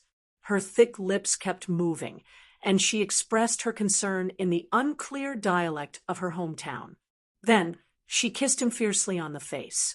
Su Lu also kissed her on the forehead. Because of this kiss, Aunt Susan seemed to have thought of something. The expression on her face suddenly became extremely nervous. She twisted her obese body and rushed to the door like a hurricane. Like a lioness protecting her cub, she vigilantly looked at the alley outside the courtyard and noticed that no one passed by. It was not until she closed the door and inserted the iron rod that she was truly relaxed. Patting her chest heavily like a drum, she turned around and looked at Su Li's face. Rubbing her rough fingers, she asked in a rough voice, "Little guy, are you an exiled noble or a member of the Federation?" After a pause, Aunt Susan tried to make her expression look as fierce as possible. She put her right hand on her waist and threatened in a low voice, "If you are from the Federation, then leave immediately. Otherwise, I might call the police later." Su Lu knew this kind auntie too well. He smiled and shrugged. "Auntie, of course I'm not from the Federation. This is my younger sister." He pulled out Zhong Huiyan, who was still in a semi-sluggish state behind him. Aunt Susan looked at the beautiful and lovely girl. For some reason, she nodded with satisfaction. Then she patted Su Lu on the back of his head and said, "What are you waiting for?" Bring the little girl in for tea. 2 cups of weak tea, steaming hot, and the room was very warm. Aunt Susan was naturally concerned about where he had been and what he had done over the years. Su Lu found that he could not answer this question at all. He could not help but feel a little ashamed. Because of shame, his eyes drifted a little. He saw from the corner of his eyes that there was only a pair of chopsticks on the plate of leftovers covered with a gauze umbrella on the small table. He asked doubtfully, "Where is Paul? He should have graduated from the second university the year before last. Which department is he working in now? Doesn't he usually come back to accompany you?" Aunt Susan took out a plate of nuts from the cabinet and kindly pushed it in front of Zhong Huiyan. She looked back at Su Lu and explained, "Paul has gone to the front line. Speaking of which, this is really a very troublesome thing. It's also something that makes me very proud. Now, the salary is good, but the child sent back 2/3 of his monthly allowance. I'm a little worried that he won't have enough to eat on the front line." The kind-hearted and hot-blooded young man of the empire, as she feared in the past, had gone to the battlefield full of death and slaughter. Su Li's mood could not help but be a little gloomy. He forced a smile and said to Aunt Susan, "The army's expenses are very low. Don't worry about these problems." Aunt Susan looked at him with a smile and said, "Knowing that you are still alive, I have less to worry about. How many days will you stay this time? Is it convenient?" "I will stay a little longer," Su Lu replied with a smile. He did not say any polite words, such as troubling the other party. In this small courtyard, in front of a fat woman, any polite words were unforgivable hypocrisy. "How's the market business? Did you hire a few more people?" During this time, Su Lu confirmed that Aunt Susan had been living a good life these years. At least, it was much better than the poorest days. There was even a TV in the room. "The business is getting worse and worse.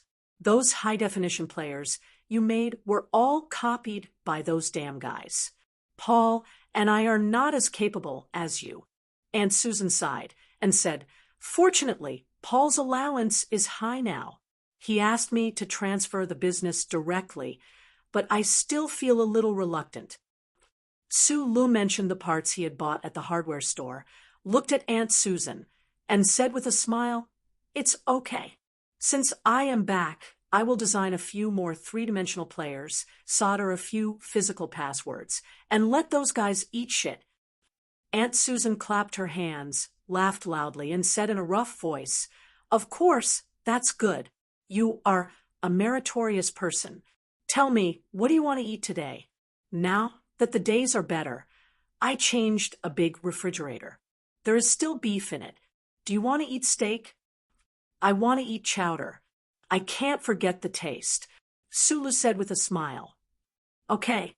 Aunt Susan quickly put on an oversized apron, wiped her greasy hands in front of her, picked up the kitchen knife, and went out to the yard to slaughter chickens. Watching the rough back disappear at the door, Zhong Huiyan, who had been silent, turned around and looked at Su Lu as if she was looking at a monster. She spread out her hands and shrugged cutely. She asked incredulously, the most powerful engineer in the universe, assembling pirated high-definition players in the Empire. Su Lu stood up and walked to the yard, ready to help Aunt Susan. After hearing this sentence, he replied with a smile, "Don't look down on this work. This is the source of the annual expenses of this small yard." The white porridge in the big pot exuded a simple and charming fragrance along with the hot steam. The tender, fresh vegetables were cut into pieces by the sharp kitchen knife, mixed with the bloody black feather chicken pieces, and a few small red oranges were thrown into the porridge and boiled. After adding a spoonful of spicy seasoning, the steaming chowder completed most of the work. Only some chopped green onions needed to be added later. Aunt Susan refused Su Li's idea of helping and quickly solved all the work. She closed the lid of the pot and clapped her hands happily. She turned to Su Lu and asked, That little girl is very beautiful, but she looks a little young. When are you going to have a child? Su Lu was leaning against the door at this time, looking around the kitchen that he was once very familiar with. His chest and abdomen were full of warm and relaxed emotions. Suddenly, when he heard this question, he nervously stood up and explained, "Don't misunderstand. She is really my sister. I am not blind." Aunt Susan glared at him and said, "How can you have such a beautiful sister?" Su Lu was speechless. He thought that it was impossible to judge whether they were related by blood based on this. If Aunt Susan saw Wai Chaoshi and Jian Shuier, she would definitely not think that they were sisters. Aunt Susan pinched a handful of fresh onions with water droplets on them. Just as she was about to cut them, her hand that was holding the kitchen knife slowed down. After a moment of silence, she sighed and said, "Back then, you promised me and Paul that you would tell us when you left. Who would have thought that you would disappear so quietly and for so many years?" Su Lu looked at the back of Aunt Susan next to the pot and saw her raise her arm to wipe her tears. His heart was a little sad, and he explained in a low voice, "The situation was too tense at that time. I really didn't have time to come back and tell you." Aunt Susan looked back at him worriedly and asked, "Is it related to the army entering the city that day?" All the streets around the White Yard were razed. Yes, Su Lu didn't want to hide anything at all, so he answered honestly, "I was in the White Yard at that time. Paul insisted that it had nothing to do with you, but I knew at that time that you must be in that yard." Aunt Susan put down the kitchen knife and came forward. She rubbed Su Li's head and said, "You have to know that we are really worried about you." Su Lu forced a smile and said, "It's all right. Don't worry." "It's all right." Aunt Susan lowered her voice and reprimanded, "Do you know that even Her Royal Highness came to this yard later? Although she had other things to do, I know that she must be looking for you." Su Lu smiled, took Aunt Susan's hand, and said, "It's really all right. Her Royal Highness is quite familiar with me now." Aunt Susan was stunned and immediately came to her senses. She spat hard and then slapped his forehead heavily. She laughed and said, "This guy has learned to lie and brag now." Su Lu covered his aching forehead and said bitterly, "This is the truth. Although Her Royal Highness is a good person, she is a noble lady. Don't make fun of her in the future." Aunt Susan said seriously, after she came to the small yard, "The guys in the Public Security Bureau no longer dared to take my money." She also never allowed Paul to join the army on the front line. Until last year, Paul went to the military department to make trouble many times. Then he took advantage of the time when Her Royal Highness was not in Tianjin to secretly go to the army. Su Lu frowned slightly, not because of pain, but because of doubt. Was Wai Chaoshi taking care of Aunt Susan and Paul so much because of him? Or was there another reason? Aunt Susan's next sigh answered his question. Chapter 867. Many years ago, in the distant star field of the West Woods of the Federation, on the planet named 5460, an Empire officer named Arthur was executed by military law because he refused to obey the orders of his superiors to slaughter civilians of the Federation. Then he was buried in the cold ground with more than 9,000 corpses of civilians of the Federation. This Empire officer named Arthur was Aunt Susan's elder brother. I'm proud of him. Aunt Susan turned around and stirred the chowder porridge in the pot. She wiped the corners of her eyes. She didn't know why, but her nerves, which had been tempered by life, had become so delicate and sensitive today. It was as if she had returned to her happy and beautiful childhood. After the hot and fragrant chowder pot was finished, the quiet small courtyard lit up with soft lights. Su Lu rushed Zhong Huiyan to wash the dishes. Aunt Susan couldn't persuade him, so she sat down and held his hand to chat. She was concerned about how he had lived these years. At some point, Aunt Susan remembered the story told in the kitchen. She took out a well-preserved diary from the room very carefully and opened it carefully. She continued to talk about her memory of her elder brother and the pride that came from it. "This is the diary I gave him when he joined the army." The outside of the diary was a tan-coarse calfskin jacket. On the inside page of the plant fiber paper, the content was scribbled in blue-black ink. Sue Lu silently watched the pages turn one by one in front of him. He didn't tell Aunt Susan that it was he who found her elder brother's body. It was he who brought the diary back to the Empire and returned it to this warm and peaceful small courtyard through Huai Chaosher. After paying the heavy price of 2 broken bowls, Zhong Huiyan finally finished the cleaning work clumsily. She rubbed her red little hands awkwardly and sat back in the chair in the living room. When she saw the scene behind the curtain, she curiously leaned over. "Let's play cards for a while." Sue Lu asked Aunt Susan with a smile. Just like many long nights in the Empire during the escape, the small courtyard began a game of cards that had nothing to do with gambling. The game of the Empire's South Road flower card was really interesting. Zhong Huiyan, who replaced Paul, only spent 3 games before she was deeply immersed in it. Late at night, it was quiet. The provocative sounds of wild dogs and wild cats chasing each other began to sound in the alley outside the courtyard. The small bed was still in the corner of the attic.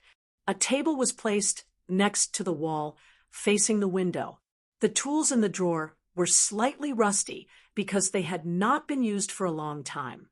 Outside the window, beyond the broken eaves of the slums, one could clearly see the white courtyard under the white moonlight in the distance. Zhong Huiyan was lying on her stomach on the bed, with her hands under her chin. She looked curiously at Sue Lu, who was sitting at the table and working nonstop with tools in his hands. She found that at this time, he, who was not raising his eyebrows or squinting his eyes, finally had the most relaxed and most joyful expression on his face. She could not help but be puzzled. What kind of magic did this small courtyard have that could make him, who was carrying an unimaginable burden, become so calm? She directly asked her doubts. Sue Lu put down the 6-star knife and soldering iron in his hands, looked at the HD player parts scattered on the table, and whispered, "At that time, I was in the most dangerous moment of my life. I was seriously injured and in a coma. I was trapped in the Empire's net and could die at any time. Aunt had no reason to take me in, but she took me in without asking for any reason." Sue Lu looked back at the girl on the bed and said with a smile, "A place that can let people see hope in despair is heaven. This small courtyard is heaven for me." After a moment of silence in the attic, his rare, emotional voice sounded again. "You've seen that diary just now. What you don't know is that this diary followed that young, proud, determined, and gentle imperial officer for 7 years in the treacherous space, and then was buried deep in the mass grave under Glacier 5460 until Shang Qiu, and I discovered its existence that year, and then I brought it to the Empire." Zhong Huiyan looked at him in surprise. "I met Arthur, and then I was saved by Arthur's sister in the Empire. Is this fate or fate? I have learned at least one thing in this small courtyard. Humans may be noble and despicable, but this really has nothing to do with race. Aunt Susan and her brother Arthur are both from the Empire, but they are both noble and kind people." He turned back, picked up the 6-star knife and the microprobe soldering iron, and began to focus and silently assemble the HD player again. He lowered his head and said, "Aunt has tidied up Paul's room. You should go to bed quickly. Tomorrow we will go to Master Fan's mansion." Zhong Huiyan sat up from the bed, peeled off the hair rope from her wrist, and quickly tied her silk-like light chestnut straight hair into a cute bun. She said, I thought the matter over there was important, so we would go to Master Fan's mansion first. Su Li's shoulders sank slightly, and he did not turn back. After a moment of silence, he said, I have been away for so many years, and I am really scared. I am scared that she is dead. The next day's breakfast was spicy noodles and bean paste buns. Under Aunt Susan's loving gaze, Su Lu ate very happily. Zhong Huiyan, who still had her hair in a bun, looked very happy. Her eyes were smiling, and she smacked her lips inelegantly, but her legs under the table were obviously a little nervous. I am taking my sister shopping. It is her first time to Tianjin. Su Lu took the hot towel from Aunt Susan and wiped his mouth. He said, I will pick you up at the market in the afternoon. Is it still the same old shop? Yes, Aunt Susan answered with a smile, cheered up by his words. Because it was still early, the uneven roads in the slums and the dirt between the low-quality cement slabs had not carried too much sewage and pressure, so it did not look so dirty. The dusty green trees on the side of the street mixed with the clear morning light, and they actually looked quite beautiful. If you can't eat, then don't eat.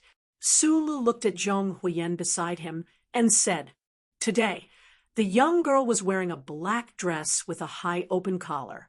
Her hair was in an oval bun, revealing her white neck. It was particularly eye-catching when paired with the collar. The slightly cool morning breeze blew a few strands of hair. It was very beautiful, and there was a kind of youthful sexiness. I want to please Auntie. Zhong Huiyan giggled.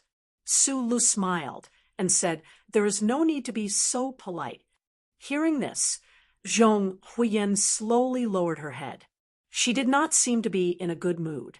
She kicked a stone in front of her and complained silently in her heart, What a big idiot! After walking for a short distance, the white courtyard quietly waited for them on the other side of the road. This courtyard looked very ordinary, but looking at the courtyard walls that extended very far, one could roughly judge that it occupied a large area. The buildings in the courtyard were all luxurious log structures. The buildings were not tall and were hidden in the green trees, silently exuding the smell of time. The most conspicuous thing about this courtyard was its color. Su Lu silently looked at the messy temporary tents and makeshift houses around the courtyard. He knew that these dilapidated buildings must have been rebuilt after the Imperial Army bulldozed them. He retracted his gaze and looked through the slightly open front door of the courtyard. He saw that whether it was the inner walls or the wooden pillars of the buildings inside, they were all painted in the purest white. It was so white that it made people feel disgusted. It was the time when the flowers bloomed in the spring. Although the morning breeze was cold, it blew bursts of flower fragrance through the walls. It curled around the tall green trees and turned into a wonderful smell that penetrated the nose. Although in the slums, the streets around the white courtyard were as clean as a palace. Even the stray cats and dogs did not get up because of last night's tiredness. Around the courtyard, there were many imperial soldiers and police looking around indifferently. Zhong Huiyan felt the tension and solemnity in the air. She narrowed her eyes and asked, How do we get in? Su Lu replied, Walk in. Zhong Huiyan was stunned, her thin eyebrows slightly furrowed. She looked at him and said, Brother, you're becoming more and more like a third-rate philosopher. I'm not used to it, and I don't like it. Su Lu smiled and said, I'm telling the truth. After a pause, he explained, Right now, the entire upper echelon of the empire knows who we are and where we are. Since that's the case, we can only pay them a visit. After entering the manor of the great master, he politely reported his name and accepted the routine security check. Under the guidance of the housekeeper he had met once before, he walked into the depths of the white courtyard. Along the way, there were flowering trees, green trees, and withered trees. He could see stone walls, wooden walls, and projection walls. He could hear the sounds of reading, discussions, and debates coming from the buildings.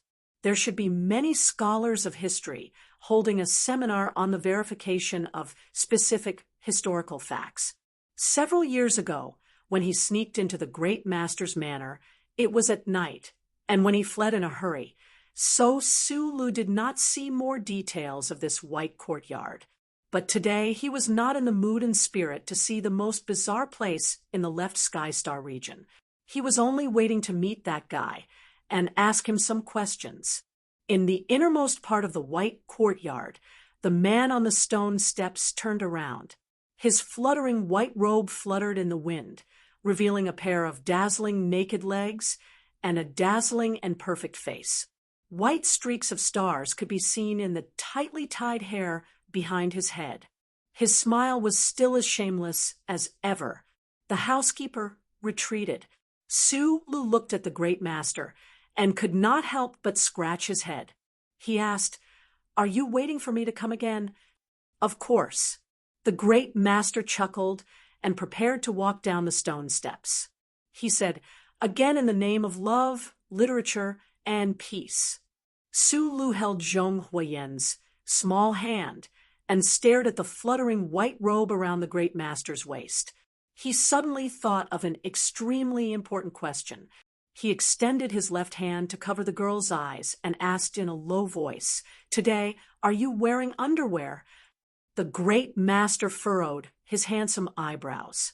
Although he was already very old, that beautiful face of his still had a seductive charm. He was like a demon emitting luster. He said bitterly, "I'm not an exhibitionist." Sulu looked at him mockingly. He was about to open his mouth to mock this guy when he suddenly realized that there were a few cold and slender fingers on his left hand. He looked down in shock and saw that Zhong Huiyen had pulled away his hand that was covering her eyes. She looked at the white-robed great master floating down the stone steps. Her bright black eyes sparkled as she shouted in shock and infatuation, "Brother, look at how beautiful this uncle is." Chapter 868. Back then, when Sulu first saw the great teacher's face, he had the urge to smash this face into a pile of mud. It was not because of anything else, but because this face was too beautiful. It was so beautiful that it made people of the same gender envious and jealous. They wanted to stomp their feet and destroy it tirelessly. Therefore, he understood very well how a young girl growing up in the spring breeze would be shocked when she saw this face. But when he saw that little watermelon, who had always regarded him as her idol, was actually looking at another man, even though he was an old man, he couldn't help but feel unhappy. He pulled the girl to his side with a sullen face and warned her, "Don't be fooled by his looks. He's actually a lunatic." Zhong Huiyen obviously did not care about his warning. She crossed her arms in front of her chest and looked at the great teacher without blinking.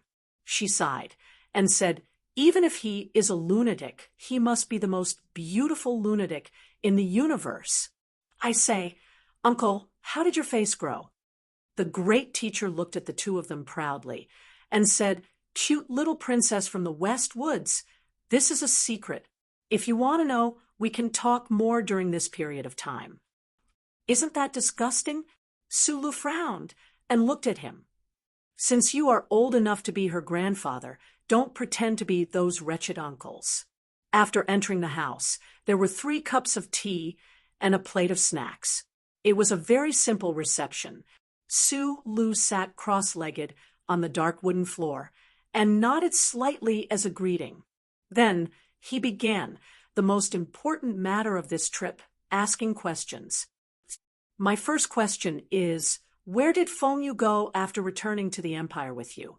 "Sister said that she got off the spaceship early. In the end, he and you returned to Tianjing planet together."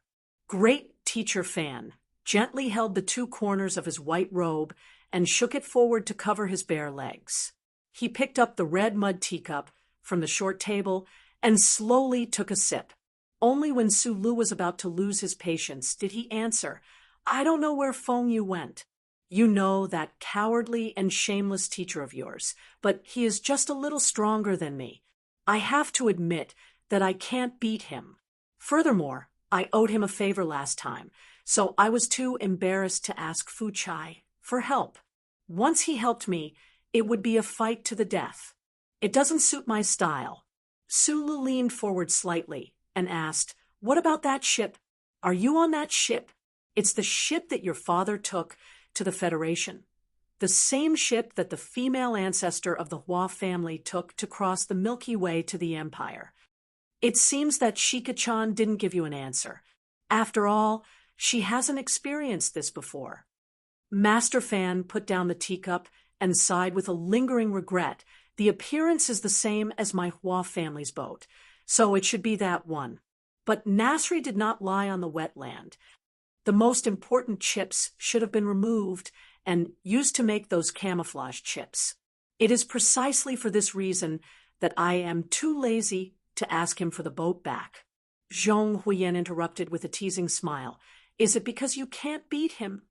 Master Fan opened his eyes wide and said, "This has nothing to do with fists.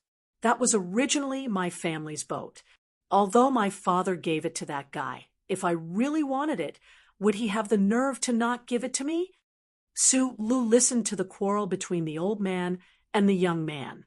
His right hand slowly touched his left wrist.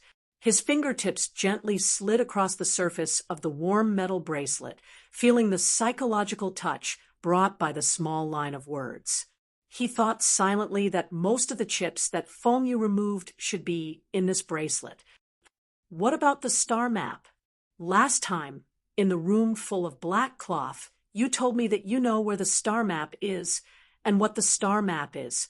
He looked at the great teacher's beautiful eyes that were like black gemstones and asked in a low voice, "Those chips won't fundamentally affect the control of the spaceship.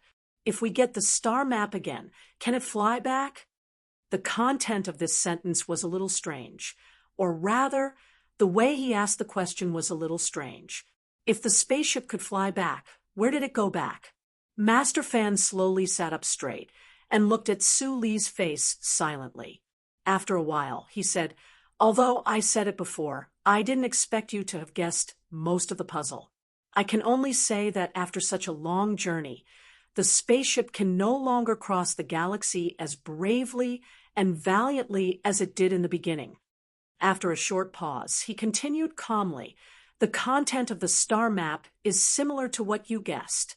I also told you where the star map was last time, but you didn't get it back to me.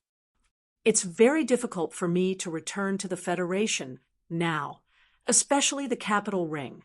The ground-to-air defense system there has been greatly improved.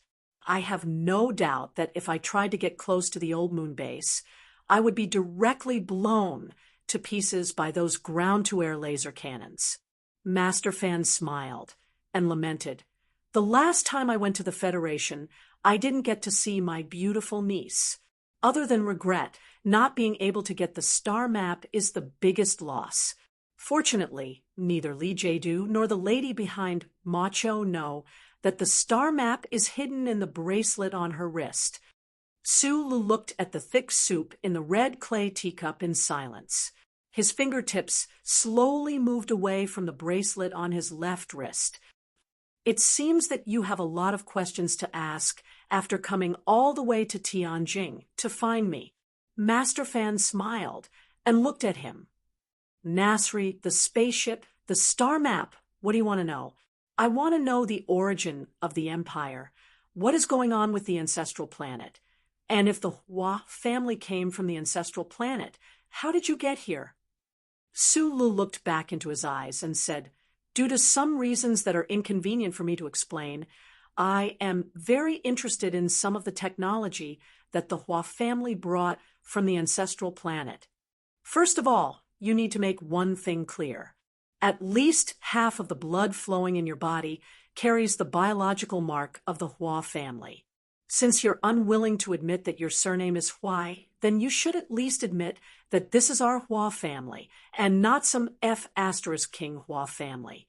Master Fan looked at him, frowned, and said, If I tell you this, then what interesting information do you have to give back to me? Now, we can basically confirm that the Federation and the Empire came from the same civilization. You are so obsessed with the future of the Empire, then where did the people of the Federation come from? Sulu put his hands on his knees and looked down. Seeing that the tea in the cup had calmed down, he calmed down and looked straight into Master Fan's eyes. He said, "Yes, I do know some things recently. You want to know?" Master Fan's face was expressionless. He dipped his finger into the teacup, dipped it in some of the cold tea, and then put it into his ear, scratching it in an extremely ungraceful manner. The old, middle-aged, and young people in the room sat cross-legged. There were 3 red mud teacups on the dark sandalwood floor. It was just a scene of sitting and chatting. However, because of the content that was about to be discussed, because of Master Fan's ear-scratching, the atmosphere in the quiet room suddenly became heavy. The wooden door closed on its own, cutting off the fragrance of flowers, the morning breeze, and the distant voices of people outside. It was because at this moment they were going to talk about the origins of the Federation and the empire that no one knew about. This was without a doubt the biggest topic of all, the heaviest topic of all. I don't trust your way of doing things, but I trust your conduct in life. I ask that you keep this topic a secret. Otherwise, if it gets back to the Federation, it will definitely cause a lot of trouble. After saying this, Sulu silently stopped talking. He moved back and gave the authority to narrate the story to Zhong Huiyan, who had been silent all this time. The reason for this was probably because he felt that his ability to express himself was not enough to use the simplest words to describe the scene. Zhong Huiyan drank a mouthful of tea and moistened her throat. She said in a clear voice, according to the records in the central database of the Federation, "Wait a moment." The great teacher raised a finger and interrupted her. He looked at Sulu and asked, "From what the little girl is saying, after you escaped from the Federation, you were still able to enter the charter computer?" Zhong Huiyan frowned slightly and said, "Sir, can you be a little more polite? Even in class, you can't just randomly interrupt my content." It was obvious that the girl had returned to the memories of her role as a village teacher. She glanced at the embarrassed great teacher and continued, "Before the great catastrophe, when the home planet was destroyed by some kind of terrifying weapon, the humans at that time had been preparing for interstellar migration. And this was the beginning of this story. The civilization of the previous generation was obviously more advanced than ours. With the support of powerful technology, their spaceships were able to pass through the dark sky and ignore the long vacuum between the big galaxies. They came to the galaxy where the Federation was located. Then, with great luck, they found a few planets that were very suitable for human survival. Since they were preparing for interstellar migration, then the modification of the planets had been ongoing since the beginning. The humans of the previous generation had been preparing for a very long time. It could have been thousands of years, tens of thousands of years, or even longer. They chose 3 planets, S1, S2, and S3, as experimental planets, and carried out a long period of natural environment cultivation and modification work. It was also because of the factor of luck that the distance between the 3 experimental planets and the main stars of their respective galaxies was perfect. The surface covered by the primitive atmosphere could enjoy enough and suitable light. Zhong Huiyan calmly explained. So, the humans of that time didn't need to wear spacesuits and stand on the black reef shouting for light. The first thing they needed to do was to modify the atmosphere that was full of methane and simultaneously eliminate the primitive moss life on the 3 experimental planets. This is a very simple description, but we all know that what we can explain in a few words is a very huge comprehensive project for human society, even for the advanced civilization of the previous generation. It required a terrifying amount of resources, and the lifetime efforts of generations of the most advanced scientists. Originally, I wanted to make some slides and use images to describe the development of this great civilization, but that would take too much time. Zhong Huiyan continued. According to the vague records in the central database of the Federation, the modification of the 3 planets by the previous civilization mostly relied on the automatic control of the spaceships. Only machines that ignored the passage of time to a certain extent could travel with the spaceships across the boundless galaxy. Imagine the picture. Countless spaceships that carried the most advanced hubs of the mechanical civilization took off from the surface of the home planet incessantly like arrows. With unstoppable determination and disdain for time, they flew to the other end of the dark universe. Master Fan clenched his hands and exclaimed excitedly, "That was a magnificent era."